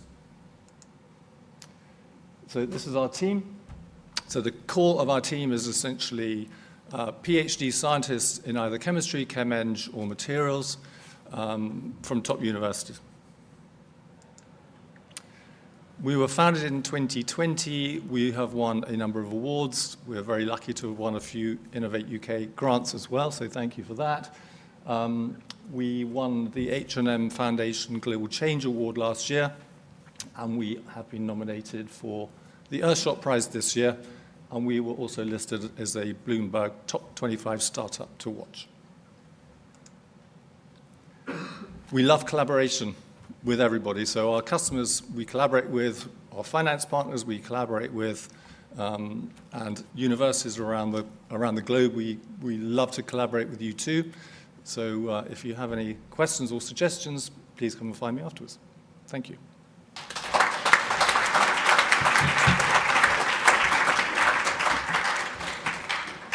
Thank you, Roderick. Next we have TJ from Arda Biomaterials. Is this mic working? I'm not sure. No. Yeah. It is? Hello. Excellent. Hi, everyone. I'm TJ. I'm TJ, the CTO and co-founder of Arda Biomaterials. And at Arda, we transform waste into biomaterials. So one of the world's biggest waste streams is actually brewer's spent grain or distiller's grain known as draff. And draff is produced across the globe, really. It's rich in protein, it's quite low value, and it normally is destined for cheap animal feed. But we know that animal agriculture is broken for so many reasons, and in particular, the leather industry has a horrific impact on the environment. Modern day tanning uses chromium toxic chemicals that often lead into and leach out into the water stream and put onto crops, directly impacting over 2 million people in the global south. And then most leather we still think of as a natural product, but it's mostly coated in plastic in the modern day. So it becomes neither biodegradable and leaches out chemicals at end of life. So what about the alternatives? Well, they're pretty problematic, so that we've had decades of bio-inspired things like mango leather or cactus leather, but these are actually riddled with polyurethane, and that means it's no longer recyclable, and these products are no longer biodegradable. So then we have also things like mycelium or lab-grown leather. These are great products, but inherently batch-based processes, and are struggling to scale, which means they can never really have the global impact we'd need if we were to beat leather or plastic leather that leaches out microplastics. So what if we could take that spent grain that breweries are producing or whiskey distilleries are producing and just skip out the cow and the plastic? So that's what we're doing. We're producing new grain from barley. So what we're able to do is manipulate the plant proteins that are in this waste grain. So we've done a small number of collaborations. We're only 2.5 years old. We have a lab in South London, in Bermondsey, near the well-known Bermondsey Beer Mile, where our suppliers are. And we did a collaboration recently with Bean London. Also did a collaboration with Beavertown, the famous neck oil. So we made a series of card holders. And brings to the question, how are we doing this? Well, what we're able to do is extract the proteins from the waste grain. So brewers have done a remarkable job. They've taken away the sugars and the other parts we don't need in the grain. We come along, extract the protein, and we're able to denature and manipulate the protein so it starts to mimic collagen. And these collagen-like structures are quite similar to what we see in leather, which is made from collagen as well. We're essentially have made a whole new biopolymer made from plant-based proteins. And once we've fibrillated these proteins, we can then cast to produce sheets of our material. I do have some samples, but my hands are a bit filled right now. It's like this. We're at stand 50 if anyone, or 51 if anyone wants to come along and see some of our material. You can hold this. So this is a circular solution, so we don't really have to use any bespoke systems. We're not doing any sort of bacterial fermentation or synthetic biology. The first part of our process looks like a brewery, really. We're extracting the protein. The second part almost looks like something you'd see in the plastics industry. We can cast our solution onto a conveyor belt where the material heats and dries and sets and forms in roll-to-roll capacity. So people do ask, is there enough grain? Oh my gosh, humanity's appetite for alcohol is ridiculous. Like, when time's good, people drink beer. When times are bad, people drink beer. It will be here for a while. So importantly, because we're using a waste and we're using a very much off-the-shelf, CapEx-light setup and process, we can actually produce cheaper than leather whilst we're at scale. Right now, we are in our small lab. We're about to close a fundraising round where we can start exploring the scale-up for our roll-to-roll capacity. So our material right now is meeting the durability of things like material suitable for things like small leather goods, handbags, wallets, belts. But we also have some unique customizable aspects as well. Because we're building this from the bottom up rather than a cow, which is top down, we can impart unique designs, whether that's scents or introducing laser etching or completely different shades. Our material right now is we haven't explored colors because most dyes are, almost all dyes are petrochemical derived. So if you know any dye innovators who are working with leather dyes, that would be great to be connected.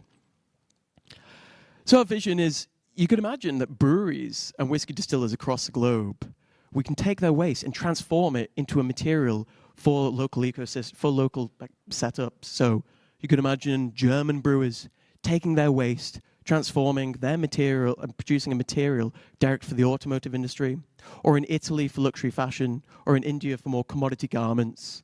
And you can have this set up across the globe. And then the marketing opportunities there are. So imagine if you had a Guinness Gucci leather jacket or a single malt leather handbag. I don't know. You can make it up. You can connect in a very unique way the actual alcohol producers and the producers of the grain with fashion, automotive, and upholstery. I'll leave you there. But thank you very much. If you're interested, if you're connected with automotive, fashion, upholstery, please come and chat to me. Very interested. Also looking for partners for scale up or anyone who has expertise. Cheers. Thank you very much.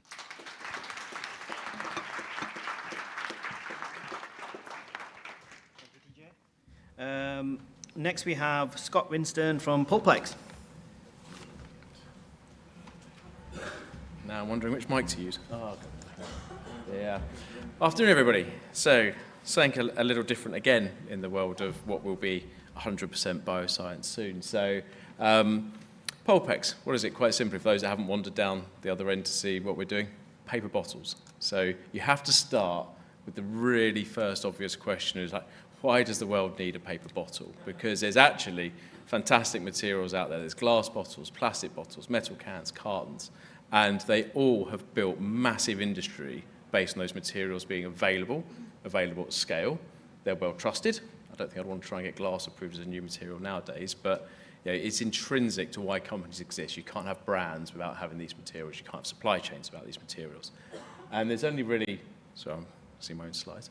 Only really one question you have to ask is, they all have brilliant recycling potential, but what happens when they aren't recycled? And you put photos like these up, and there wasn't a single gasp in the room because these sort of photos are completely normalized now amongst all of us, and that's just really quite sad, because that's where we've got to over the last 20, 30 years, is we've accepted that the problem's there and we've got to do something about it, because all of these materials, when they escape their recycling systems, which happens to everything, they have left a very unintended legacy on the planet, and we need to try to halt it, slow it down, and stop it as quick as we can so that all the brilliant work that's going on the other materials can start to have its impact, because there's only more humans on the planet, we're only using more and more materials. So to put it in context, actually there's a bit of an old stat on there, it's probably nearer 1.5 trillion glass and plastic bottles used annually across the whole planet, across all segments. So there's, I can give you for 5 minutes how much they can do, but that's a pile over 5-6 years that's bigger than Manhattan Island stacked up. Reuters have got a lovely website with a graphic if you want to see how quickly just plastic bottles sell and how it builds up. So it's a massive scale problem that you've got to deal with. So then you come down to what is Pulpex, and very simply, a big collaboration born out of fundamental science that we started to unpick at Diageo when I was still there, so chemist by background, at Diageo for 18 years, led a long-term science agenda. The one exciting experiment went brilliant. How do you find something for growth and sustainability that isn't glass? That's what a few years later has become Pulpex. But really, as you start to put the technology that Pulpex has with the demand of corporate leaders who actually are taking big steps forward to try to make the change happen that needs to happen. And there was a comment in the session before about why wait till 2050. No one's waiting till 2050. Some of this stuff's actually quite hard to get up and going. It's a tremendous lift. And then you have to say, what are you doing now, not in the future? Well, then you have to look to big supply chain leaders, because anyone can go and make 100 bottles and stick it on Facebook, a bit of splash. If you want to attack the big supply chains, you've got to have supply materials that are already at scale as well. So accept what you can do now, and then make sure that, just as the same theme's been through all of this, it has a recovery channel at the end. It can be recycled, because you have to question now, if you're making new materials, anything now, and it has to go to landfill, so it's only biodegradable, it's only compostable, can't be recycled, just double check you're doing the right thing, because we should be recovering materials as standard, and then if they escape, they go away. So balancing those three up. But the important thing is this is happening now. So this morning, announcement, the large first factory going up in Scotland, just 3 years old as a company, and we're already getting to that stage already. And then you get to the brilliant bit of how does Innovate UK support us? And this is where I check I've got my Innovate logos correct as we go through this, because I was at a session last month and someone said, why is Innovate UK so important to what you do? So I'm going to talk about projects we do with Innovate UK now rather than Pulpex. And it's really enabling the future, because if our bandwidth is focusing on the building the scale now, how do you make sure the roadmap ahead is already fueled and going when you've only got a small team, limited funds, all the bits the guys here have talked about? You know, you've got to make sure that as a business you stay up and stable and going, but actually make sure you're bringing partners in to do the next stage of stuff and develop the future. So then you start to get to a very different set of logos, same technology base, but how does everyone fold into what we're doing now? And you see you've got the more recognizable, I'm sure there's some of these groups here or in the room, right now, but knowledge enablers, that's a nice title. They're not expected to deliver the supply chain. They are expected to unpick the fundamental questions of the future at the university, so particularly with Surrey, Bangor, Nottingham. For those that don't know, the CEB, that's also at Bangor as well, so the Centre for Environmental Biology, the bioscience group, and I think most people will know who Henry Royce are. Then, just because this is some of the individual projects, I'm going to pick up 4 now and just whiz through them to say thank you and for all the efforts coming from Innovate UK. But how do you get the other technology partners? And I can tell you now, there's people in this room working with us that aren't on this board, and there's people that we'll work with in the future that will be on a future version of this presentation. But NER down in Hove, Cuintech and Cellucomp up in Scotland, Scitech, Formulator up in North Wales and Flint. How do you build these networks together to make what is a different bottle on the other side, 100% bio-based at different stages of commercialization, even with a fibre lid? And there's a reason it's got a little rumply top. There's only one person on the planet I know generally trying to make fibre-based lids at scale. I hope they get there quicker than I can, because I'd rather make bottles rather than closures. But just in case they can't get there at the right scale, we might need to help them along. So it's not about being perfect. It's about doing now what gets the problem solved and then perfecting it with partners over time. So to quickly whiz through the projects as quick as I can, I've assumed everyone was getting slides, so apologies for small text, those at the back. But for the bioscience initiative, so you will see a video playing on a rather large screen, and I wish I hadn't seen my own face that big as I walked up the stairs. But it's a case study for Innovate UK for this year. So how do we take the fundamentals of the bottle and bring it 100% from agricultural waste? So working with microfibrillated cellulose taken from sugar beet from waste in Scotland, agricultural waste to build a water barrier. There's lots of people in this room that understand barrier chemistry, but make it a 100% from waste bottle. They are scaling their supply chains. We're building our first factory. Maybe there's an alternative to some of the more established chemistry that we're using as barriers now to open up the future. Knowledge from Bangor and Surrey, checking that those supply materials are right. Formulators and expert component manufacturers, we deliver the scale with them as it goes through. Massive amount of shellfish waste on the planet. If anyone doesn't know anything about chitin, I learned a lot about chitin over the course of the last year. Project number 2, the biolids, it's on there. Feasibility study with Bangor. Someone has to make the machine. Someone has to make the prototype. Even if you think you know what a slurry is and fibre, putting it together and getting it robust. It's a massive amount of work and robustness in what we do, because it's no good having one if it leaks. It's as simple as that. So brilliant feasibility project. We've got the maths unpicked on the whole thing.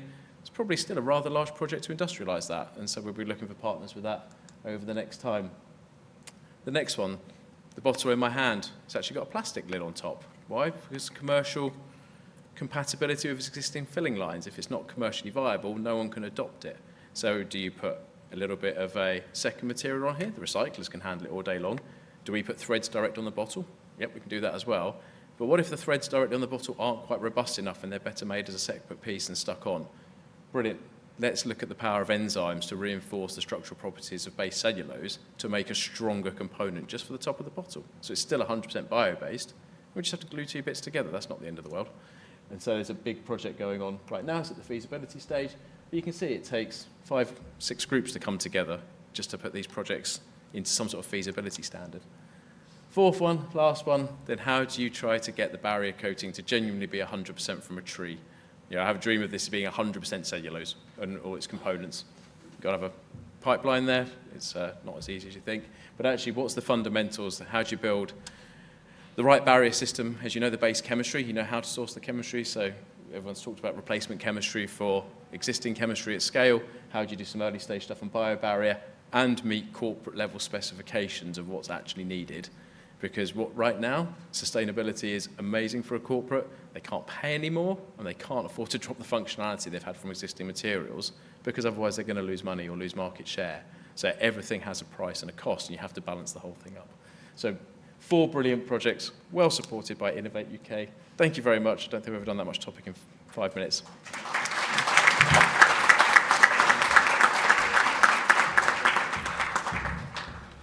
Thank you, Scott. Next, we have Luke Browning from Zamplar.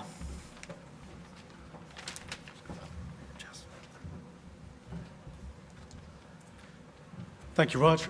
Hi, everyone. I'm Luke from Zamplar. I'm a protein scientist.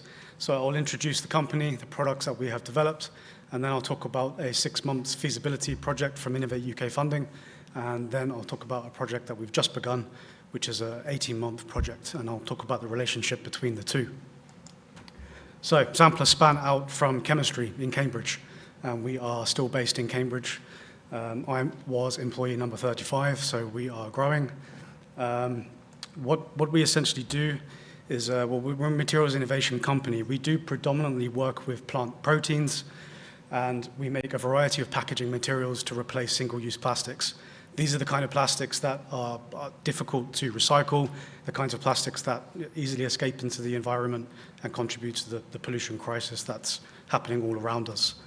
So in terms of the fundamentals, actually, there's a lot of overlap here from what TJ has explained. From a protein-centric point of view, we're interested in the fundamentals of protein structural biology. So our process is compatible with a variety of plant-based feedstocks that are rich in protein. And I'm a protein scientist, so the whole company is interested in restructuring protein. So with some inputs of shear treatment, heat, extensive mixing, we can take advantage of the propensity of plant proteins to self-assemble under controlled conditions. So we control the conditions, we get the structural properties that we need for downstream performance.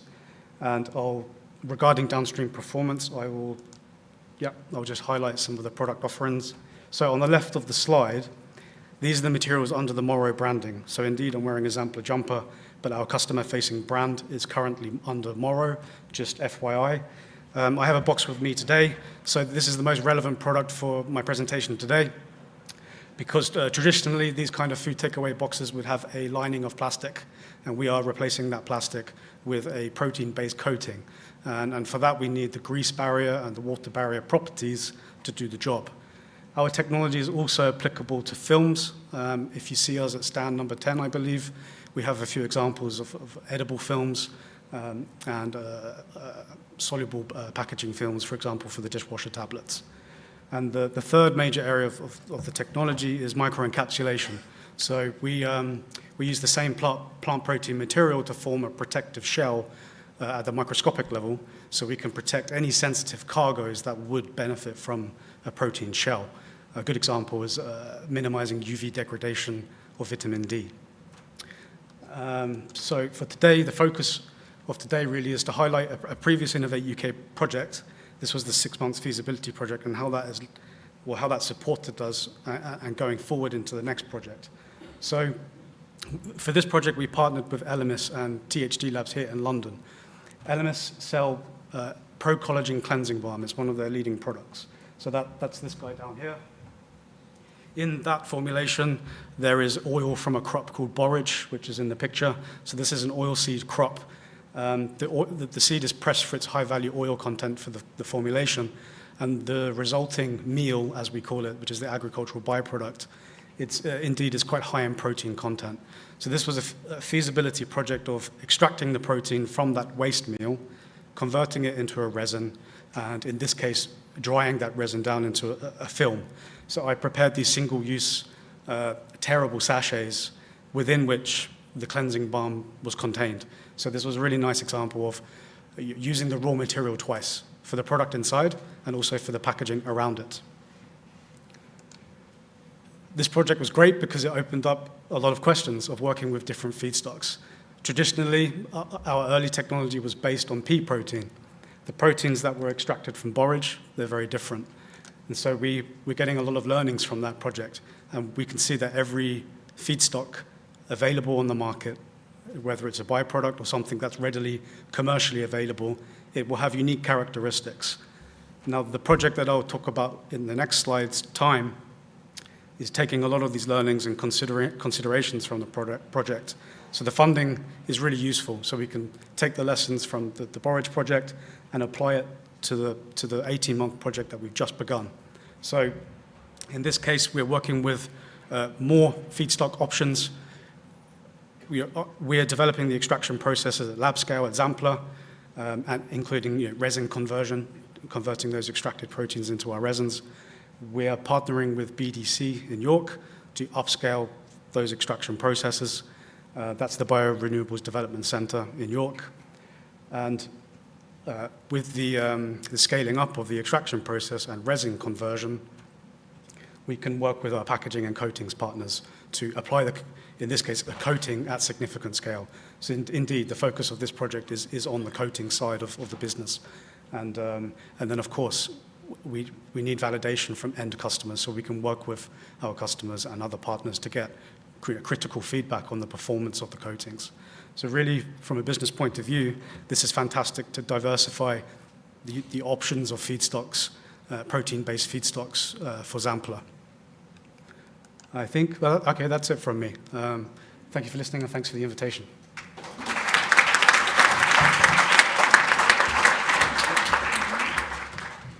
Right, thank you, Luke. That concludes this session. The next one is at 4:10, and that's Recipes for Success, Engineering Biology Opportunities within the Food Sector.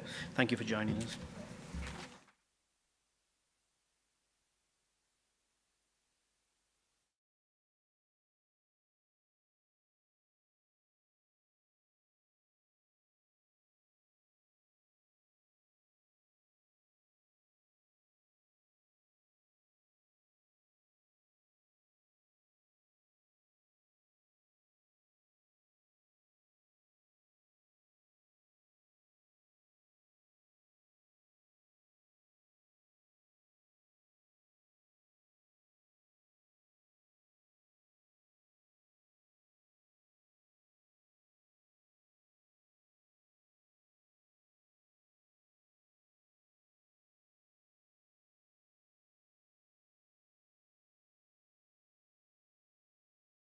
In the room for this late panel session in the day. I'm going to start by wondering how to proceed my slides. There we go. So very quick introduction, and then I'm going to sort of pose some questions to the panel. And the topic for the session is engineering biology and how the engineering biology opportunities can flow into the food sector. But before we sort of dive into that straight off, I'll just do a bit of scene setting in terms of what we see as engineering biology in Innovate UK and the types of things we've been funding, and then we can flow into the food sector discussion. So my name's Tim Paget. I am an innovation lead in the engineering biology team in Innovate UK, and we are a team that spans and has touch points across a number of different sectors by nature of the fact that engineering biology is actually a platform technology, as we see it as an enabling technology into a number of different sectors, clearly sustainable manufacturing being a key one, hence why we're here with you all today. So, we've been working with across the UKRI councils for the last 3 years or so, delivering what started out as the National Engineering Biology Programme, which was funded through, then given funding through the Technologies Missions Fund.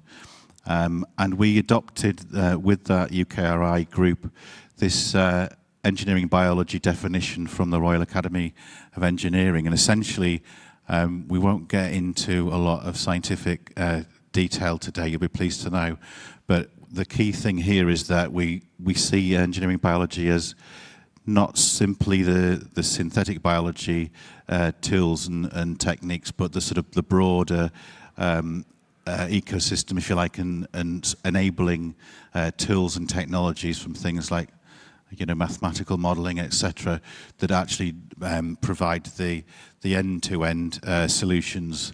And indeed, that then fits nicely with the National Engineering Biology vision that was published by previous administration, but is still confirmed as government policy, which is this broad support to enable the scaling and commercialisation of these concepts and innovations that are coming from the synthetic biology world.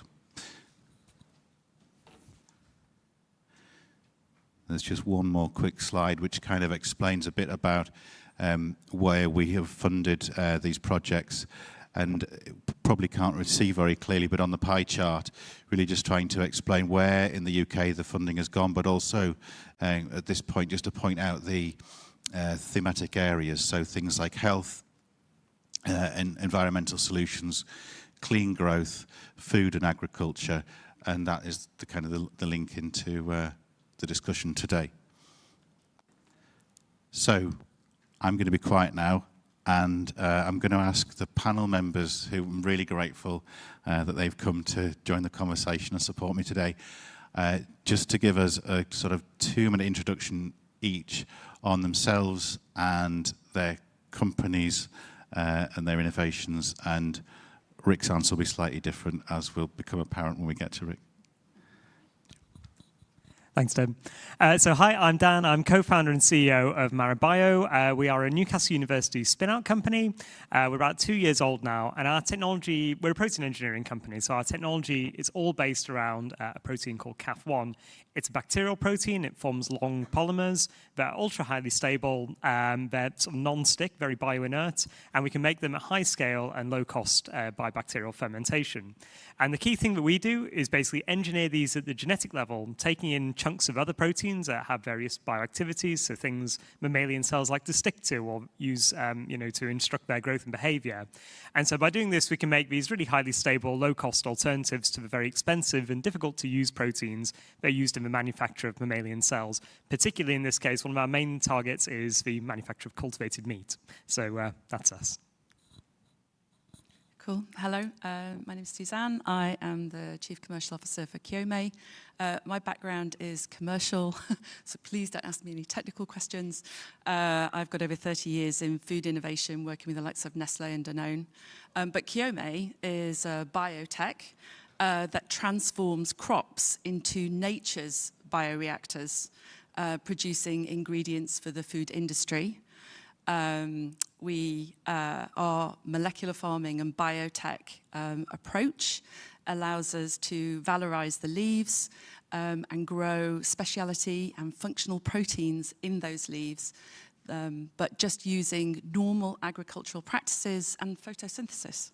So pretty remarkable. These little plants are actually our little factories for us. We also, as a business, we work upstream, but we also uniquely work downstream as well.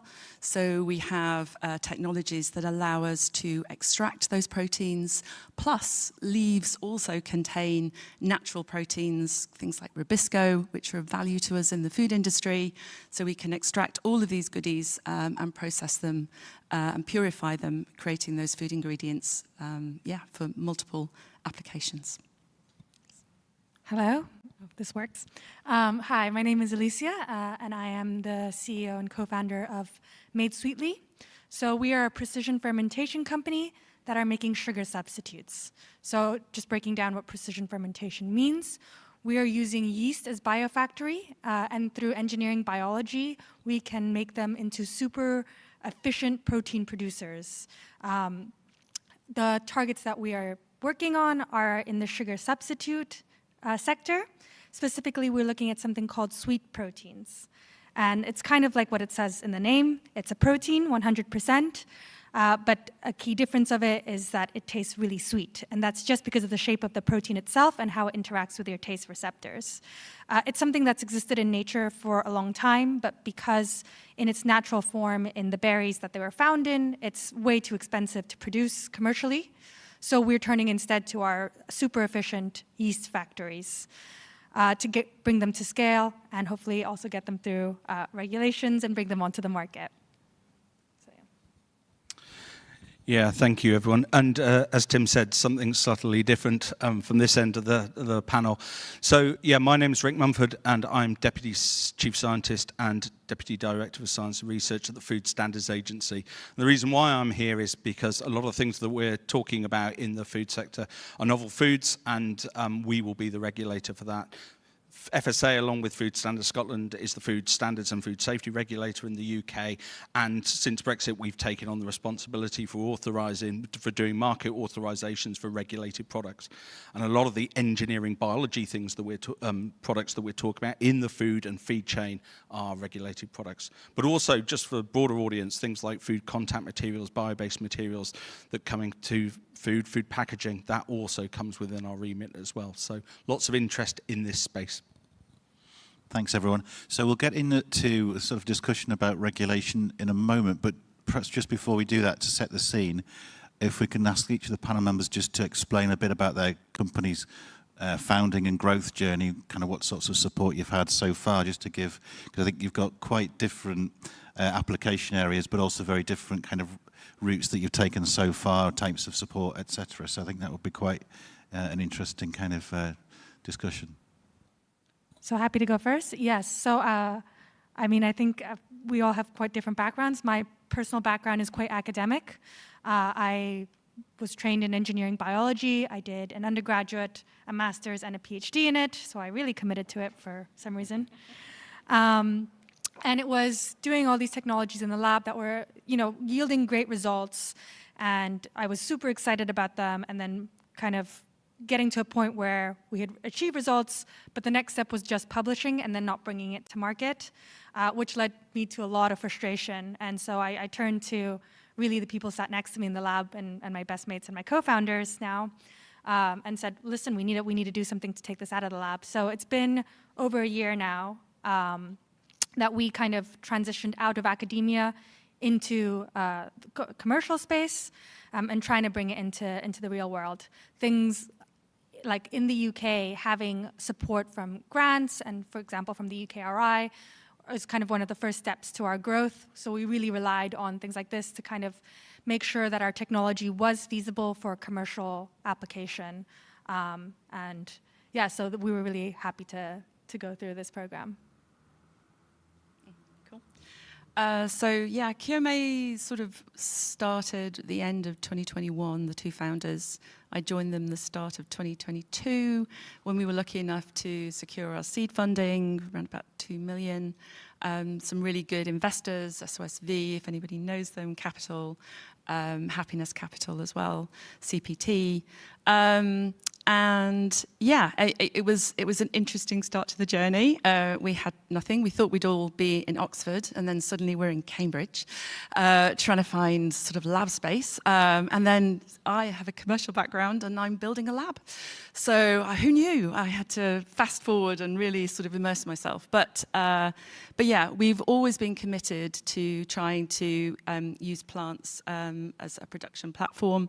And our first product came pretty quickly. We were sort of working in leafy greens, edible leafy greens, with trying to help the alternative meat protein category. And then we sort of discovered UKRI. So we have 5 projects ongoing with UKRI and different commercial partners, around about £2 million, which is has been significant in really accelerating and helping us to bring our business into reality. And yeah, the next stage at the moment is we're facing into, we always knew that we can create these ingredients, but how do we get them out? So we started looking for extraction facilities, and it's something that you might have heard in other conversations, people talking about biomass, plant biomass in particular. Trying to find these people is quite difficult because we have customers who want food grade samples, and guess what? There's not much infrastructure there. Again, similar themes, I think, that are going to crop up later. But that's where we are at the moment. It's all terribly exciting, and yeah, and it's really good to see some real stuff coming out of those plants. Cool, thank you. So yeah, our journey, we started out in academia as well, actually quite a long time ago. I think our CSO, who was a professor at Newcastle, started working on the technology about 30 years ago, I think back in the 90s as part of a vaccine project. So it's taken quite a long time to actually get to this stage. And I think it's a good indication of when, someone starts working on something, then realizes that actually, there's a really exciting application for the same science somewhere else. So it moved from the sort of vaccine into the biomaterials field. So everything really kicked off sort of about 2015, which was when I, not because I joined the project, but when I joined the project, as a result of the professor being awarded an industrial biotechnology grant, which was, I think, Innovate UK, BBSRC, EPSRC. And the great thing about this grant was it gives you about 5 years' time to sort of really explore the technology, but there's always this view towards, commercializing things. So it's sort of basic research, but with an end goal in mind. So that gave us a lot of time to explore what we could do with this protein and what the various different applications could be. And the great thing was that then led into a follow-on fund from the BBSRC. And I think this speaks to one of the questions that was in one of the previous sessions, which is, what do you do when you've got to that stage when you maybe don't have something that's ready for Innovate UK, but you also are maybe a bit too late for BBSRC. So the follow-on funding gave us another 18 months to really hone down on what the applications would be. This led on also to something called the iCure program, which has been mentioned earlier in the day as well. And if any of you are thinking of going on a similar journey, I'd really recommend this because it's absolutely phenomenal and was kind of life-changing for us. It's for a team where basically you have a technology which you think will be useful to commercialize. You go out into the wide world. It gives you some funding basically to talk to loads of people in lots of different industries and really find out what the commercial appetite is in different market sectors for what you've developed. And it really helps you sort of plot a course onto where your technology is most, going to find its most value, and also what the right commercialization route is. Is it to form a spin-out? Is it just to license? So for us, that really helped kind of guide our track and avoid some things where we thought we might have some really good commercial application, but actually there were better and kind of easier opportunities out there. So the iCure then led on to some Innovate UK follow-on funding, which then led on to some further Innovate UK grants and seed funding, and here we are now. And I think just to highlight some of our recent grants that we've been working on, we were really lucky to be able to both lead and also take part in projects that others were leading as part of the Innovate UK Novel Low Emission Food Systems grants. And this has really enabled us, and I'll come back to this a bit later on, to kind of focus on how do we take our products, into looking into being food grade, into addressing some of the questions that might surround the regulation of quite sort of novel and innovative products, as well as also working together with lots of other people developing other technologies to try and have a kind of stronger or, I guess, more complete solution to some of the challenges that face the market. Thanks, Dan. So thinking there about regulation, and we'll probably stay with Dan just because the microphone's at your end. But the government's been really clear that it sees regulation as an enabler to drive economic growth rather than a barrier. So sort of one area that I think is interesting to explore.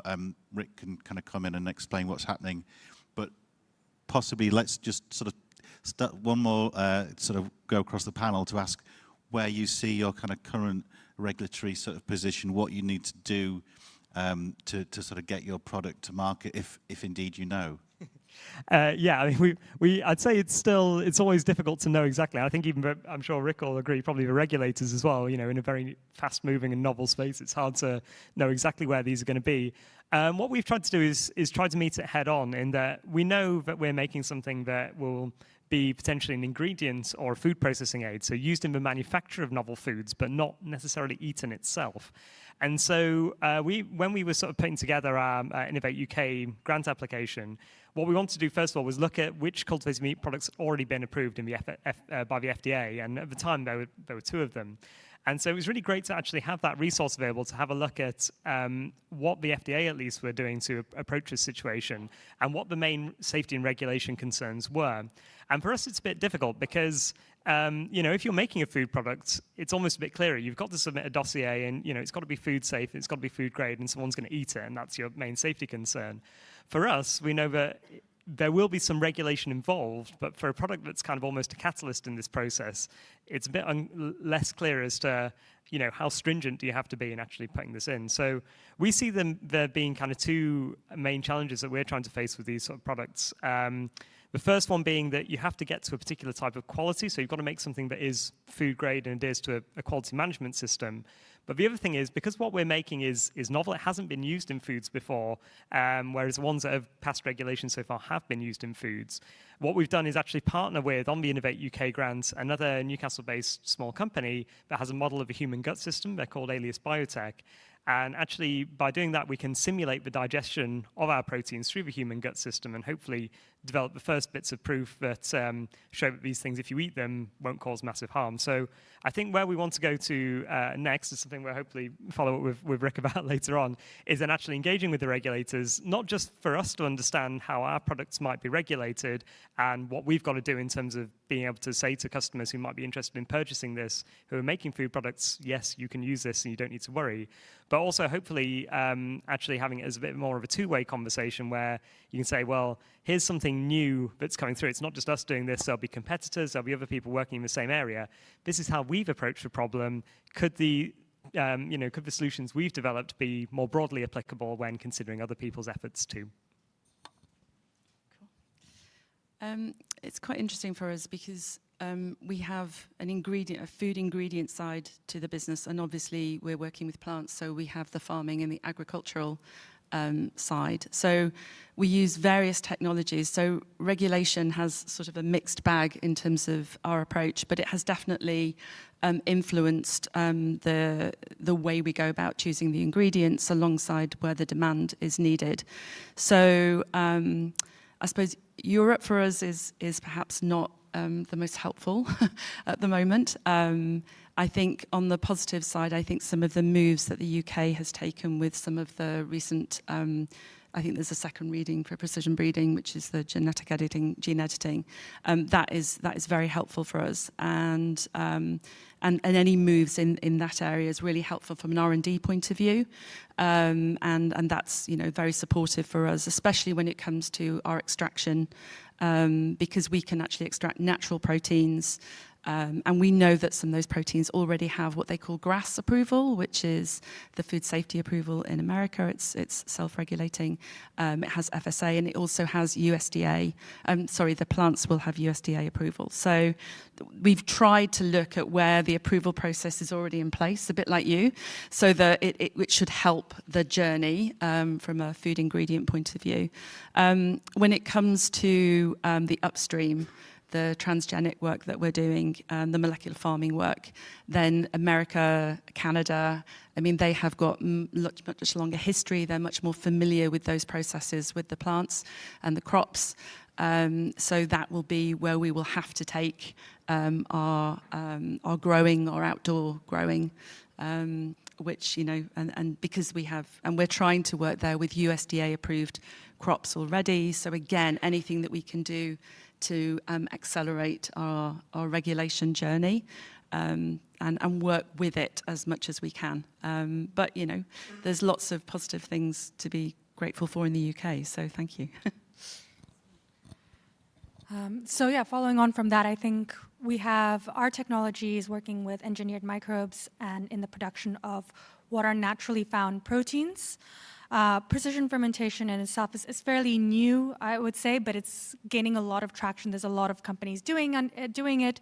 There are many companies, like you mentioned, especially in the US and Canada, that have already are starting to produce ingredients with this, that have got the self-GRAS approval as well. So the strategy that we employed, keeping in mind that we're still fairly early on in this journey, is that we have really looked at what is already existing in the market. So we tend to look for proteins. We've looked for proteins that are naturally occurring.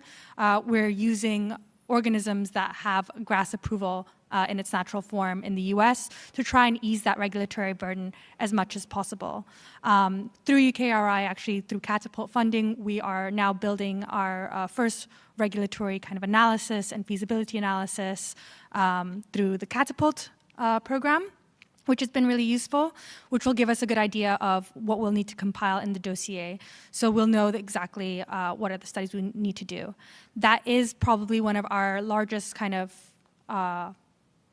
hurdles or obstacles. It's the thing that will take the most time, the one that we want to do to a really high quality standards, because we want to make sure that all of our products are safe and meet these regulations.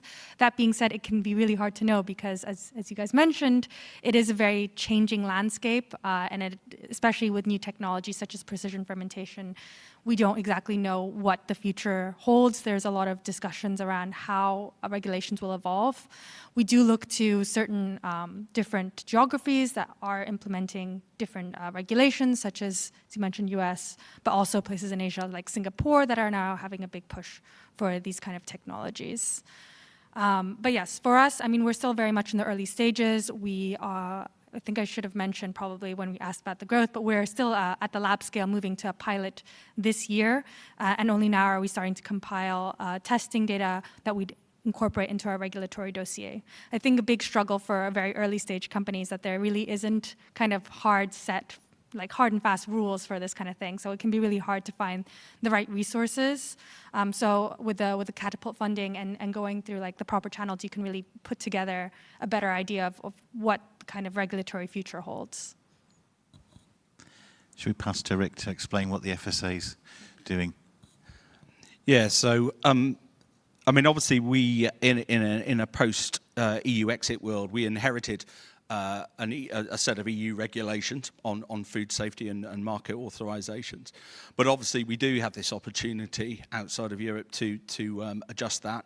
One of the things we are looking at, and there's this very big, we mentioned it earlier, a very big push from government around growth and supporting innovation. So what we're trying to do at the FSA is see if we can be more proportionate in the ways. So obviously, we want to make sure these things are safe. You know, we're 25 years old. The reason why we were created in the first place was off the back of the BSE crisis, and it wasn't a great thing for industry, and it wasn't a great thing for lots of poor, unfortunate people. But as we move forward, we want to see if we can maintain that safety and protect consumers and ensure that they trust those products, because that's another important role for an independent regulator, but also be proportionate into the way we support regulation, which is why we're trying to look for opportunities to adjust what we do. Now, it's been mentioned already about precision breeding. You know, we've got 11 sort of different pillars under regulated products. We're putting a 12th one in, which is precision breeding. And again, we're having to create that as a new approach to try and deal with what is new technologies. And I think we are ahead of people like Europe in terms of how we're doing that. But I think there's other things we can do. And again, we've come back to this thing about engineering biology. It's real cutting edge technology. We're talking about stuff coming out of universities through small, medium-sized enterprises developing the innovation. But we haven't seen that before. You know, people haven't eaten this stuff before. You know, you talk about cell-cultivated protein. Apart from a few Singaporeans, no one's eaten it. You know, so we're in a position where we've got an opportunity to change that. And one of the things that we've been very fortunate to do is through DCIT funding and the Engineering Biology Regulatory Sandbox Fund, quite a mouthful. We've got 2 years of funding, which effectively started, I think, this month, which is to develop a regulatory sandbox around cell-cultivated proteins. And the idea within that is to create a sort of, if you like, a bit more of an open innovation, a sort of safe space where we can have a really strong dialogue with innovators as a regulator and start to understand what some of the challenges are, and things like really identify the hazards, really identify the risks, come up with a sort of minimum viable product for what tests are needed to come up with a decent dossier. So then it's kind of garbage in, garbage out, or it's good dossiers in, good dossiers out, a type approach. So I think it's a really positive thing, and again, it's excellent that's been supported, and hopefully we'll be making some announcements on partners for that. But even if people aren't partners, it's 2 years to have a really good dialogue around the innovations and the sorts of things you people are talking about. So good. And a follow-up question, Rick: how would a company, a small company or potential spin-out, engage with FSA if at a very early stage we've got an idea? What do we do? So there's going to be various pillars within the sandbox. I mean, one of those has been that it's now closed, but there was an application process for people to be full partners. And what we've been trying to do, or colleagues have been trying to do, is select sort of a range of different partners with a range of different technologies. Because what we want to do is look across the range of things and see if we can then challenge those technologies. What would the committees be looking at? So that's one side of it, and that is where we're going to announce soon. But the other thing we are going to do is then, one of the key things it gives us is more resource. All government departments, everyone's type for resource. It gives us more resource to actually then have a bit of an open door so people can have early stage conversations. So Dan, you can come and talk to someone and say, look, this is the challenges I've got. Where do you think we could go? And then start to direct it. Because I think one of the key things is, obviously we get to a point where that dossier is submitted and then we have to step behind that firewall because we are the regulator and we have to have that relationship. But can we get to a step before that when we can start to just have that conversation and be more open and start to understand the challenges? Because we've got as much learning to do as the innovators have. And how does the UK approach, question to sort of anyone, how does the UK approach kind of compare to international markets and comparators? Anyone got sort of experience of, you mentioned FDA, but have we sort of benchmarked against other regulators around the world? I've got the mic, I'll carry on. Yeah, so there are. I mean, there's been talk of the US approach. I mean, yes, US is probably, I mean, if you look at the spectrum of regulation, you've probably got EU at one end, you've probably got the United States at the other end, so it is a more flexible approach, and people have talked about grass. We would hope to develop something that is more proportionate. We are doing it, and again, mentioned the sandbox, but within that, one of the pillars is going to be about international, and again, trying to understand what others are doing. You know, I know personally, I've spent quite a lot of time talking to, you know, I've been to Singapore to talk to them because they are the first. They moved first on cell-cultivated protein. So can we learn from them? Because these are the standard issues. You know, when you get together as a forum of international regulators, we're all looking at each other going, what are you doing about so-and-so? Because we're all having the same issues. These are global products. These aren't things that are just UK focused. And we've got to work within our frameworks, but we're all, you know, trying to identify the hazards that we need to worry about and those sorts of things. And then how do we quantify the risks? And can we share best practice? So that's definitely going on. I mean, so definitely we created the company in mind of like wanting to serve Europe and the UK markets, just because that's where we're from. I mean, I want to see my product on a shelf somewhere that I can consume as well. But it's one of those things that as time goes on, we also realize that there are significant time barriers that exist there, and then you have international competitors, so you know you have to move fast, you have to get to the market as soon as possible. So sometimes it seems that the UK or the EU will not be possibly the first market. That being said, it's also difficult with the UK because I mean, it used to be part of the EFSA, now it's something different, so we're also waiting to see kind of what happens there.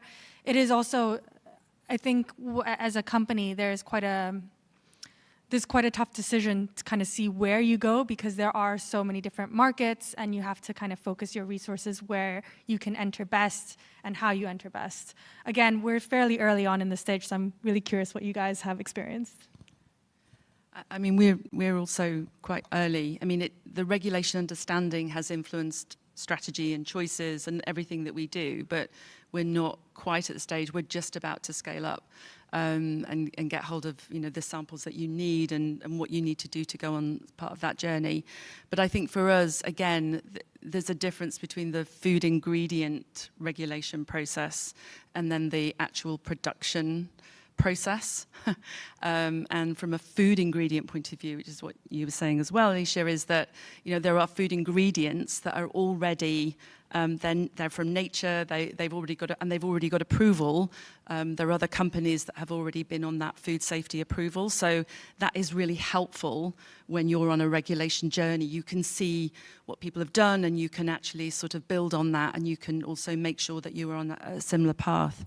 I said for us, it's very specific. From our growing point of view, we will be choosing to go to markets where that regulation is already in place, and there is a system that's already set up. And who knows, the UK and Europe might change. Food security issues might cause a lot of changes, but, you know, agricultural changes, farmers needing more sort of sustainable incomes, etc. These could all be things that might trigger a different approach in the UK. There was another point I was going to make. No. So there was food ingredients. There was the growing, the regulation piece. No, it's gone. I can always pass it back in a second. Yeah, yeah, and I think you know, I think that's really interesting. The comments. I mean, I think I'd say for us, it's a little bit different because we're making something that's different. We can't rely on the GRAS, which is, again, another sort of challenge. I mean, the benefit for us is being a platform technology. At least there's, you know, non-regulated markets that we can enter into first to be able to kind of get some commercial traction and do that while we begin to address these regulatory challenges. But I think there's two bits that we've already mentioned here which do help companies that are maybe, you know, that are going on the journey anyway, but also going on the journey with maybe something that is a bit non-standard or that hasn't necessarily been, there's not much evidence out there of it being used in food products before. And I think these two things are, first of all, you know, we've been benefited, as I mentioned, the Innovate UK funding. So I think that's one way in which we've been able to use that funding, collaborating with CPI and Alias, to be able to, begin to do some of our own research on this and begin to address the problem from what we can see from our side.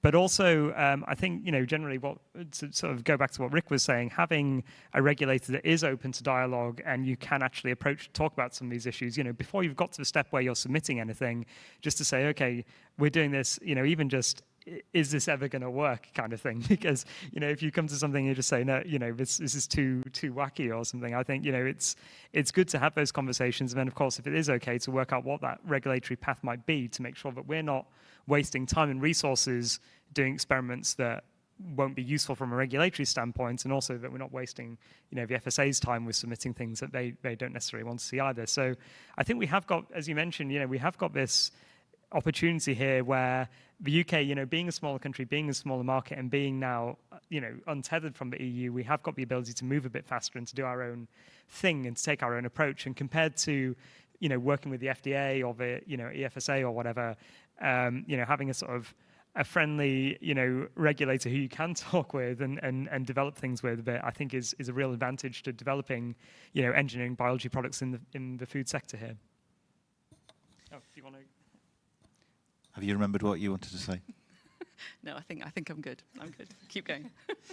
So it sounds like you're all in a really difficult situation where you need to plan for the next year, 18 months, however long, and yet there's not a lot of clarity around the sort of regulatory picture, which is still kind of developing, which you can feed into, but obviously it's going to take time to evolve. So if I can ask, sorry, a difficult question, then is it possible for each of you to articulate what your current growth plans are, what sort of support you would be looking for over the next sort of year, 18 months? Kick off. Yeah, I mean, as I said, I think we're at a point now where we are ready to scale up in terms of our downstream technology. And that works with plants, all crops at the moment, or specific crops that we're looking at.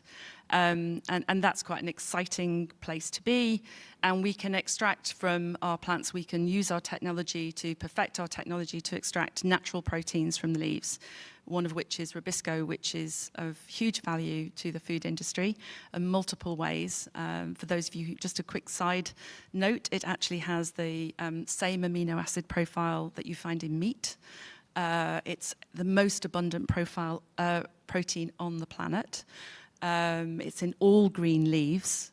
The issue is that you have to eat a lot of green leaves to get the benefit out of it, and that's always held it back. Whereas we're actually working with agricultural crops, so we can actually use the waste leaves to extract, and that is something that can happen in the UK. However, our growth trajectory is sort of frustrated a little bit by not being able to find CDMOs who have got the ability to handle huge levels of plant biomass to help us to put our protocols for extraction and purification into work. So we actually, at our pilot stage, we've had to go to Denmark because we need food grade samples. And this is the conundrum, you need food grade outputs to be able to then do regulation journeys, to do testing, and to secure your commercial contracts with partners.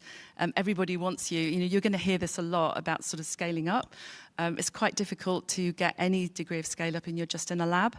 But you equally are not ready to do huge runs. So that's where we are at the moment. It's from the downstream point of view, and then the upstream is continuing. We're working with sweet proteins ourselves, and we're working with astaxanthin, and that is on a slightly different. The proof points there are on a different trajectory, but yeah. So if anybody's out there and knows anybody who wants to work with lots of plant biomass, please talk to me. Who wants to go next? Oh, thank you. I think you made some really good points there, but I wanted to pick up in terms of us as well. So. As I say, we've got, I think there's two challenges for us. One is finding out how the sorts of things we make are going to be regulated, what we need to do there to prove that they're safe, which we've already mentioned. But I think the other side of it does hark back to what you're saying as well, in that you've then actually got to make this stuff to sufficient quality. And I think that's quite hard. And you do really need to sort of look at, as a small company, engaging with CMOs and CDMOs to be able to make this stuff, because they've got the things like the quality management systems in place. They know they've got the qualified people who actually know what it's got to look like. They've got the paper trails and all that. And also, I guess, the trust that customers would have if they've got a track record of making these things, that they know that it's been made correctly, so they don't need to worry about that. But to be able to do that, it's going to be really expensive. You can't really do it yourself. I mean, if you do it yourself, you've got to set up some food grade plant, which is going to be really sort of capital and property intensive to do.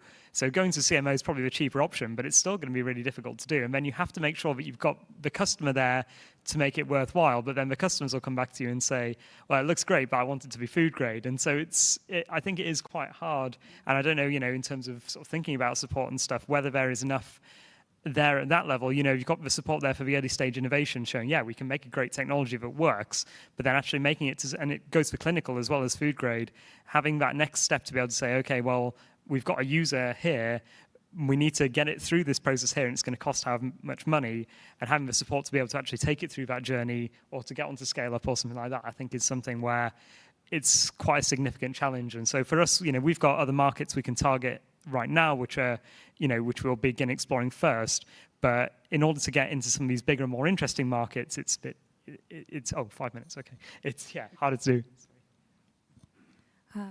Yeah, I mean, I think as you both mentioned, I think engineering biology is kind of one of those chicken and egg technologies where you have the technology to develop something, but you need to develop enough to test the product. But you need to test the product to get the funds to develop it. So you're kind of stuck in this strange loop, right? And as you mentioned, you need to get it to food grade, you need to get it to scale, you need to get samples that will be ready for testing, and you kind of just find yourself in this strange loop where you don't know which step to go in. I know we have very little time, so I'd be interested to hear also your thoughts.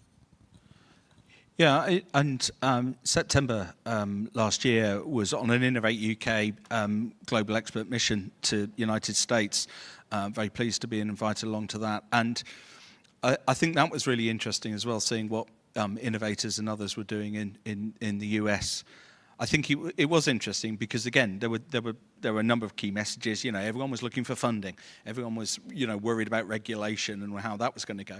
But this message about scaling up, scalability, and what facilities, and that's what are available, and that's one of the things that, certainly we looked at with some of the facilities, their food grade facilities, for allowing people who were innovators to then put things into cans and look at the formulation, all that stuff, to actually sell a product. And it was really interesting. And I'm going to point to the friends at CPI who are in the audience and just say they were on the visit as well. And it's those sorts of facilities.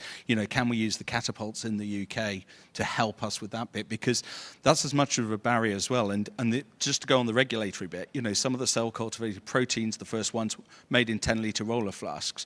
If you're going to go to a 10,000-litre bioreactor, you're going to have to go through a bit of a different regulatory journey, because that's about exposure, that's about scale. And then you're going to need to talk to the engineers, because they're going to tell you where the HACCP control points are, where the risk is. And that's not just about the final product, is it safe or not? That's about how you're producing it, because it's the safety of the food and it's the safety of the process in which you make it. Just going back to the kind of the way that you articulated that, the loops that you get into in terms of what comes first and the iterations that you go through, and sort of reflecting on what you each said just then, how patient and understanding are investors, private investors, when you're trying to raise funds and yet it's not very clear what steps you need to go through? A patient investor seems like an oxymoron as a term. So, I mean, I think there is some level of understanding because there have been prior investments in technologies such as this, for example, precision breeding and precision fermentation.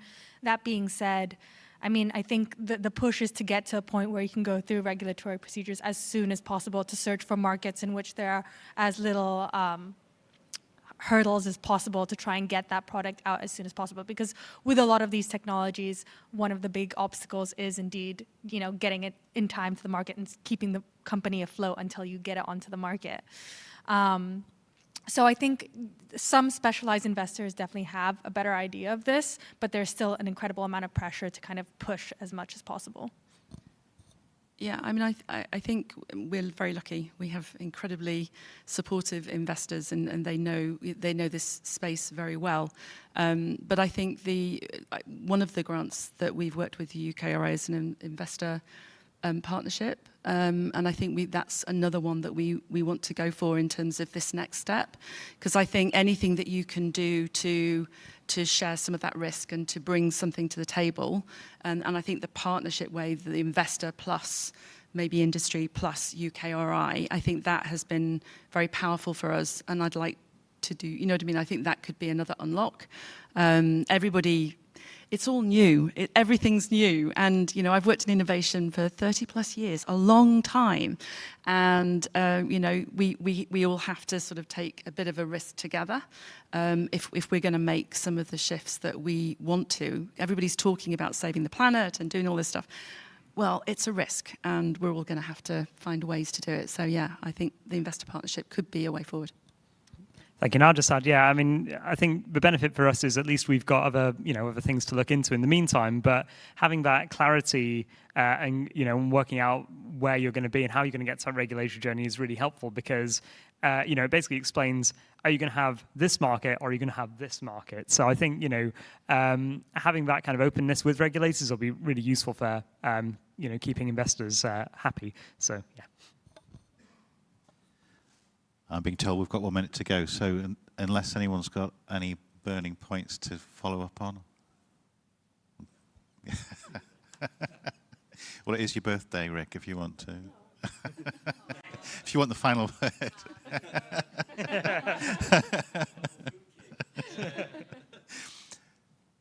No.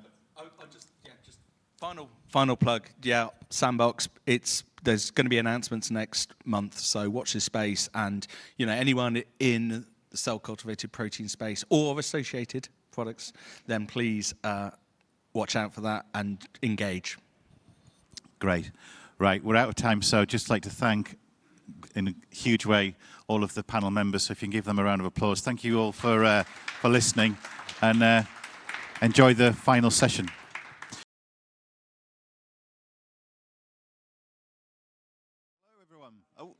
We're coming through. Yes, brilliant. Thank you. So we may well still have some people joining us. They're more than welcome. You might also, at some point, hear clinking of glasses the other side of that divide, which is actually good news, because many thanks to Make UK, there is actually a drinks reception later on. So if you do hear the clinking of glasses, don't be disturbed. But, you know, maybe do look ahead with fun. But in the meantime, we actually have plenty of fun here. So we've got the panel to close today. It's been a busy day. We've actually had over 1,000 people through the door and over 600 people online, with some of them still with us as well, which is good. So this is the closing panel session. I'm Mike Biddle. I'm Exec Director for Net Zero at Innovate UK. And we have, you will notice that we've followed the pictures online. So we've got Jane, Frank, and then Claire. What we're going to do, we're just going to do a short sort of intro piece, and we're going to have a panel discussion. And we will also then have roving mics, or a roving mic, and we'll have Paul running around the room to see if you can ask some questions for us too. So I think for me, I just wanted to sort of reflect on the day in terms of, I think we've been hearing throughout the day how central and critical manufacturing is to our economy and our society. You've heard the size and scale of that in terms of the impact on our economy, and various numbers through the day. Actually, I was quite keen to go with Stephen Phipson, seeing as they were the biggest, it would seem. But I think we can all agree that there is an importance that manufacturing brings, not just to the economy directly, but also indirectly. It's also about resilience in uncertain times. And with everything that's been happening in the world, if you look at some of the geopolitics, sometimes it's possible to get carried away and start thinking about the apocalypse and telling apocalypse jokes like there is no tomorrow. You're welcome. But I think the other thing is we are having to change, right? And manufacturing is having to change too, because the world is changing around us. And that's both in terms of the changing of products, processes, business models. All of that is changing because everything else is changing around us. And that is why technological advancement, the increased efficiency, needing to understand the supply chains and business models is going to be important. So I think this is a chance to seize our moment. It's a chance to recognize that we're good at manufacturing, we're good at innovation, we can do this, we need to do this, and that's why it's great to have our panel with us. So I'm going to hand over to Jane Nicholson first, who's Exec Director for Research based at EPSRC.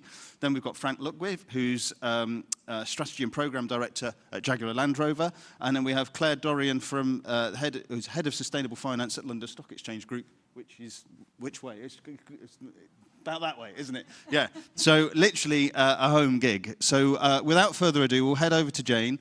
We've got 2 to 3 minutes each, and then we'll get into a bit of a panel discussion and then open out after that. So, Jane. Thanks, Mike. So as Mike said, I'm Jane Nicholson from the Engineering Physical Sciences Research Council. So we're a sister organisation of Innovate UK within the bounds of UK Research and Innovation. And so we're particularly focused in EPSRC on kind of that foundational research, the bright new ideas that we get out of the academic base that we work with.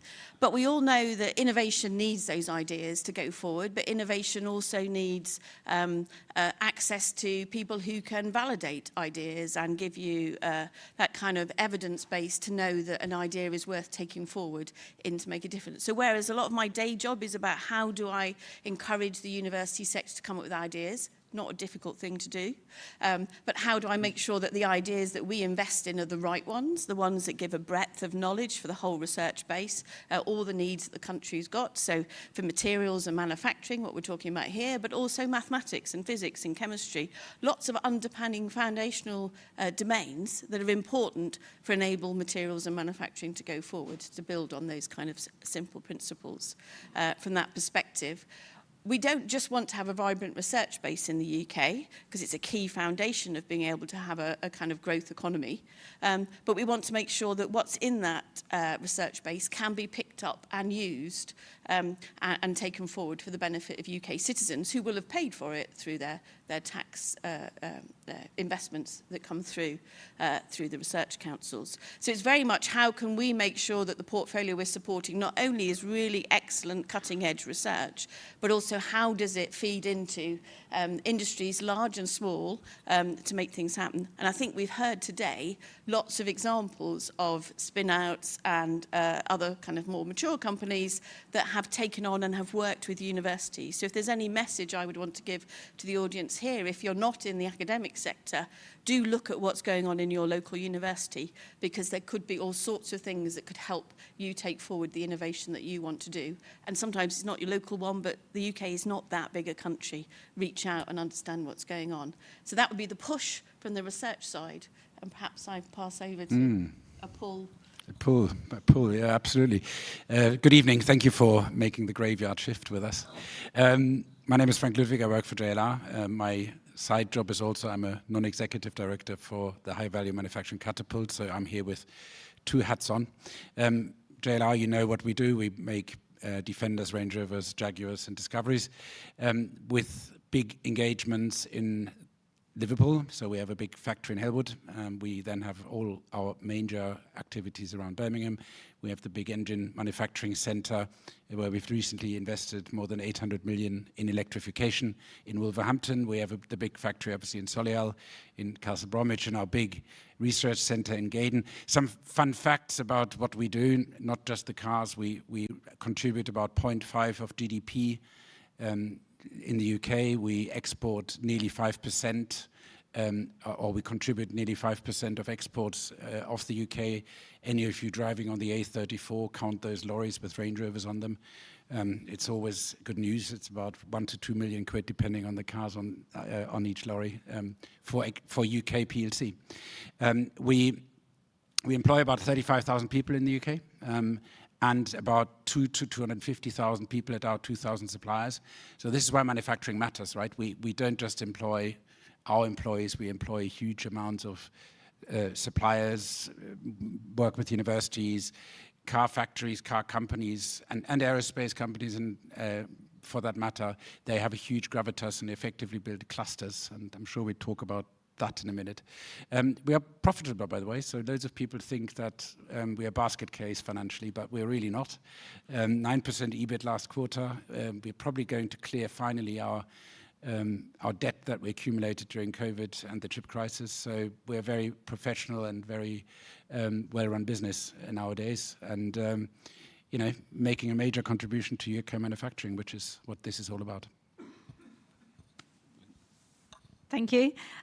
Likewise, delighted to be here. I'm Claire Dorian. I head Sustainable Finance at the London Stock Exchange in our markets division of the group. And the LSE the G part is really important because actually, I was talking to Frank earlier and he was saying, oh, you know, what's in sort of in the group now? And so we're not just the London Stock Exchange business. Obviously, that's key. That's where you hear and read a lot about IPOs and listings on the London Stock Exchange markets. But just before COVID times, we undertook a big transaction that's really sort of revolutionised what the group's offering is to date. And we bought the Refinitiv business, so the sort of heritage Thomson Reuters business. So we're now a big data markets infrastructure provider that spans data analytics, a risk intelligence business, FTSE Russell and the indices there. Our fun fact, yes, is that we've gone from 5,000 people to 27,000 people as an organisation operating in about 70 countries globally. But my role specifically within the organisation is within sort of the London Stock Exchange part of the business, and also the post-trade and clearing and settlement, which occurs after the trading takes place. And so we are spending a lot of time with businesses that are at an early stage of their journey, that are thinking about, maybe a listing is something that they want to aspire to in the future. And as such, are operating a number of capital raising platforms to support that innovation, because I think one of the things that many of the people who work on the listing side of the business really talk about is how we can make sure that we are supporting innovation and supporting businesses coming to market so that they scale and they grow and they stay here in the UK.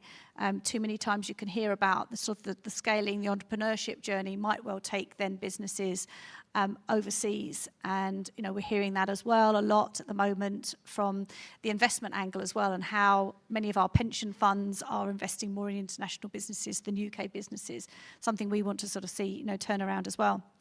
So from a sustainability perspective, what we have done over the years is really recognise sort of the growing trend and sort of the move away from perhaps some industries like mining and oil and gas, recognising actually that manufacturing materials is also just an important part of the growth of not only the green economy but also the transitions to the low carbon economy as well.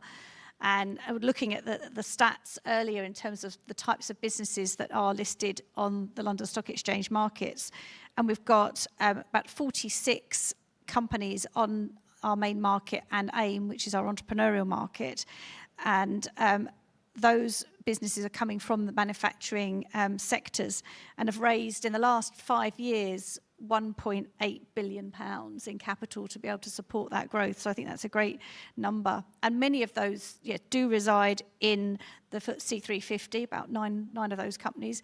But it also just demonstrates that there's a lot of smaller emerging entrepreneurial businesses as well that are in that sector. So I'd love to sort of delve into some of the questions and the panel discussion later about actually how do we support that journey of entrepreneurship and growth and have that sustainability flavour to it as well. Brilliant. Well, sustainability is where I want to go first, actually. So brilliant. Thank you. And in fact, I'm kind of interested in all of your thoughts around sustainability in its broadest sense, right? So we've got the sort of the classic sort of green agenda, but the sustainability of businesses, the sustainability of the innovation and the research base, and also the sustainability from a financial perspective. So, Jane, do you want to start us off? So if I look at the kind of research agenda, there is lots going on, which is looking at how can you make things in a sustainable fashion.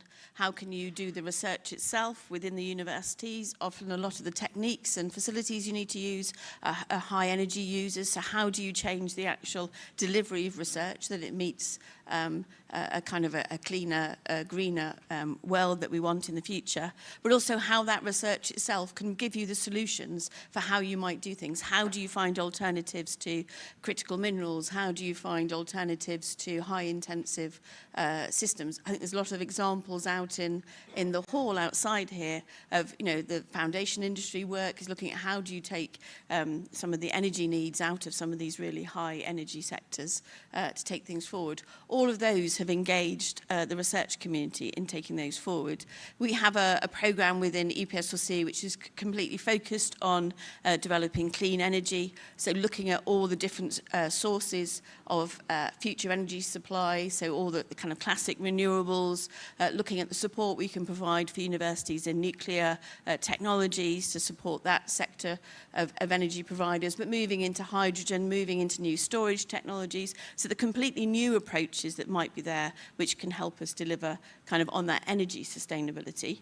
From that perspective. And then we move on to other programs where we're looking at investment in new manufacturing technologies, which will look for kind of how they can reduce the energy consumption, power need, usage of materials, and the circular economy. How do you make sure that what they do across that landscape? And so we've supported a lot of activities which, if you go back 15 years, actually a lot of the things we see happening here most probably came out of some fundamental research activities. So some of the research programs we're sorting today are going to kind of influence what happens in the next 10 to 15 years, because we're very much at the start of that journey of how you take kind of research ideas forward. But we want to make sure, how can we do that quicker? How can we do it better?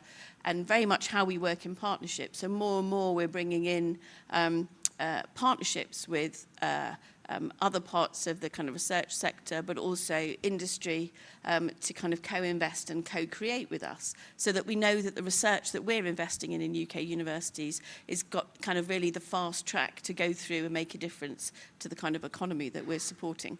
And then maybe just one last strand of that. One of the key things in any of this that we want to do is the UK's got to have the skills it needs. And we're very much focused in EPSLC about how can we make sure that the science, technology, engineering and mathematical skills that we need in the UK at the highest levels, so particularly people who are PhD qualified and beyond, that we have a steady stream of those skills to go out not only to obviously power the next generation of academic researchers, but actually about half of the people we support go directly on into jobs in the private sector. So do help drive that kind of economic growth. So making sure we've got those skills to feed the kind of future industry needs in kind of the clean energy, sustainable, whichever word you want to use.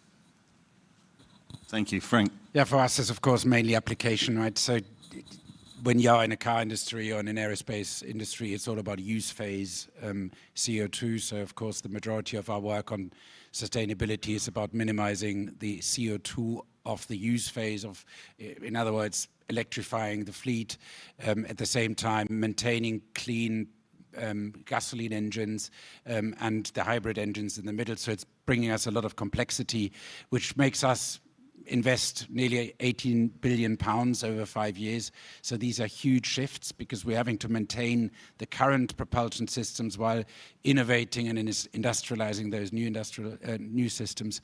But we're not just working on that. We're working upstream, so Scope 3 upstream. We're doing a lot of work with our suppliers.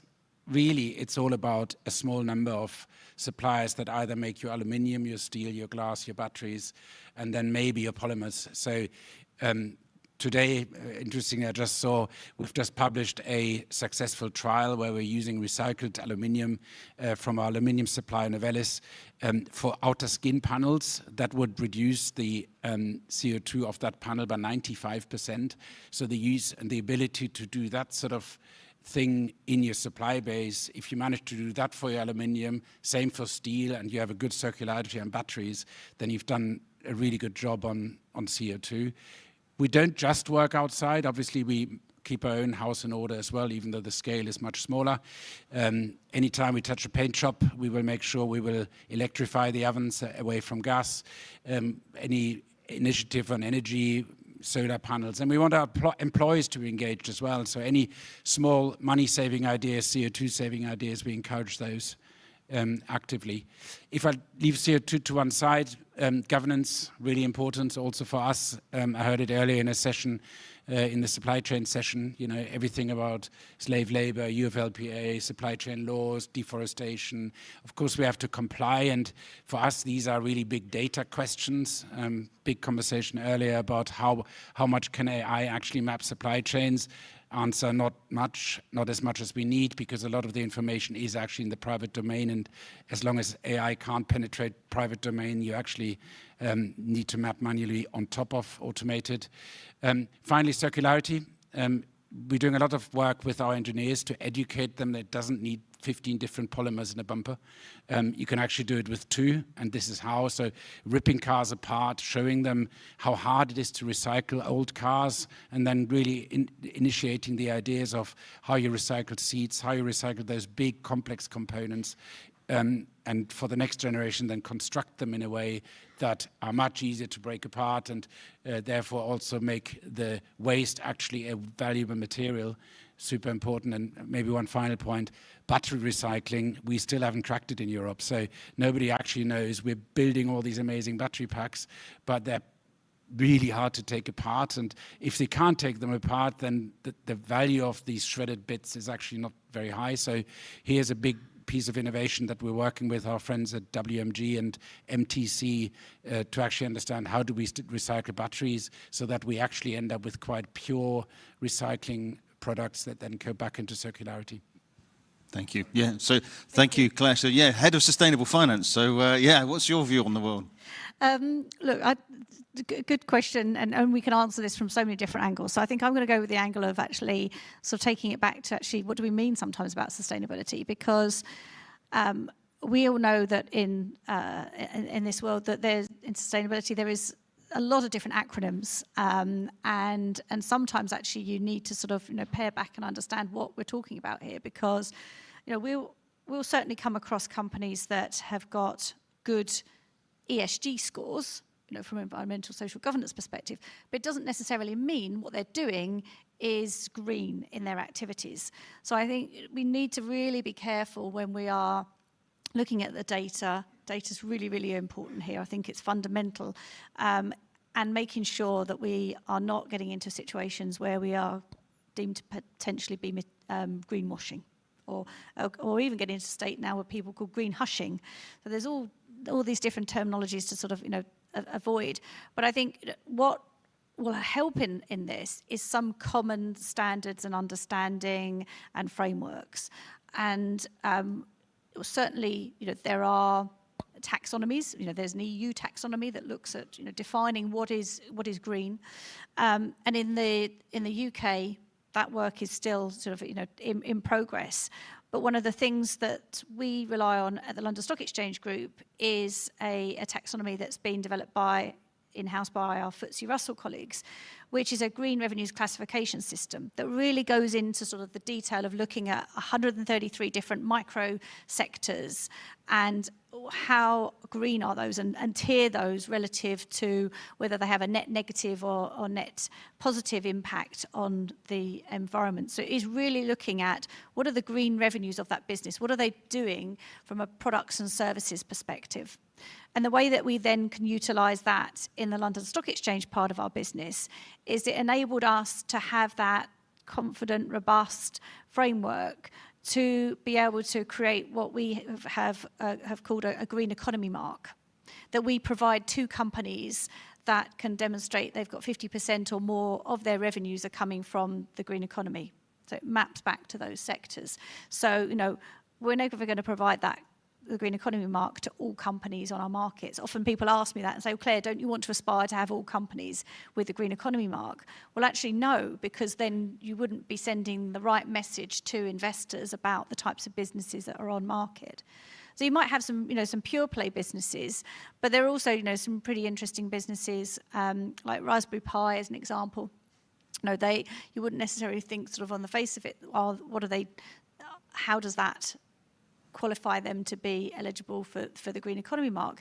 It's much more about what the energy efficiency of the products that they're developing is doing, and they might be sort of a standout in their market relative to their peers. So I think that's, it's really important to make sure that you've got the disclosures and the understanding of what a sustainable business or green business is actually doing. So I'd say that the data, kind of the disclosure, all helps then with engagement with investors, with your suppliers, to make sure that they really understand what the businesses are doing, and hopefully, that will drive sort of a lower cost of capital as well. Thank you. So one of the other things we've sort of heard about today, I'm going to come to you first, Frank, if that's okay as well, which is around the importance of technologically advanced digital automation. Obviously, that plays a big part for you. I mean, I don't know if you could start us off and then maybe Jane reflect on that as well. Yeah, I'm going to answer that question with two hats on, right? With my JLR hat on, but also with my, I help the SME group amongst the catapults, and I'm quite passionate about that. So, first of all, we've made a huge step forward in the last 5 years. If you look at everything we do on electrification, we couldn't do this on our own, right? And when you look at your current car and you compare that to maybe 5 years ago, when you think about autonomous driving, electrification, cybersecurity, this is all about who do you work with to get actually access to a bigger level of competence. And, that starts with, in our electrification journey, we work with, as I said before, our friends from WMG, from MTC, so with our local universities, with our local research institutes, because there are so many questions we really can't answer, or they become base research, and then having these close relationships is super helpful. When it comes to bigger topics, we are very close with NVIDIA. NVIDIA is the partner for us on our onboard platform for cars coming out late next year, early year after. We also use their Omniverse, so I'm trying to link some of this into the conversations we had all day. So we're using Omniverse and NVIDIA models to do factory simulation and to identify, for instance, clashes if you integrate into an existing line, and then make sure the offline simulation tools are up to date. You do that with virtual reality, etc. So that's one big cluster. The second big cluster, of course, in a question like that, we have to talk about AI. AI is I think we're all finding our feet, but we're seeing some super interesting things, like simple things like label inspection. Nowadays, to have a compliant vehicle, literally every market has a different label, and you might say that's really easy, but it really isn't. When you've got 50 different labels on every single car, you do that after a 6-hour shift in the middle of our Halewood plant.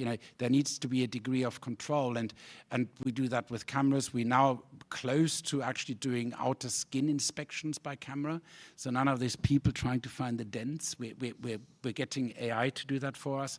Sealer paths on the underbody, ensuring that the sealers are applied properly so that the weight depth, which of course for our cars, because you can nearly drive them through a meter of water, is super important. So in that space, we're doing a lot.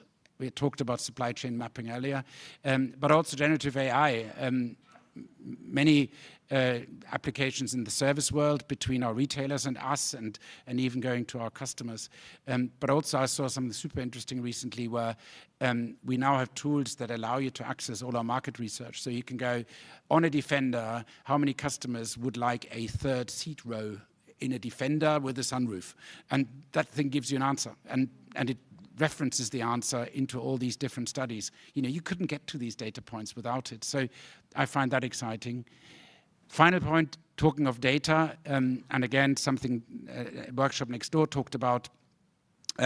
We've got it. We don't use Siemens. You guys talked about the Siemens suite. We use CATIA. So we've linked the entire CATIA suite into SAP. So we have a data journey where a single component travels with all its attributes: weight data, test data, attribute data, cost data, all the way through the development process. If one change is made, it's always up to date, and that goes all the way into MRP systems, i.e. the material management. The SAP world talks to the CATIA world.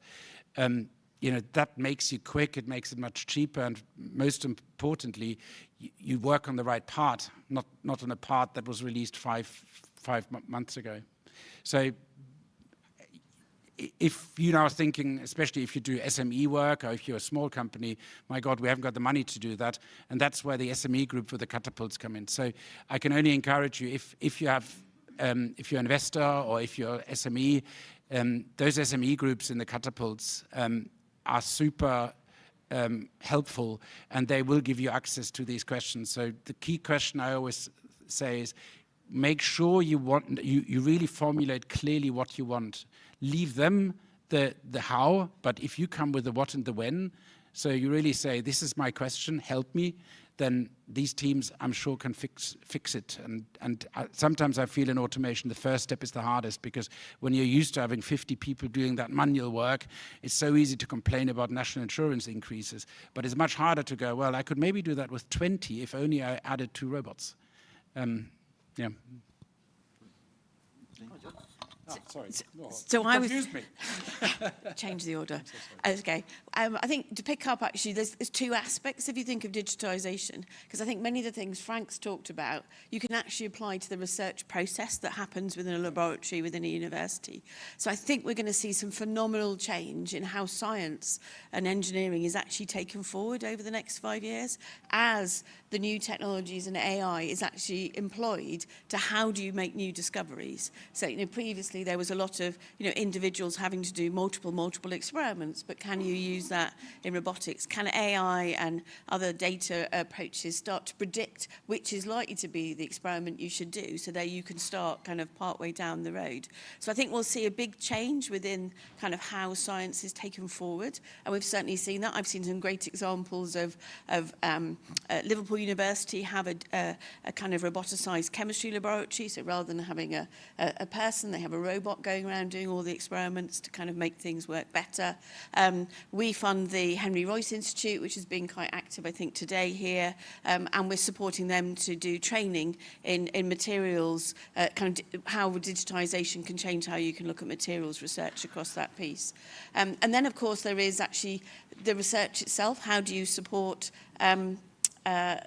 the AI? You need good algorithms, you need good base data, you need your systems to be trained on robust, ethical data that you understand. So how do you make sure that's happening? So when new models are being built, they've been built in a way which is doing what you think it's, it's doing what it's doing, not what you think it's doing, and that the data that it's based on is a reliable, trusted data source. So within company, you can manage that, but if you're working out in more wider data, how do you make sure that that's come from the right type of sources, and it's not just been trained on something that might have been out in the web, which you have no idea really whether it's any good or not. So I think they're all aspects of research programs we've got going on. AI, a big thrust, obviously, of government.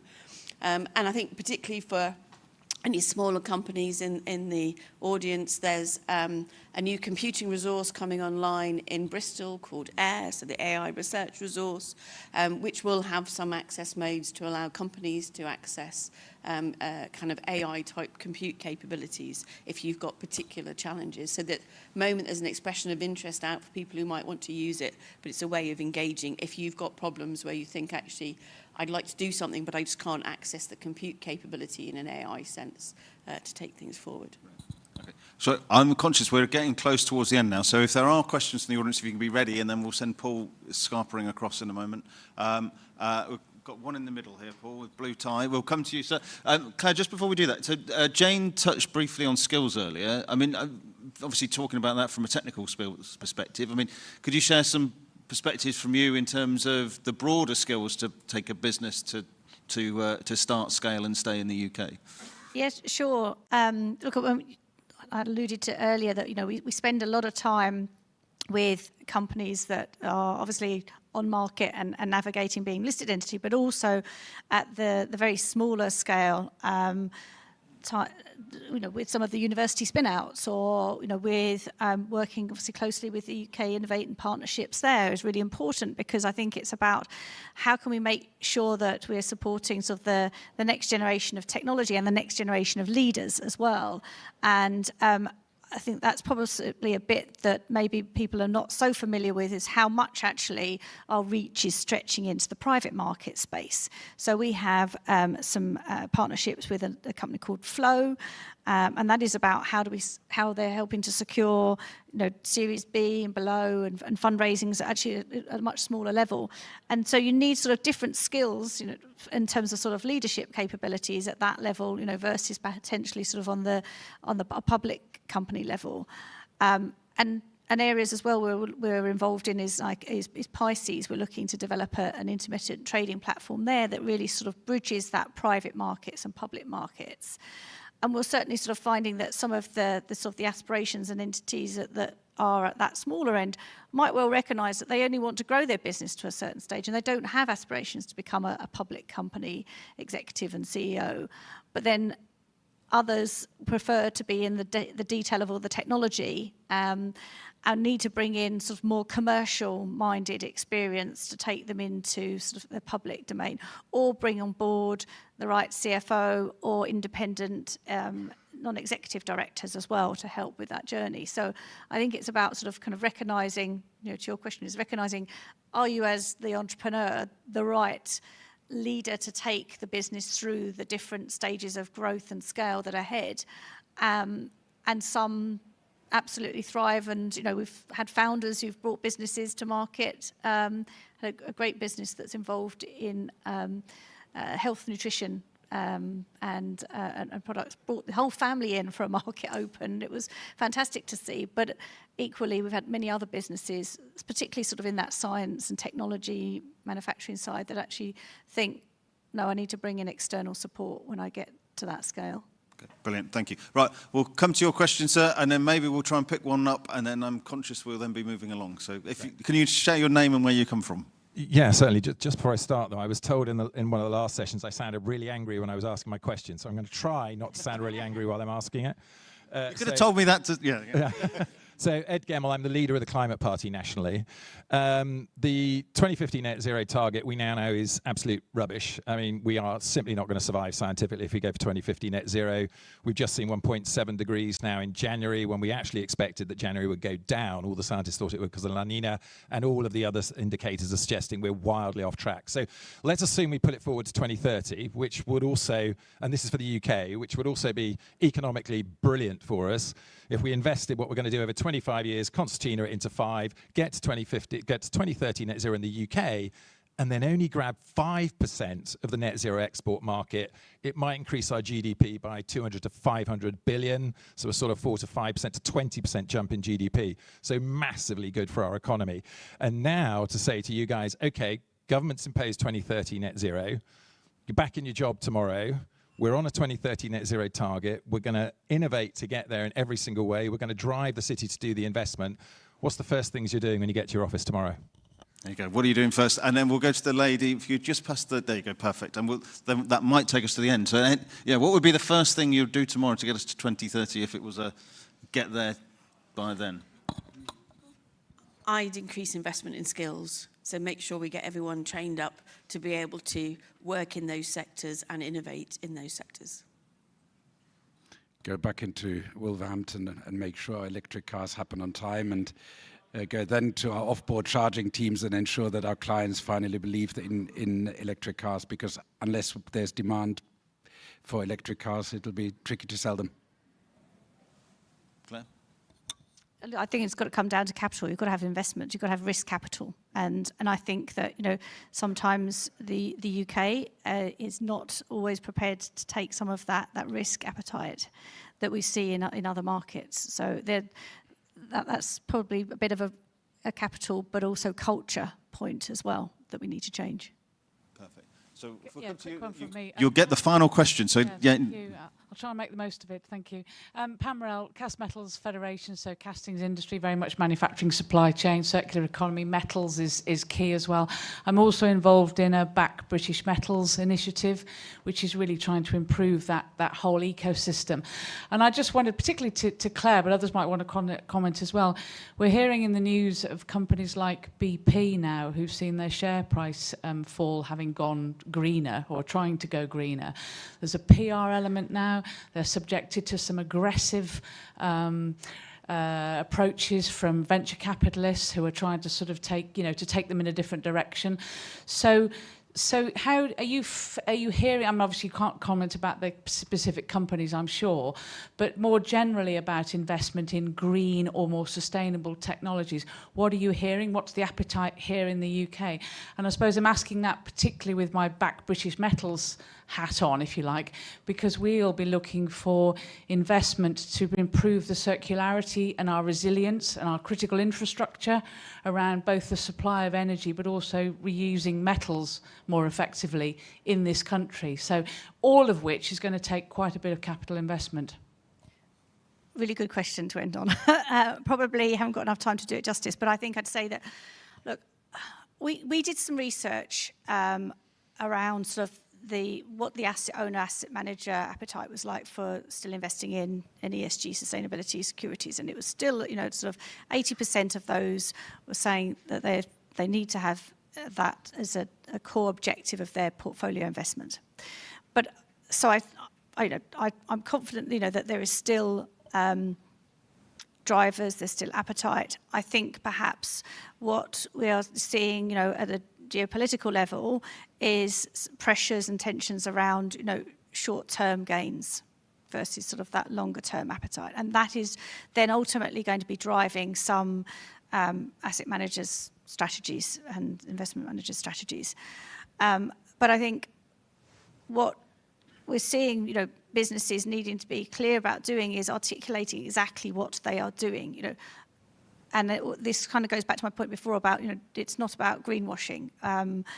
And what we need to have is make sure that businesses have set their ambitions and their targets, but need to be clear about how they're actually getting there and how they're going to do what they say they will do to get to those targets. And I think there's an important part about doing this in a very public way, rather than when seeing perhaps businesses that might come off market. We don't want to see and drive a culture of disinvestment in some of these businesses, because actually you do need some heavy emitting sectors. You need manufacturing to be able to get us to net zero. And I think that's some of the understanding and that sort of tensions between how we get to net zero, but actually we need some of the heavy industries to help us to get there, is still sort of working through, particularly with some of the NGOs and other sort of vocal organisations around that. Brilliant, thank you. Anything to add, panel? If not, Frank? One sentence. It's all, in my view, all about regulation. So, I mean, if you look at the car industry, why are we all pushing towards electrification, even though we all know it's really hard and really expensive? The CO2 penalties you pay when you don't stick to the rules are high, and they apply globally, right? And whatever people say about America, California is one of the most aggressive places for this. So I think we need to, and legislators need to, create really level and fair playing fields, and then the market will deliver the rest.